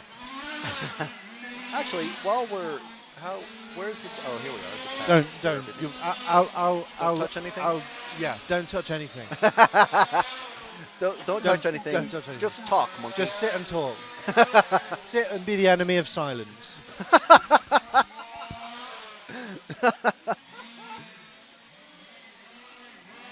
You'll never have me, Silence. Not as long as I can speak. So let's see. In this Group 2 of it's heat. Yeah, heat/group. It's round 3, qualifying round 3. There's another round tomorrow, which is the final round, of course. And then we start the lower finals. Erstwhile means former. Well, our erstwhile commentator, Nick, is on the camera. So we can still use it. Good. Right, so in this race we have from Austria, Friedrich Rugi; from Czech Republic, Michael Kamula; from Norway, Ole Henrik Gulliksen; from Austria, Harold Schweiger; from CHE, that's Switzerland, Bianca Trotman. Oh yeah, she's the one with the really cool paint scheme. She did quite well in her last run with these other racers. From Czech Republic, we have Ivo Day. From Austria, we have Renee Schweiger. From Czech Republic, we have two more racers, Zdenek Secura and Andrej Secura. And from Denmark, we have Henrik Carlsen. And we do have some info for several of these races. We've got a Mechatech, we have a couple of RS5s, actually several RS5s. We have a Big 5. We do have an FG, that's fairly rare nowadays, isn't it? We do have a Harm, and then we have two other races who haven't provided a lot of their info. We saw Lissau,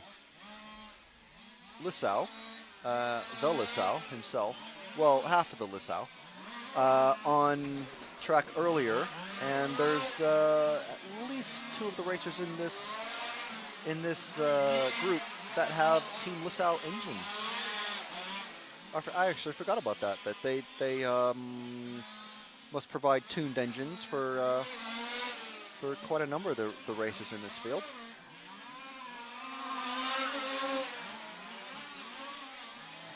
And we even have body information. We've got BMW Alpha/BMW. Obviously, Ole Henrik is he's going to be using whichever body suits the conditions. Alpha, Beamer, Alpha, Beamer, Alpha, Beamer. And the tires, which we learned are about 50 euros, I think, a set. Or was it 50 pounds? These are mostly TNT tires.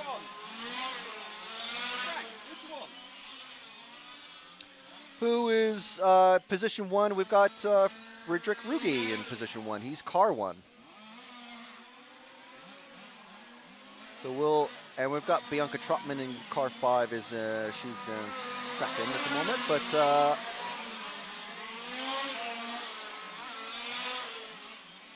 yeah, they've actually, okay, sorry about that. They have been actually racing for time for a couple of minutes now while I've been babbling on about bodies and tires and things. There's the car 1 coming through the D'Agostini D and across the start-finish line and around down the straight through the kink and into the Samba S and flips over. Oh, was that a grip roll or was that clipping the curb a little bit too tight? You do not. I don't know. It wasn't really in shot. Ah. So there won't be a replay. Sorry. Car 1 still upside down. Oh, no, it's not car 1 upside down. That's a car that looks similar in that it has 4 wheels and a wing. Your job is to represent and illustrate whatever Frank chooses to talk about. Yes, that is exactly how it sometimes feels. Yes. Says the erstwhile cameraman. Yeah. Right, so we are still with car 1. He's, did he get past that car 9? No, he is still behind the car 9, who was upside down for about, it probably felt like hours for that poor driver, the car 9 of Andrej Secura. But we're with Friedrich Rugi, local lad. Well, no, we don't know, but, Austria is not a gigantic country. So relatively local. He probably races here quite a bit. As he's still trying to get around. Oh! So what,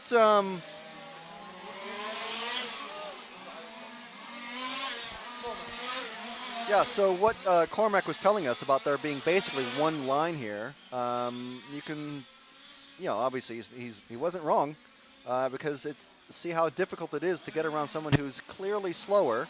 And there he goes, he's finally allowed him by. So the racing that we see tomorrow, when everybody's actually running for position and not against themselves on the clock, should be extremely interesting. It should be nice and close. Everybody bunched together. Carnage, I predict, in some of these races. So we're still with Friedrich Ruge. Ole Henrik, he of the, maybe I'll run an Alpha, maybe I'll run a BMW, maybe I'll run PMT, maybe I'll run GRP, who knows? I don't know. He put down every choice that he has in his pit box on his specification sheet for the race. Anyway, Ole is in second position in the car 3. Bianca Trotman with the pinkish body shell, one of the, 2 or 3 lady racers that we have here. She just popped into the second position on timing. They're forecasted for 28 laps. If Friedrich can pick up his pace just a little bit and knock about 3 seconds in total off his race time over the next 4 minutes, which is how much time remains in this race, he can, well, he's already knocked off an eighth of a second, so he might be able to get into the 29 lap arena. So let's see where Bianca is out on track. She's probably not too far. Yeah, so 3 cars behind Friedrich here, just coming through the EFRA E now and around the D'Agostini D. That's Bianca in that nice, bright yellow, pink, and blue car. I'm actually going to take a picture of that when I go through the pits next, because I like, when we come to these events, I like getting reference photos for some of these to make just copycat body schemes. Did you get a picture of Ales Bayer? I haven't left the area to take a picture of anything since we started. What's happened to with Bianca? Why is she stopped? Maybe... Car 5 is done. Unfortunate, but let's see who we can follow next. That's so that puts Ole second Bianca place, Trotman as well. car number 3, back into second. He's just coming around the D'Agostini D now. A slightly less bright body scheme for Ole from Norway. It's quite a trek, but there are several Scandinavian, Scandinavian racers here, including, whoa, big crash off camera there. But now that puts Ole behind the car 1 of Friedrich, and now this is actually a battle for the lead potentially, because Friedrich is going to lose a lot of time with that crash. He did lose a lot of time. He lost about 6 seconds with that crash. If Ole is able to get past and make a gap on him, but we did see how difficult it was for Friedrich just to get past a visibly slower car. So maybe Ole can put some pressure on Friedrich here, and he put some pressure on himself and clips the curbing a bit too tight, gets up on 2 wheels and loses several car lengths. So let's see what Ole can do. Of course, Friedrich is up on lap track himself, the martini-colored paint scheme of car 7, who is in 3rd place. So we've got third, first, and second in a row on screen. And there goes Friedrich past. Oh no! Oh, there goes Ole. Now he's got. If he can gap Friedrich now, this might make things difficult for Friedrich. So the positions haven't actually changed in the computer, as you can see on the screen, thanks to RC Timing, James Perry, and everybody. But yeah, Friedrich has dropped back quite a ways now. So I think Ole is going to end up with the lead with this, if he can. Let's see where the timing is updated. He hasn't jumped him yet, but he's just on the fastest lap, I believe.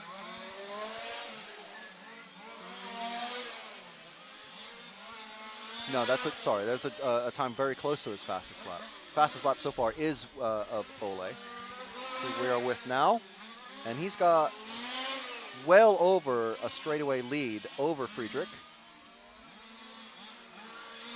But Friedrich is still about 8 seconds ahead on total time. There's only 34 seconds left in the race. 30 seconds remaining now.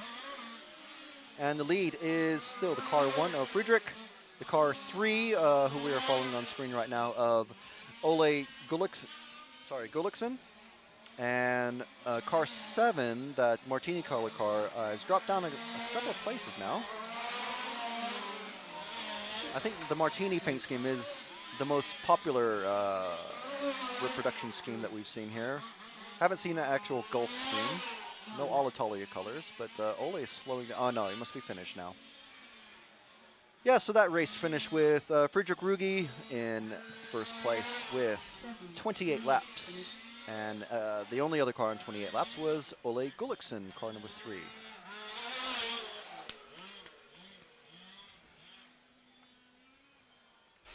So we're going to have Group 3 out on track next in just a few minutes.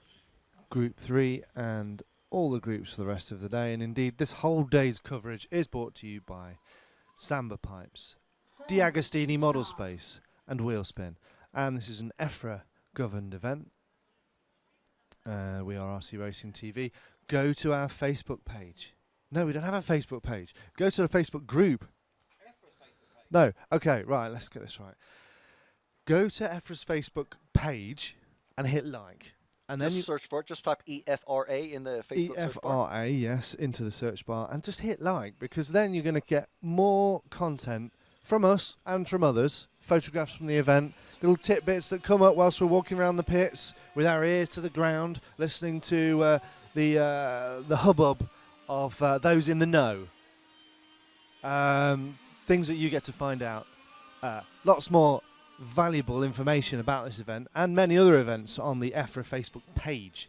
Now, there's a Facebook group, and that's the RC Racing TV Facebook group. Now, you can't like that.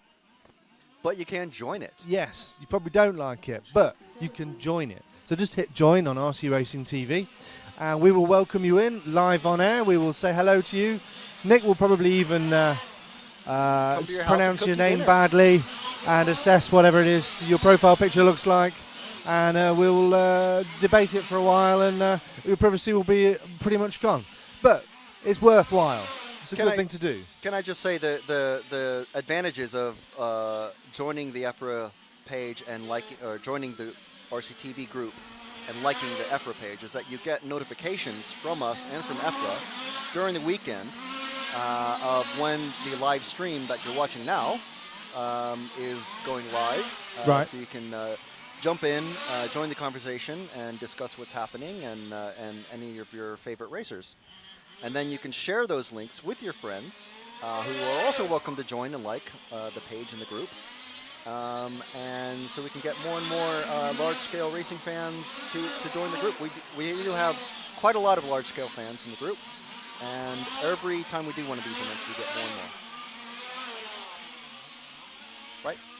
That is correct. On the track now, warming up for almost another 2 minutes, are Group 3, consisting of Dominic Binder, Thomas Lillequist, Kasper Lund, Alex Lustley, Ketil Christensen, Stefan Walm, David Defoe, Samuel Hermans, Nikolai Holt, and Erling Olsen from Sweden.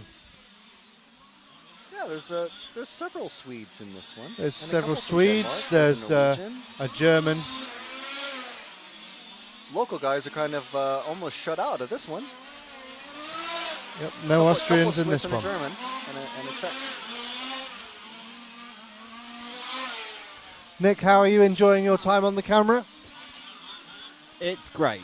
Though being left-handed, I'd kind of like the table a bit further away. I'm left-handed too.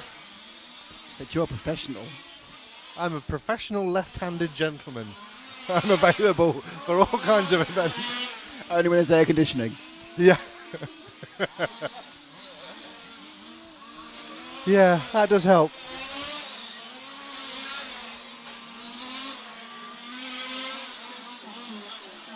Nick doing a jig.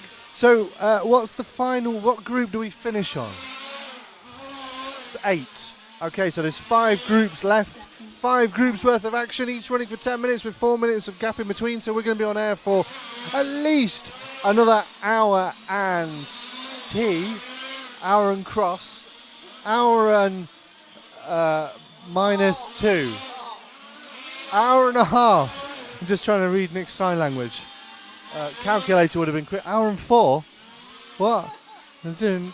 Oh yeah. And there they go. Back to Frank. I'm just practicing. But yes, time has started. And Nelson PK takes the lead.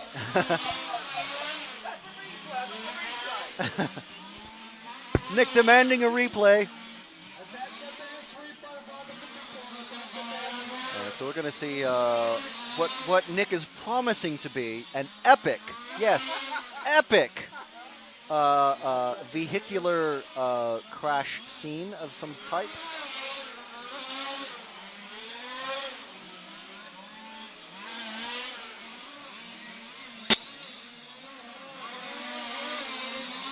I got some bad news.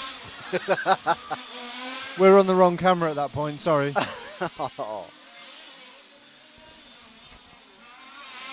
Well, if you missed it, you missed it.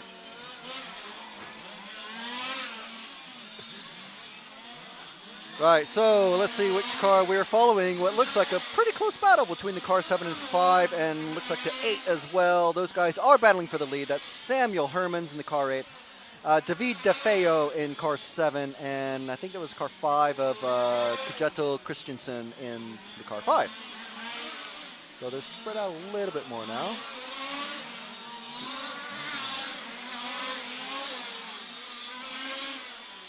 Yeah, that's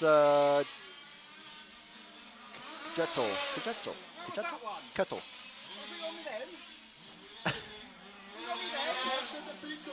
Oh, that's Kajeto crashing out. So another that S section is well, catching on a few drivers in this one now.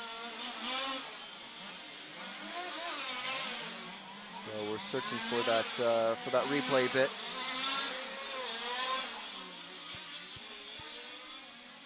As we're following one of the cars, I can't quite read. Are we ready?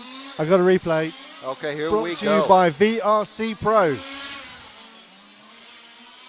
Seems to be going through, not much drama, but then Patink clips that curb and still turning to the right as you're up on your left wheels. That means you got to roll over. And then ends up on the grass.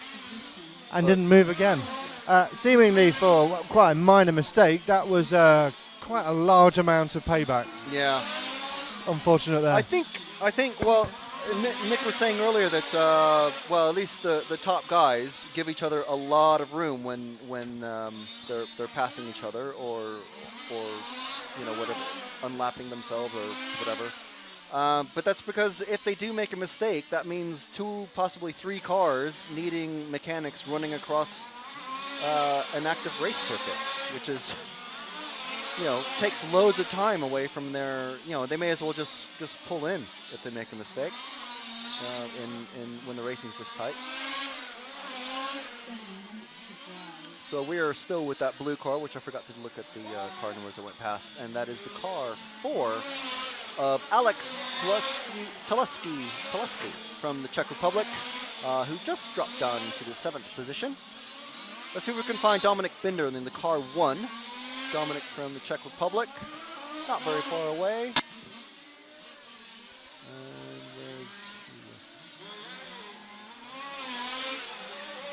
And inevitably, he's probably gone past this, and it's another 20 seconds before we can get him. There he comes in the green and white car through the Xfinity across the start finish line and around the. We don't have a corner for that. The locals call that the catering corner. But he's going around the wheel spin models wheel into the kink, down the pit short chute, and through the EFRA hairpin. Fairly tight line, especially for Group 3. Not taking away anything from these guys, but the racing, the quality of the driving and racing is definitely going up as we're working through these guys. We're in Group 3 at the moment. We're going to finish at about 6:15 local time, that's Central European time, on Group 8. So the races will get better if you know, maybe someone you know is running in one of these next heats. And then tomorrow morning we start, I think it's 8 o'clock or 8:30 local time with the fast guys, starting with Heat 12. Racers like Lissau, Feldman, Vaselli, and others. We've had, how many different TQs have we had? Just the two? I believe just the Yes. two. Martin Feldman. Well, no, this is not round by round. It's just, there was Alice Bayer first, and then Martin Feldman, and no one has improved on Martin's time, and I don't think they will by the end of the day. But we still got plenty of good racing going, as we're watching Dominic Binder, who's been bumped down to third place. We've got Samuel Hermans. Let's see if we can find car 8 out there. Samuel Hermans. Oh, he's just coming through the De Agostini D now and across the start finish line in that mostly white BMW car. A nice, fairly plain but realistic-looking touring car body. Paint scheme, I should say.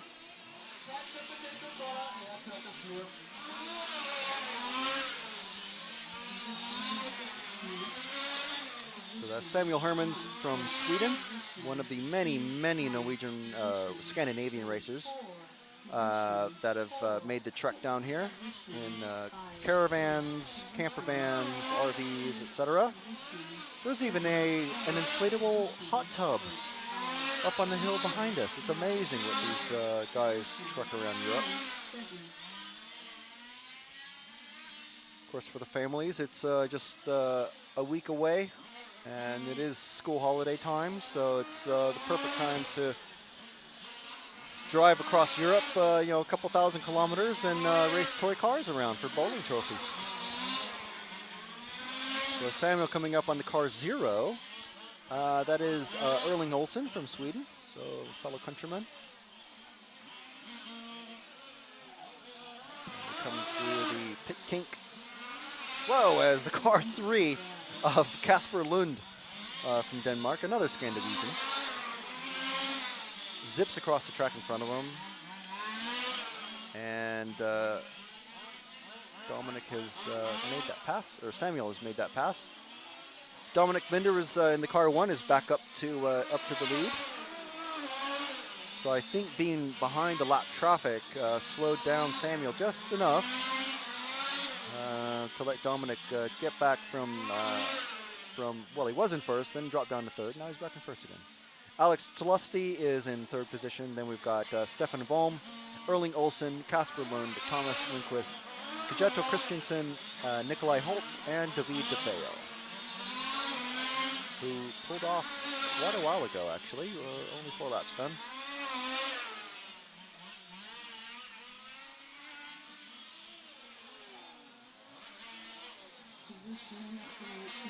We're still on the car 8 of Samuel, who has got, actually, Dominic Binder behind him in that green car. So somewhere along the way, they're only 2 seconds apart on the timing. They're on course for a 29 lap pace. Oh, Dominic takes a bit of a wide turn going into the pit lane kink. So he lost maybe half a second or something like that. Oh, and the car 6 slides off in front of Samuel. Let's see if Dominic can make up some of this time. It looks like Samuel's still pulling away from him there. They're only 1/10 of a second apart. See if yep, Samuel has jumped Dominic. Samuel in that car 8 is now just in the lead by less than 2/200ths of a second, sorry. So it's very, very tight, the top 2 positions of this run, and we're only in Group 3. I think that was Samuel. Yeah, he clipped 2 curbs, so he lost a bit of space and then went wide going through the kink that leads into the S. And now you can visibly see that Dominic he's gone past him, so he went off the track somehow, and now he's just completely stuck. That has ruined Samuel's race now. So Dominic's going to get back into the lead as soon as Samuel crosses the line once again, and his mechanic still has just now put him on the track. So now he's almost a complete lap down from Dominic.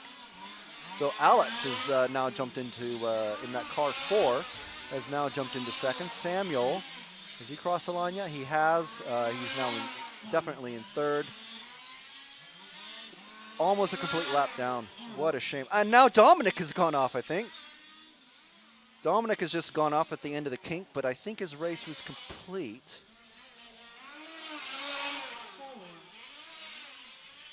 Yes, he's pulling in the pit, so that didn't matter. So, well, yeah, once again, right at the very end of these lower qualifying heats, the last 2 laps provide all the action.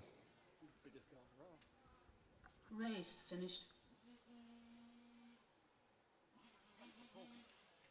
So that was heat 3, and as night follows day, 4 we will minutes have to start. heat 4 coming out soon. Heat 4. Let's see. We've got Roman Moore from Czech Republic, Alexandre Vieira from Portugal. Portugal, where we were last year, so we can probably assume that Alexandre raced. We saw him race last year. Juri Rybak from Czech Republic. Havar Gullikson from Norway. A lot of family members racing together here. It's pretty cool to see. Manuel Merki from Switzerland, I think. Ivan Major. HRV, we're still stuck on what that is. Peter Brunner. Marius Hetland. Claudio Croatia. Rossi. Yeah, Croatia. Knew that. Obvious, really. And Michael Persson from Sweden. And the cars we've got in this, we've got a couple of RS5s. We have another FG. And the FG that was run before was a 2013, so we can assume that was a 2013 chassis. This one is an FG Evo 2020. So no idea when that was released. But 5 years' time. Yeah, which is amazing because I thought FG was It's no the longer. Doctor Who car. It's become back in the TARDIS. Yeah. Let's see. We've got a lot of Abate engines in this one. We've got a Civic body, A what? Toyota body, and a Chevrolet Claus. Okay. Probably a Cruise. A Santa Claus as well as Chevrolet Claus. Yeah. Chevrolet Cruise, it should be. Yeah. And we even have radio information. Everybody that bothered to give the radio information in this one, they're all running Futabas. Frank, look at the comments. Look at the comments.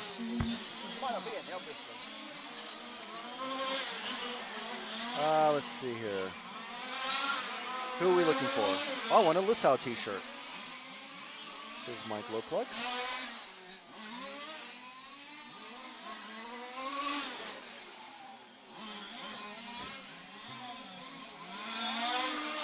Well, I can tell you that the actual Lissau's t-shirt is a Mechatech t-shirt with his name on the back. So if you want a Lissau t-shirt, just get a Mechatech t-shirt and put Lissau's t-shirt name on the back of it. I believe in a serpentine font in the italic option. And Mike Lowplug says, okay, we're having people come through now. We've got Velocitatum RC says, FG has been sold by Groschi to the French T2M company. And T2M have developed a new FG, the Evo 2020. Okay, so that's the new FG. Cool. Well, that's good to know. That's good info.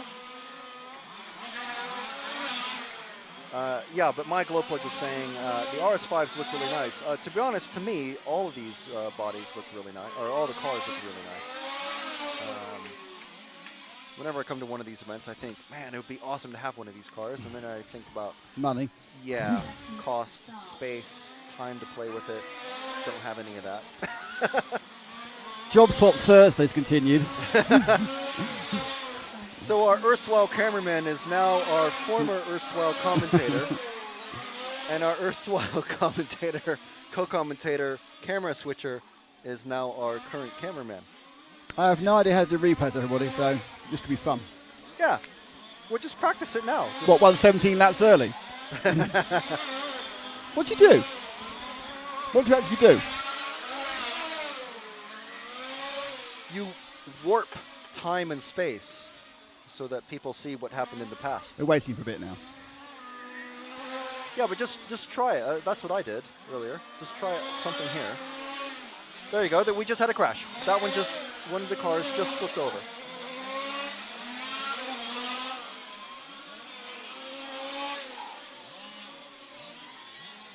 So while Matt is showing Nick something on the computer, just like to remind everyone that we are RC Racing TV. We are here live to you from Sollenau, Austria. We're about, 45 minutes or so, something like that, south of Vienna, well north of Graz.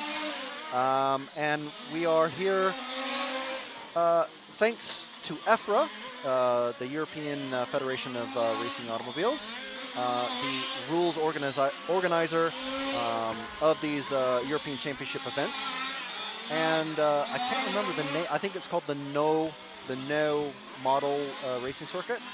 I think MRC Club. I've seen several names actually on the buildings and shirts and stuff like that at the local club members. But it is a fantastic track here just outside of Sollenau. And we are brought to you by Samba Pipes. Samba make, I'm looking at the Samba Body Show drive past, and he's probably using a Samba pipe as well. And we are brought to you also by D'Agostini Model Space, maker of monthly subscription model RC of all types, model and all sorts of kits that are fantastic.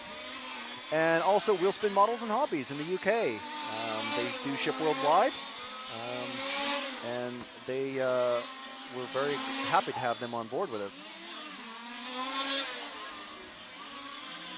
So yes, we're just getting the car number 9 of Claudio Rossi pointed out to me, stuck under the barrier, under one of the advertising banners. The poor Mark, and he didn't fix the barrier, unfortunately. So if another car hits that, it's going under and probably up that hill that's just beyond the barrier. So, right, so we've already done the rundown.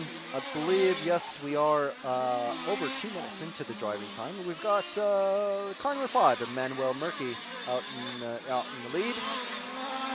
And here we are on the car 2, the very damaged car 2. Look at that. What is going on with Alexandre Vieira's car? The poor Portuguese racer making all that trip all this way, and his looks like his rear body mounts are broken, like Cormac told us. I think, did that happen to him on his did that happen to this same car previously? Oh, and there he goes. No rear downforce, so the back end just loses all grip, and then he slows down the car number 6 of is that Ivan Majer from Croatia.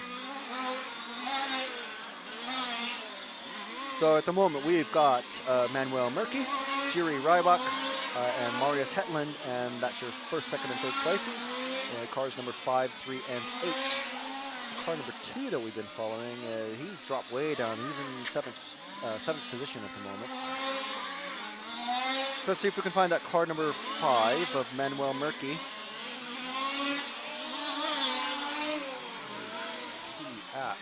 There, he's just coming through the D'Agostini D now, so if you wait for the red and white car, the car 5 there, he's the second of those 2 cars, and okay, a little bit dangerous getting a position there, but he's passed and out onto the Wheelspin wheel.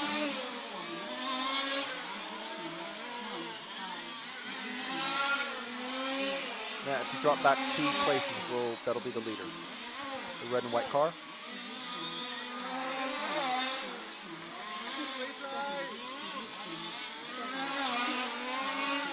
A bit of a replay of what was just caught on camera. Some on-the-job training for Nick.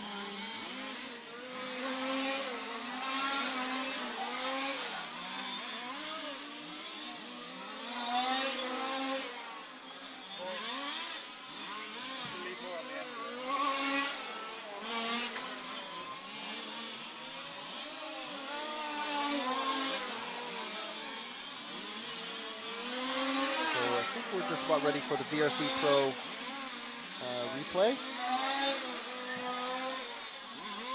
There we go again through that Samba S.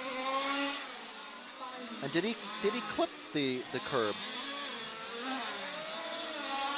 Can't tell, but lost the rear end. and then traction rolls.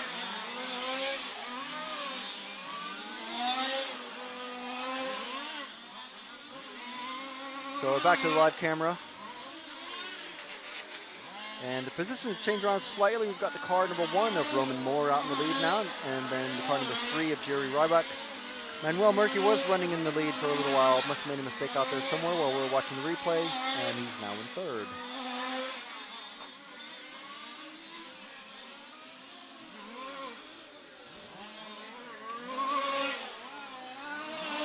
Nice pirouette crash through the Samba S once again. Marshals were busy running out there.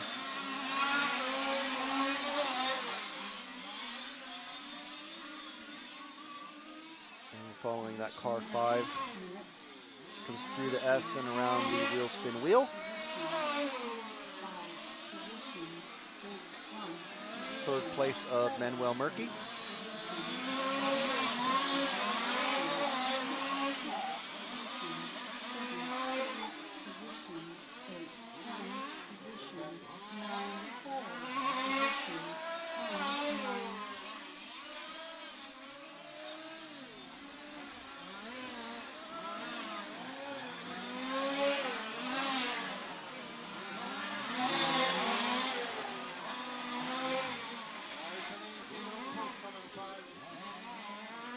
We've had some questions and answers from commenters on the YouTube video stream.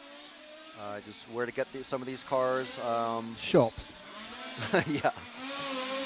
Well, I mean, RC is a fairly niche model or hobby, and this is like sort of even a niche within a niche. So, but there are many, especially online, of course, large-scale model specialists that you can find these from.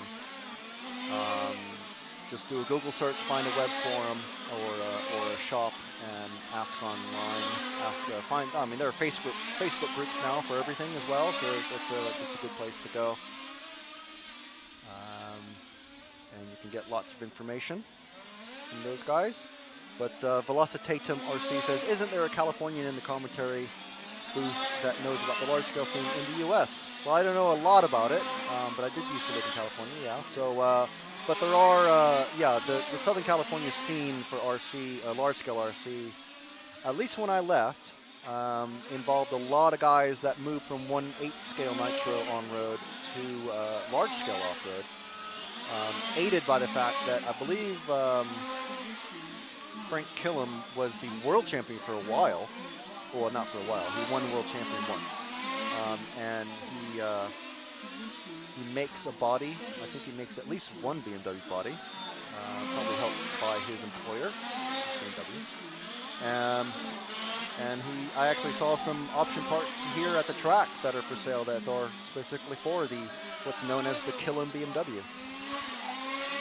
So we're on, speaking of body shells, we're on the, I think we have a replay. You have to hit the arrow. Oh, okay, there we go. Big pileup. Oh, unfortunate. Just spin around on the top, on your lid.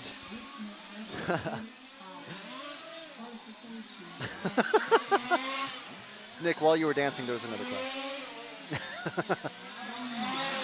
Yeah, so in this race, speaking of bodies, is the Samba body, which is not only one of our sponsors, but they make it actually, it's a cool looking body. I'm not a fan very much of the Chevrolet Cruze real car, but it's at least a unique looking body out there.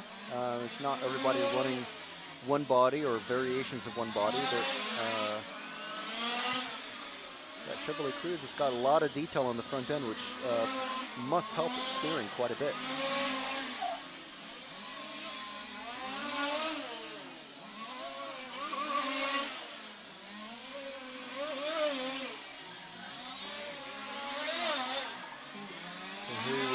Who are we following? Oh, there's that's the Samba Chevrolet Cruze body. Not usually a drift car, but there it was. And he's coming up. That's the number 8 of second place, catching third place, and then he's gone off track. I believe that's his race done. Otherwise, why would he put a bunch of dirt on his tires? These tires do get, if you're unfamiliar with these cars, they do actually marble up. We'll have pictures and we'll show some close-up in the pit walk tomorrow. But they do gum up just like real race tires. And the edges will have the marbles, what become the marbles on the track. Can see just like little black specks on the track in some of the close-ups, and so it is a lot like real cars. One of the cool things, I was walking through the pits, and there's another retailer in the pits, and they've got all the different wing types that you can get, and you can change the wing elements and stuff like that. And is it big wings and small wings? Can you get chicken wings? Can you get hot wings? No, I'm real wings. Piri wings? But he did say that some of them are just for looks, but they do look pretty cool. But yeah, I mean, graphite, sandwiched plastic pieces, and all sorts of adjustable elements and stuff like that. Aluminum and CNC'd and everything. Before Group 5 is on the clock. And this one we've got, I'm gonna go with Jens Lacer, Hervod Stegmeyer, Rene Ross, Johannes Gruber, Wolfgang Schertler, Francesco Passini, Torsten. Was that Wolfgang Shirtlifter? Sorry? Was that Wolfgang Shirtlifter? No, but Johannes Gruber, that is the bad guy. You can't go no Blackheart. but then at that point. Huh? You can't go no but.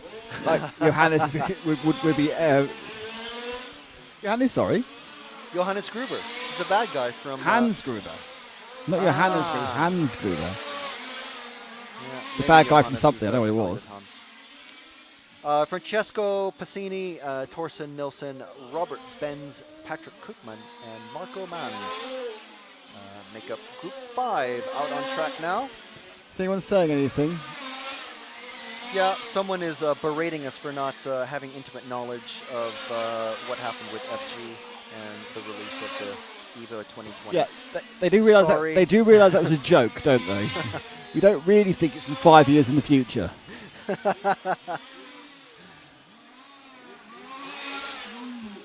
We had a very stressful morning. We're out in the sun all afternoon. Some things maybe some elements of sanity may have disappeared from the broadcast at this point.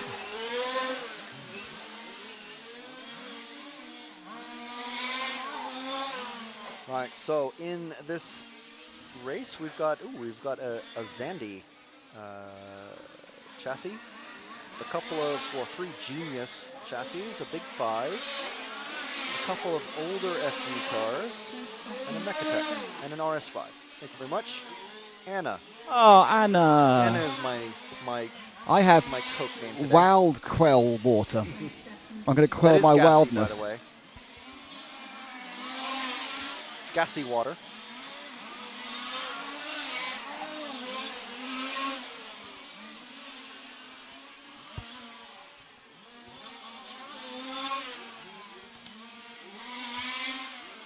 I've noticed on this vegetable extract-based fizzy drink, Coca-Cola it's no Light. longer Coca-Cola Light. Coca-Cola Light. it's no longer share a Coke with, it's share a kiss with. Share what, sorry? Share a kiss with Anna.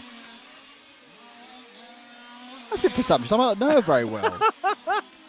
Her boyfriend, Jörg, might be really upset about it. Yeah. If I'm sharing kisses with people I don't know just because a plastic bottle of Coke tells me to, that sounds to me like the beginning of a slippery slope that could lead to violence. Oh, someone's upside down. He's upside down. The lovely metally chassis thing, not the carbon fiber RS5. Yeah, if you're wondering, if you're watching at this point, I'm sure you're aware that these cars are quite expensive, but that little shot right there should tell you why they're expensive. They're not just like simple thick woven graphite. It's all machined aluminum, everything. Everything is Well, electric touring car costs 300 quid and weighs less than a kilogram, and these weigh about 7 kilograms, so that's why they're 2,100. You pays for what you get.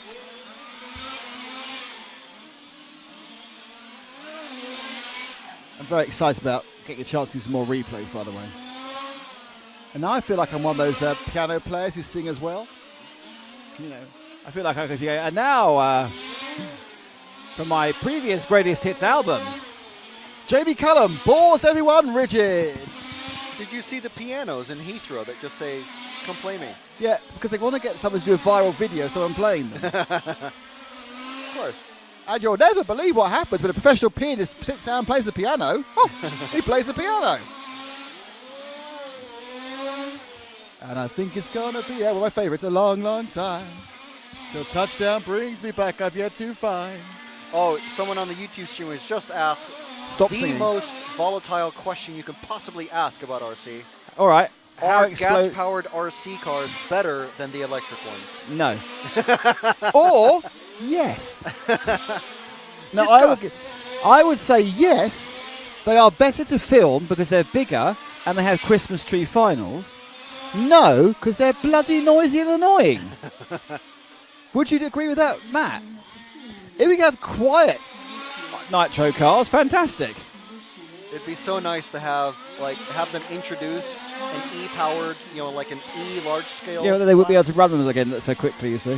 Yeah, but you just do like Formula E and just change cars in the middle of the race. Yes, it does get me started on Formula E. Frank, it's not pretty, my feelings of them. Should we show some cars going round? Yeah, we may as well. They're a couple of minutes No? into this now. Who? Good point. Mr. How about Nil. car number 7 of Torsten Nilsson, who's presently in the lead. 7, car 7. Don't think Matt can hear us. And now, He might not be able to. honky tonk piano. Frank, project. Project. Come on, and into the lead goes. And into the lead. Look, come on, keep going. Hello. Yeah, I want it up that level all the time. Ooh. All right. No more. It's no more conversational speaking. You're an announcer. They're not normal. You should know that. Torsten Nilsson leading. Excellent. That's the car 7 from Sweden. Yeah, He's now you've on got a a 30 lap you're a bit pace. caricature-y now. What? Am I? Was I? I don't know. I'm just being cruel. Robert Benz in the car 8 is in second place. Hervo Stegmeyer is in car 2 is in third. Then we have Jens, Rene, Marco, Johannes, Patrick, Wolfgang, and Francesco. Wolfgang with the coolest first name of anyone in the race at the moment. Is no one called Bear Baiter then? No, there's no one. Bear no one Baiter named like- Schmidt. Yeah, I can't think of a funny, cool sounding name.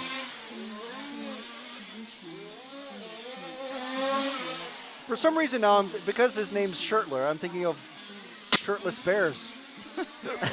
That's Putin, isn't it? Wrestling bears shirtless. Torsten Nilsson coming past us and into the kink and narrowly misses the car 4 of Johannes Gruber, wondering where his brother Hans is. Hey! Looking for him out there in the grass. And Torsten coming by to click off another lap. And he's on a 30 lap pace and he's just on the 15th lap, so we're about halfway through. Just over 5 minutes remaining in this, the 5th group/heat of qualifying round 3. We've got one more round tomorrow. It starts early in the morning for us. And we'll be running all day. We've got one round of qualifying from the fastest guys to the slowest guys. And then the lower finals. Choose a car, Matt. Any car, doesn't matter.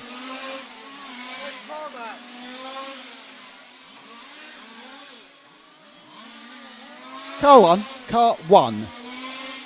Car 1 of Jens Leiser from Germany. He is in second place. And we're searching for him out on the track.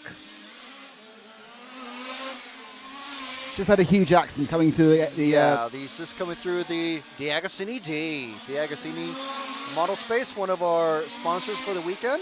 and the TV show. Don't forget RC Racing TV. Yes, and the TV show. All around the world now. South America and North America. Was that a polite cough? No, Matt knows what it means. 4 channels of fun, eh, Matt? Oh, right. Soon you'll be expanding into a multi-language.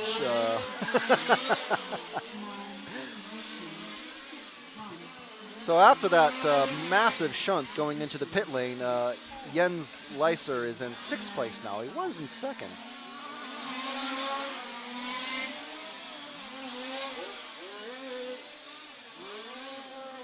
He's going through the Samba S. Samba, another one of our fabulous sponsors this weekend. We were just discussing about the new Samba Chevrolet Cruze body shell, and a pretty awesome looking welded titanium tune pipe. Very, very light.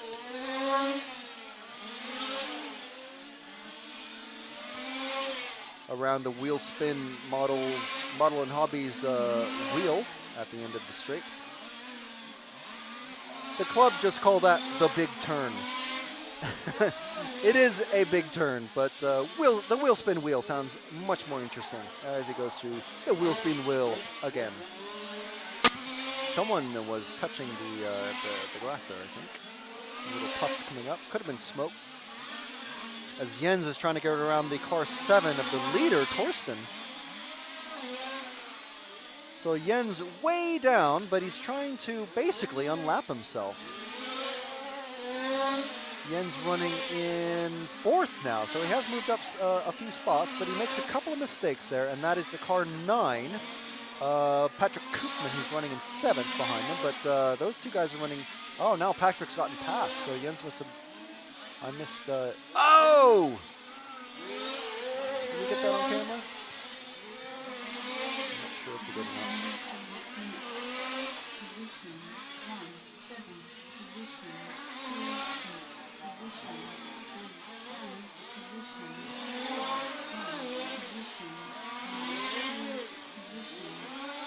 So once again, this is Heat 5, Group 3. This is the 3rd actual qualifying run on the track today. These guys have had 2 days of practice.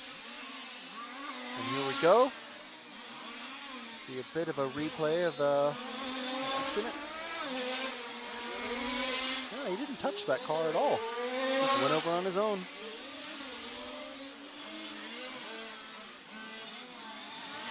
So these guys have been driving on the track since, I believe, Monday. So you can see the black lines. Basically, you know, that's literally tire rubber, just like at an F1 track, F1 race. During the week, all this rubber's been laid down, so you can see where the track is just a bit bumpy under braking, just like on a real F1 track. There's marbles offline, there's dust offline, so it's quite challenging for all these guys. So I have maximum sympathy for these guys when they make a mistake. When they're driving around something that's worth anywhere from 3,000 to 5,000 euros.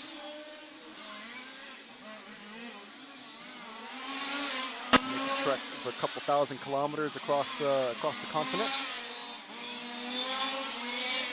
Guys are under pressure every round of qualifying to do as well as they can.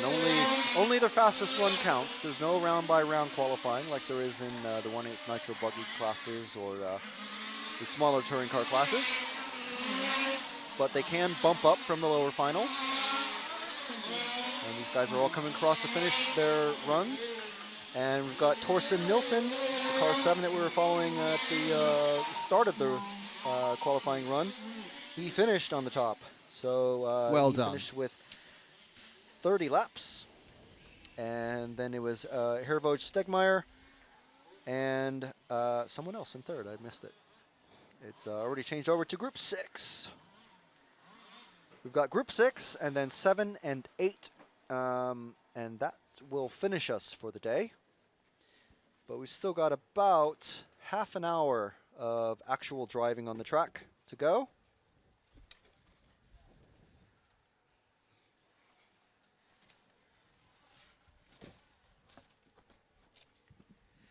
And in this group, well, things are nice and quiet. 4 minutes to start. They've got 4 minutes to go, so they're going to start starting their engines. But we've got David Hansen, Simon Bruce, Dusan Bayer, brother of former European champion in this class, Martin Bayer. Father. What? Father. There is the brother, though. That's Aless. Yeah. Andreas Blum, Emmanuel van Hazendonk. Great name, even with the CK at the end. Florian Weber, Christian Langer, Marco Harleman, Patrick Muller, and Thomas Krog.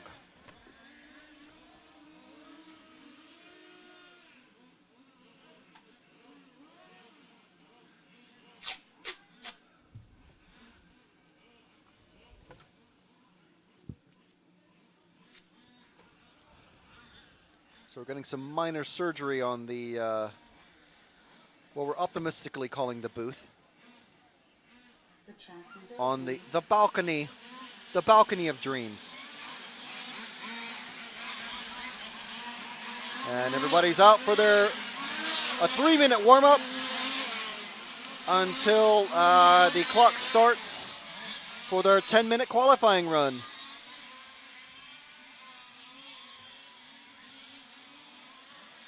"10 minutes of qualifying." This is the third time that these guys will have been out on track in anger. They've had plenty of practice all week long, though.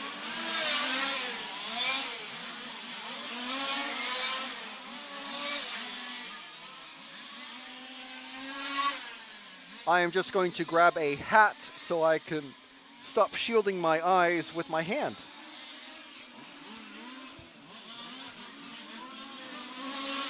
Frank's obviously got a hat.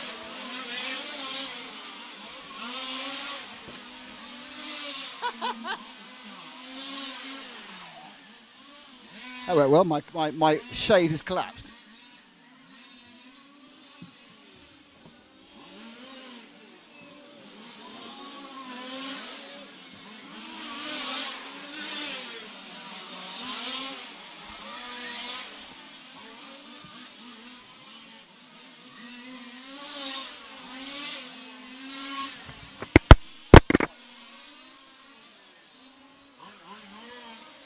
Right, so hat is installed. Nick is repairing and repairing again his sunshade, his own sunshade. Is that still working? Yes. Oh, good. Hang on, Mr. Piano Man again. And now? Well, see, no one knows that there's a keyboard. So I know, it's amazing. So it's just like an inside joke. Probably I've completely forgotten who the Piano Men are. I believe Joel, but the only one I know of his is Uptown Girl, which wasn't one he sung behind a piano. But he did Piano Man. Yeah, but I know how it goes. Give me a song, you're the Piano Man. Give me a song, you're... No. Yeah, no, you had it. Give me a song, I'm the Piano Man? Or you're the Piano Man? Who's the Piano Man? Someone is. Someone's the Piano Neil Man. Sedaka. Who you call it Miss Molly from Julie Lewis. Yeah. No, that was Chuck Berry, wasn't it? Great Balls of Fire from Julie Lewis. Yeah. Great Balls of Fire. If you'd like to throw out any other... I will play the piano badly. No, I won't, trust me. 50s rocker names, Buddy Holly and the Crickets, etc. Feel free. We've got 5 seconds before the time starts for these guys. That's the first time since I've sat down that I've actually seen when the time starts. Other times That's the advantage of a hat. I'm just babbling on.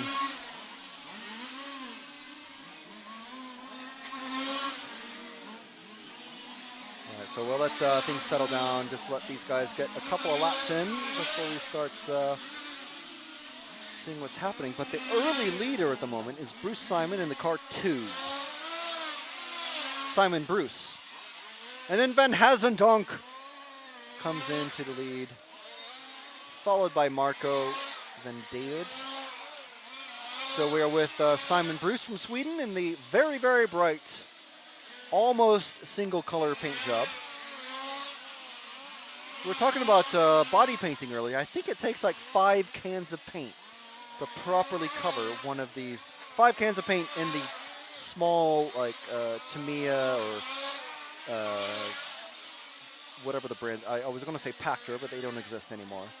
But in that very small cans of paint, RC polycarbonate spray paint cans, 5 cans. So it's on top of the 100 or so euros that you're spending. There's another 25 or 30 euros worth of paint that you're putting on there. So if you're going to spend that much on it, you may as well do it right. But there is an actual single color paint job, the car number 1 of David Hansen. The next car up in front of Simon Bruce, who we're following now, in the bright yellow car, as he goes through the wheel spin wheel. And into the pit lane kink. Oh, touched the curb there, but he didn't go over anything. Oh, I'm sorry, no, he does have more than 2 colors, more than 1 color. He's got a white front end, and it just goes straight, like a hard line, just straight into the yellow. Am I too loud or too quiet? Yeah, just fine for me. Just fine. Fantastic. Oh, and he got caught up with that number 1 who's forced to go into the pits. He didn't really mean to. And we're with that car 1 of, now he's last place, David Hansen, because of that unintended detour into the pits. From getting, not lapped, but passed, basically, by one of the faster cars. Simon Bruce, who's now in 2nd place. See if we can find the car 5 of Emmanuel Van Hazendonk. He's going through the Samba S. He's the 4th car in the Samba S now. He's the last of the cars going to the wheel spin wheel. Dark blue, number 5. Emmanuel Van Hazendonk. Let's see, he's the fastest out there, but I think this group of 3 cars, who 1 has just let him by, so there's 2 more cars to navigate past without getting caught up, without your body getting stuck, without getting knocked off the track, without getting flipped over, without getting punted into a barrier. That into car number 9 of Patrick Muller. Oh, and he gives him a little bit of a tap, but no harm, no foul. Everything's okay. He's passed. There's 1 more car for him to catch up to now. The car number 3 of Dusan Krog. Sorry, Dusan Bayer. I do note that Dusan is using Martin Bayer's colors, or vice versa. Bright orange and dark blue, or medium blue. And he's already caught up to him, so there we go. Dusan, oh, and he, unfortunately, he gets caught up on the curb and just gets hung up. And a very fast running Marshall. Unfortunate for Dusan, but considering only 1 of the cars ended up, that only happened to 1 of the 3 cars that Emanuele was passing. That's actually not a bad record for getting past traffic on this track, because it's such a very, very tough to get past cars on this track. And Emanuele is now catching, we got the car 4 of 9th place Andreas Blum. And Dusan, because of that mishap, is now in last place. Unfortunate. And we've got it on replay, on the VRC Pro replay. Man, and that's how you lose almost a lap and drop to last place. Just went a bit too wide and got hung up on the, I think it was like high-sided on the where the tarmac meets the grass.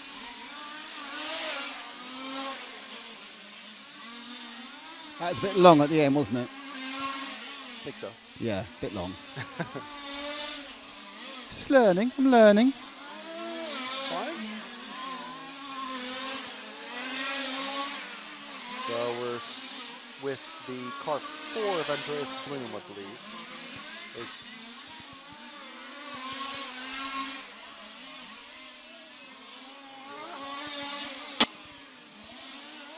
Sorry, no, the car 5, that's Van Hazendonk.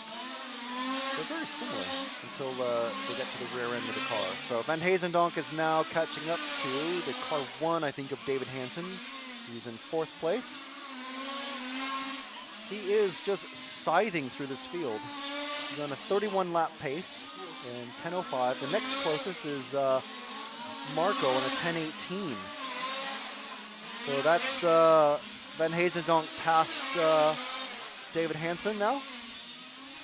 And now he's got several laps before he catches up to Dusan Bayer once again. So hopefully the same thing will not happen, but Dusan knows what to do.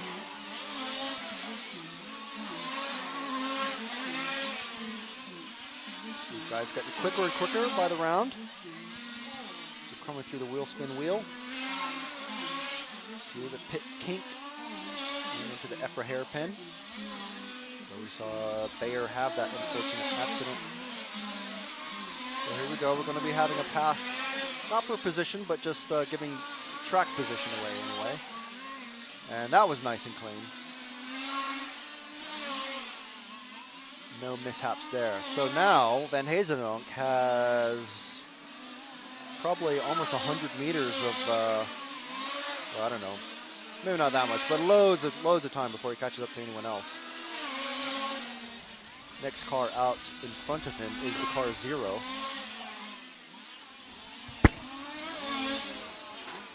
Of Thomas Krog. Oops. We're okay, it's not on the track. No, it's Nick Sunshade has just fallen down onto the tracks. Well, not the track surface, but onto the. How long to go on this one? We've got 2.5 minutes to go. Okay, I'm watching it. At the moment, it's not moving. No, and the wind is blowing towards us, so I don't think we're going to have an issue. And there's Nick Sunshade. You're right, it was very, very rough. I'll have to rebuild it after the next one. At least it wasn't the Diet Coke bottle that ended up on the track getting hit by a couple of cars. The biggest problem with it is actually it's actually got our tape inside it. Not quite sure I'm going to rescue this actually. They just hop over the fence after the race. I've been pointed, So there's 2 it's been minutes. pointed out how I'm going to rescue it. Right, I should go around and how long to go now? 2 minutes. Right, we're on the main camera.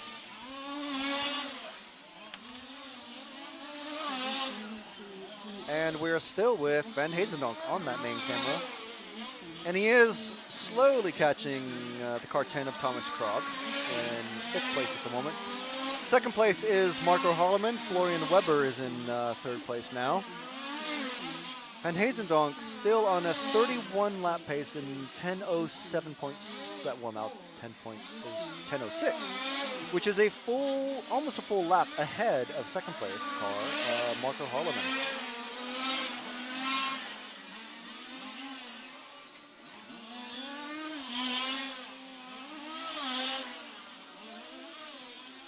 Car 6 of Florian Weber has just come to a stop.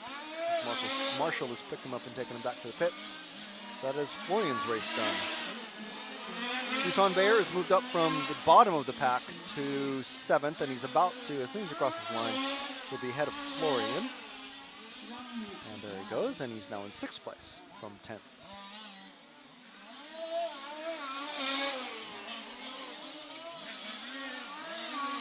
So if you're watching us today, hopefully you'll be watching us tomorrow when we come on to your YouTube live streaming facilities starting at approximately 7 or 7:30 in the morning UK time. 8 or 8:30 in the morning. We'll have exact times just before we sign off. But yes, the racing starts very early in the morning because that's when the fastest guys are out on track doing their final round of qualifying. And on a cold track with this much rubber on it, I think these guys are going to be going very quick indeed.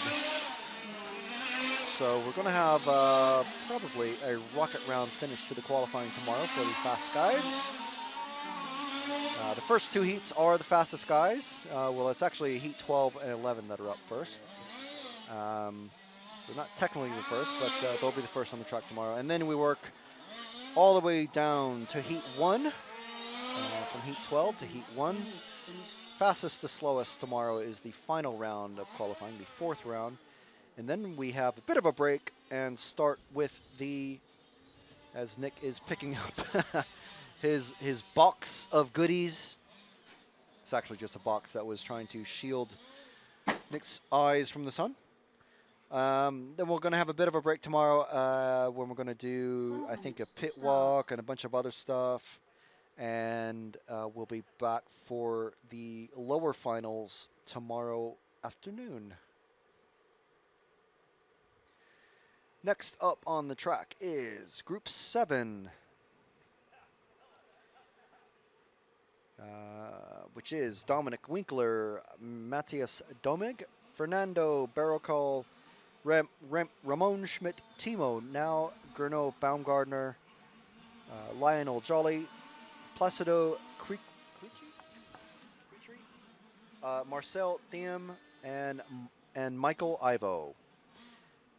And let's see. Oh, there's a place on the info sheet where drivers could have put their local club. We got Team Pro 10, MRC Fruworth. That's the name of the local club here that is managing things for us very nicely.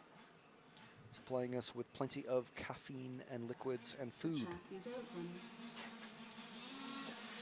So we've got a 3-minute warm-up, and already someone's off the track. Oh, he's just cutting across the track just to get ahead of everybody else. Unfortunately, we didn't get that on the camera, but you can imagine someone just driving their freshly heated tires across dry grass and dirt. Very nice.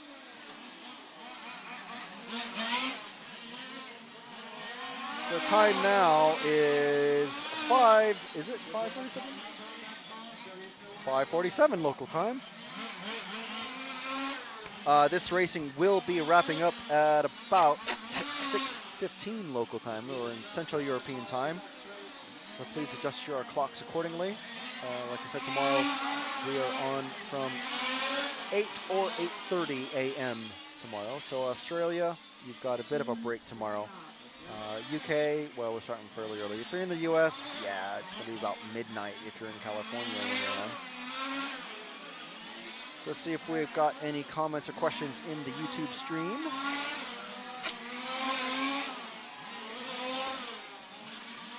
My glow plug is asking if my hat is a cowboy hat. No, I may be from Texas, but I never really got into the cowboy hat thing. Mr. BSD is saying, you know what? I found out battery-powered cars are better. Just kidding. I think it's different strokes for different folks, obviously. I like these cars, but yeah, the cost, space, and time to play with all the cores that I'd like to play with, it just ain't gonna happen. Saying that, I do prefer electric. Nice and easy, plug and go. At worst, you're going to get a fire that melts everything on the car and the car itself. So Nick has a functioning sunshade, yeah. Some sort. It's certainly what's the word for it? Different. The sunshade. Again, you are just mumbling again. Look at me, look at me, look at me. Now you talk. Hello, hello. Yeah. Yeah. You need a lot more. Sorry, I'm just being a bit conversational, just trying to fill in the space. Don't forget, everything has to be at Nelson PK levels. So I need a massive broom handle mustache. Why is Matt so obsessed with his text, do you think? I don't know. It's a mystery, isn't it?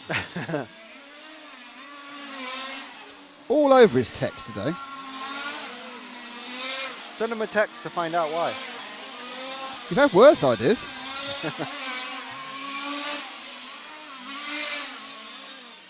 So the timing has just started for these guys. Everyone, as they're coming across the start-finish line, they are starting their qualifying run. We've got 10 minutes to go. And I think we're actually running slightly early. No. Are we? No. No, on time, I think, at best. Yeah.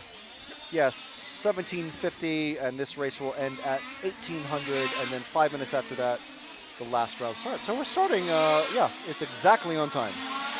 That's remarkable. The race actually started. Can I wave at Matt? Throw something at him. Matt! Throw your sunshade at him. He's thinking about his texts. He is. He's obsessed with texting. Matt, our RCTV champion texter.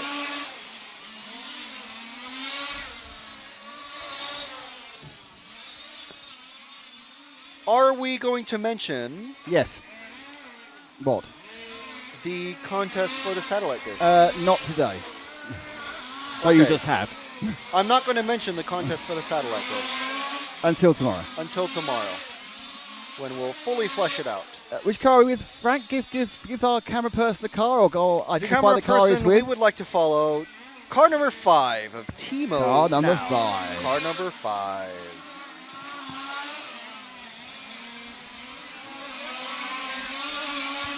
Wherever he is out on track, he's the leader.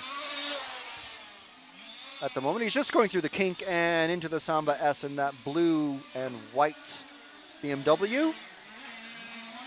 Through the wheel spin wheel and the pit lane kink into the EFRA hairpin. Very hard braking, and he misses the apex just slightly through the Diagostini D and across the start finish line. And that's a lap with Timo Now. That was exciting. And he's catching up to a car. I don't know if that's cars. Oh, and he flips over for him. Oh, nice! And flips. He marshals the car that flipped over for him to get out of the way. I don't think we've got that. Oh, I was it's on the other okay. camera. I was being arty. It didn't work.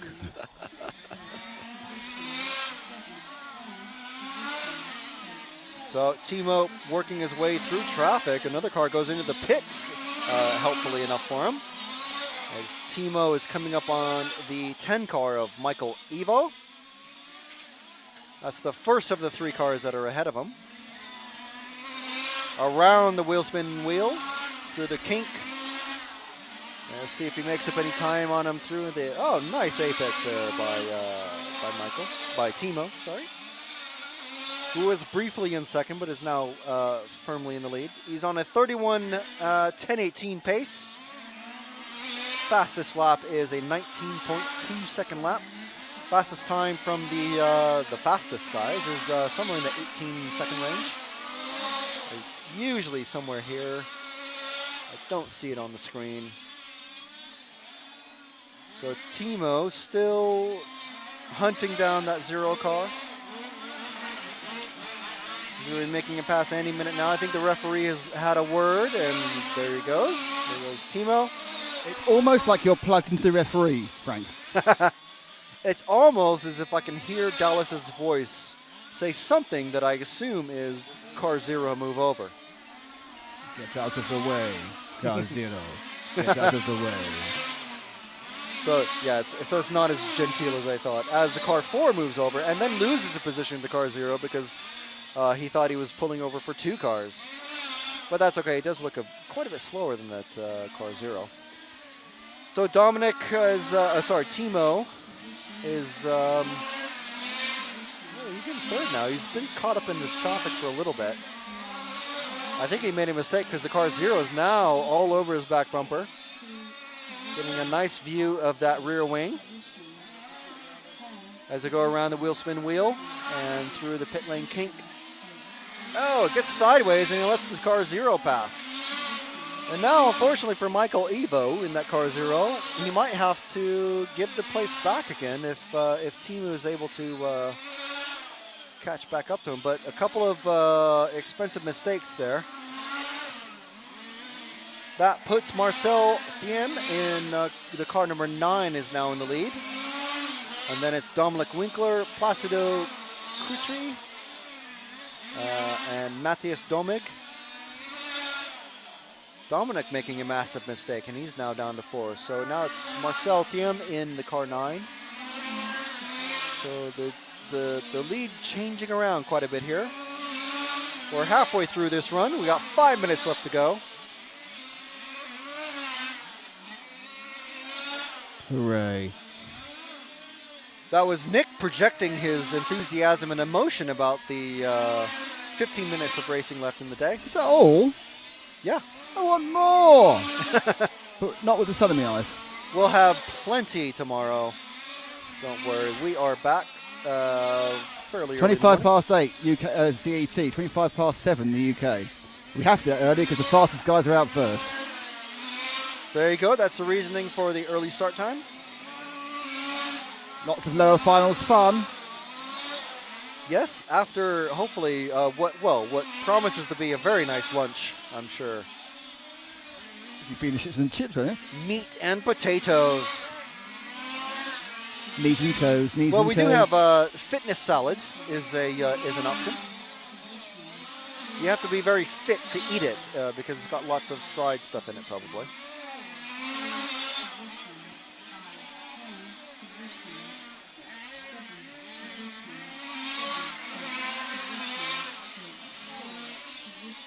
So what?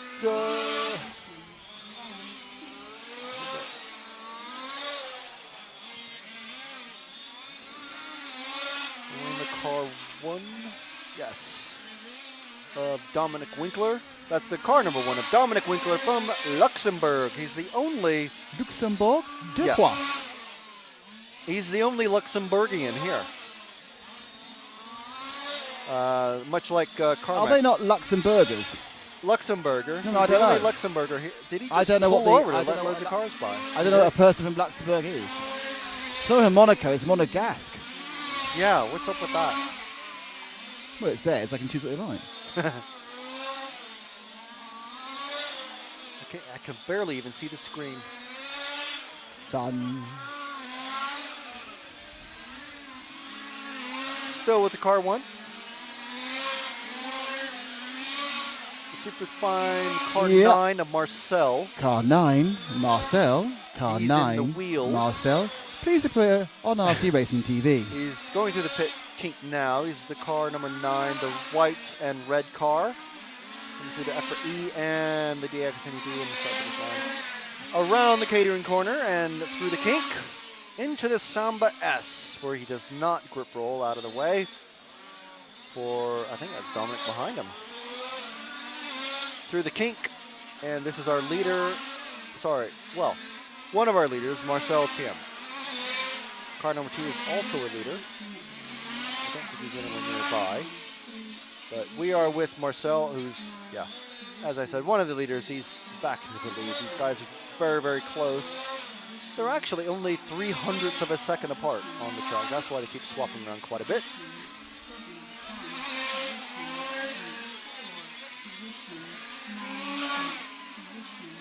The car 2 just made a big error and lost a couple of seconds, and he did. Matthias Domig. So Marcel has a bit of breathing space now. He's on a 31 lap pace in 10 minutes and 18 seconds, and there's 1 minute and 20 seconds to go. Oh!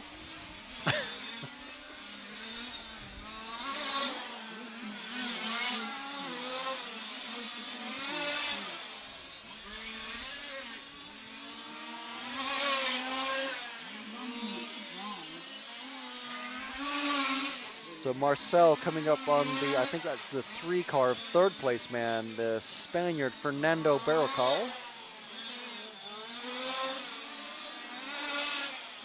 Let's see if he's able to put a lap on him easily. He's got the inside line. Someone's hands No, he on the doesn't. camera. Yeah, I think it's the same guy who's been leaning on that on the barricade all day, pretty much. Hands on air.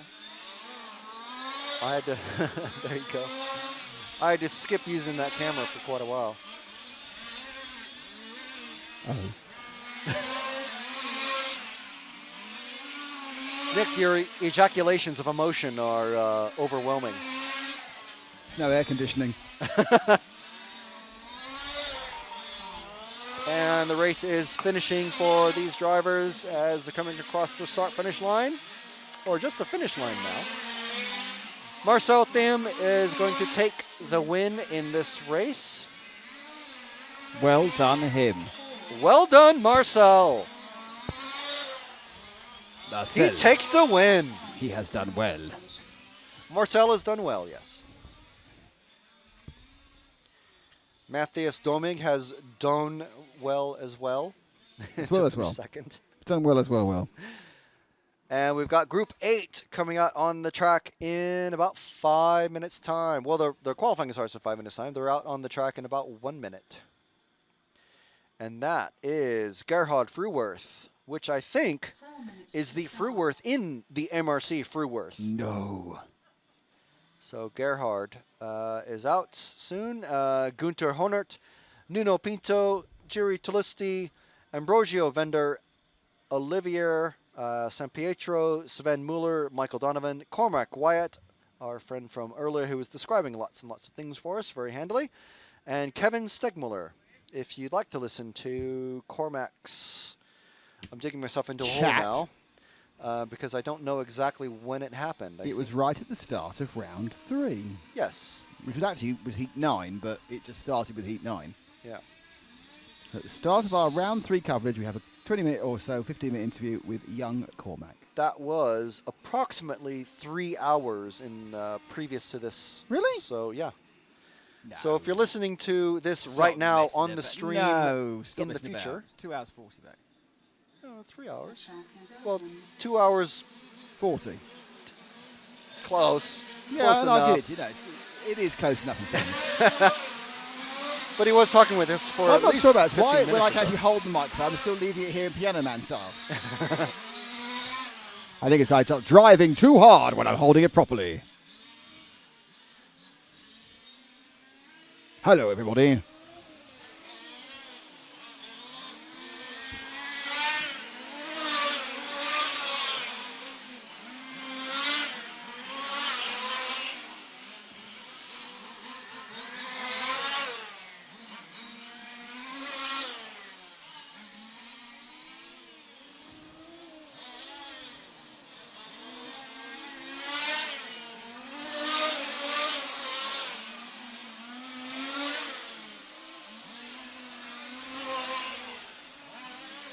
So we got 2 minutes left of warm up, and then 10 minutes of racing. All these drivers will be racing against the clock, not necessarily against each other, although we will certainly see some, because all these guys are very, very close in, whoa, big, massive chunk into the far wall and the big, that will have been on the camera, but it would have been just a speck, unfortunately. This is just warm-up, so you don't quite do the moving camera until the race starts. But yes, they are racing against the clock, not each other, but we will see them do some very close passing as they're trying to get track position. It is just qualifying. The finals start at some point tomorrow in the afternoon.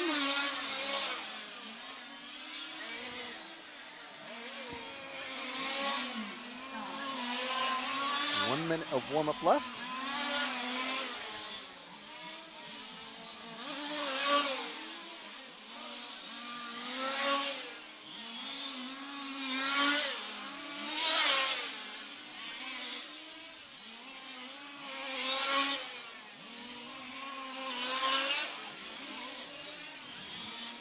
Oh. I really am the most cack-handed person I know. Do you know that? Were we on the wrong camera, though? No. Just dropped my phone. That was all. Ah. Well, Matt doesn't have a great track record with phones. Matt's back out now. The last one, Matt. The last one, Matt. And Job Swap Thursday is nearly over. Job Swap Thursday is go. Yes, local radio comes to RC Racing TV. Is actually anybody still watching this rubbish? Sorry, this fantastic performance we're doing. You're not even. You're just stroking the case of the laptop. Oh, we've picked people up. We've actually had more we've people come in. gained people. Frank, it is all about you. We are so sorry. They are loving the bad cutting.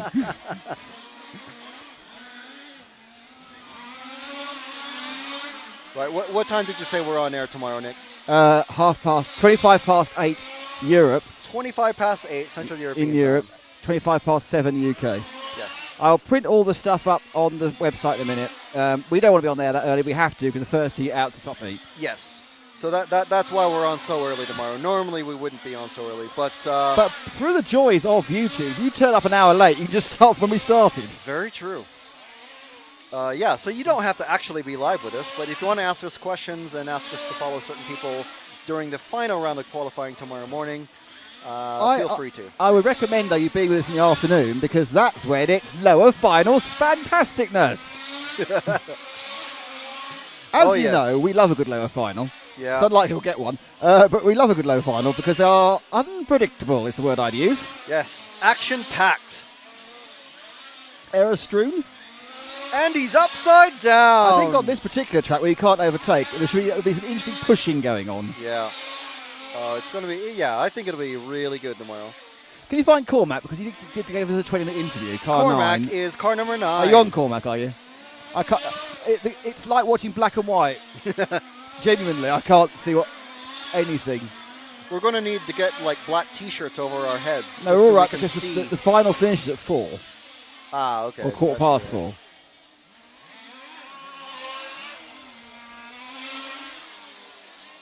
I was going to say so. Oh, yes. When you said I'm going to put the times up on the group, that on the site, that is the site being the Facebook group. Yes, and also on the EFRA page. On the EFRA page. If you're a member of Facebook, please go to search for RC Racing TV and you can join the group. What else will on the EFRA page later? Loads and loads of pictures from today, from people at the pits, from racing action, people on the driver's stand. One, the advantage of us not being able to go on air for a couple of hours is that Frank was able to take some pictures. Yeah. It's an ill lots wind. and lots of pictures. There will be a fairly huge photo album Stop showing every off. day that we're here. It's got a fairly huge photo album. Yes. Yes, so search for EFRA, EFRA on Facebook, and you can just like the page and you'll get all the information streamed through your news feed, similar to joining the Facebook group for RC Racing TV. Just type in RC Racing TV and join the group. We will just make sure that you're a real person and not some sort of spammer or fake goods seller, and we will let you in. We're doing quite good. We've had a couple slips through the net, but on the whole we get them out, don't we? Yeah, on the whole. And then, yes, so that is the group where you can get all the latest updated information. And then please, once you remember, share the group, share the links with your fellow large-scale racing friends. All around the world. All around the world. This week we are doing large-scale touring car. Next week we're doing large-scale off-road. I will be on that team next week. And, You are that team next week. Yeah. Don't want to worry you, it's you. Other of the, nope, RCTV it's you. members. It's you and John and Adam. Yep. From just a little bit further south from where we are right now. So meanwhile, we are following Cormac Wyatt from Ireland, one of the racers from Ireland who's here from Ireland. You said Ireland 4 times that sentence. Well, it's okay. You know, I'm all about See, the Ireland. we're fine with you because you're American, so you can't get in trouble. Yeah, but see, I'm also part Irish. Which part's Irish? A lot of a part. Yeah. You claim to be, you Americans claim to be anything. Well, I'm part German, part Irish, part Scot. Are you part Filipino as well? Well, yeah, which means I'm also part Spanish. Okay, part Neanderthal, part dinosaur. Part amoeba from 4 billion years ago. Okay. Leading this race is Olivier Sampietro. Popeye now. Michael Donovan is in second. Kevin Stegmuller is in third. Olivier is the car number 6. Car 6. So let's see. Car 6. Whoa, nice error. But not on camera. Probably off camera. Car 6. Car 6. Sexy car 6. Car 6. Don't say RC. There he goes. The white and orange car going to the Samba S and through and around. Not through, but around the wheel spin wheel. Through the pit lane kink.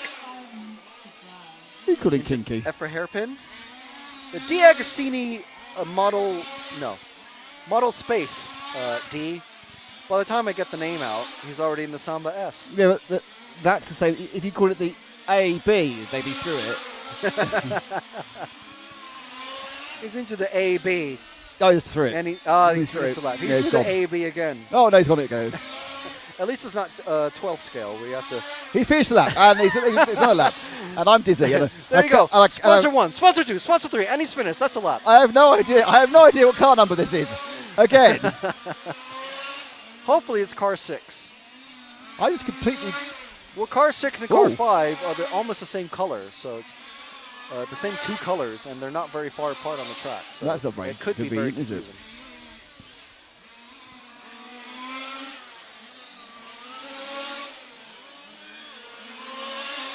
So, amazingly, the lead hasn't changed while we've been babbling on about this, but being constructive. Olivier Sampietro is on the cusp. The cusp. The cusp. The cusp, indeed. Of a 32-lap race. Really? Yes. Good lad. Yeah, he's 0.8 of a second away from doing 32 laps in a race, in this race. Second place is... Michael Donovan. This is Michael Donovan. Oh, no. It confused me because he is now on a 32-lap pace. That's what threw me off. Because Michael Donovan is on a 31.10 flat as well. So he's very, very close behind. Olivier, however, is on a 32.10.18 pace. His medium time, which I think means average lap speed, is 19.3. And he's on a 32.10.18.7. So I think Michael, we've got 2 racers on a 32-lap pace now. So I think the track must have cooled off slightly. Yeah, I'm sure it had. There's something did come out. Yeah. So it would have heated up and then cooled down.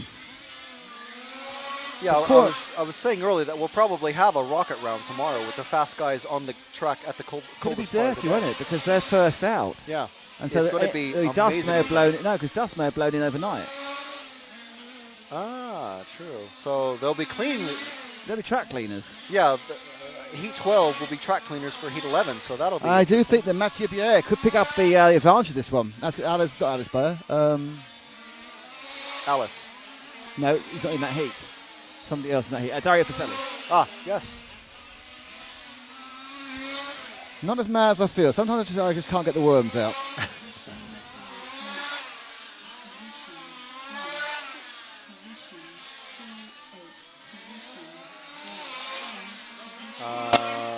Do the drivers bring their own numbers, or are they assigned at the event? They are assigned at the beginning of qualifying, and they keep the same numbers all through qualifying. And so they're racing with the same group of racers for 4 rounds of qualifying. It's a question from the YouTube stream from My Glow Plug.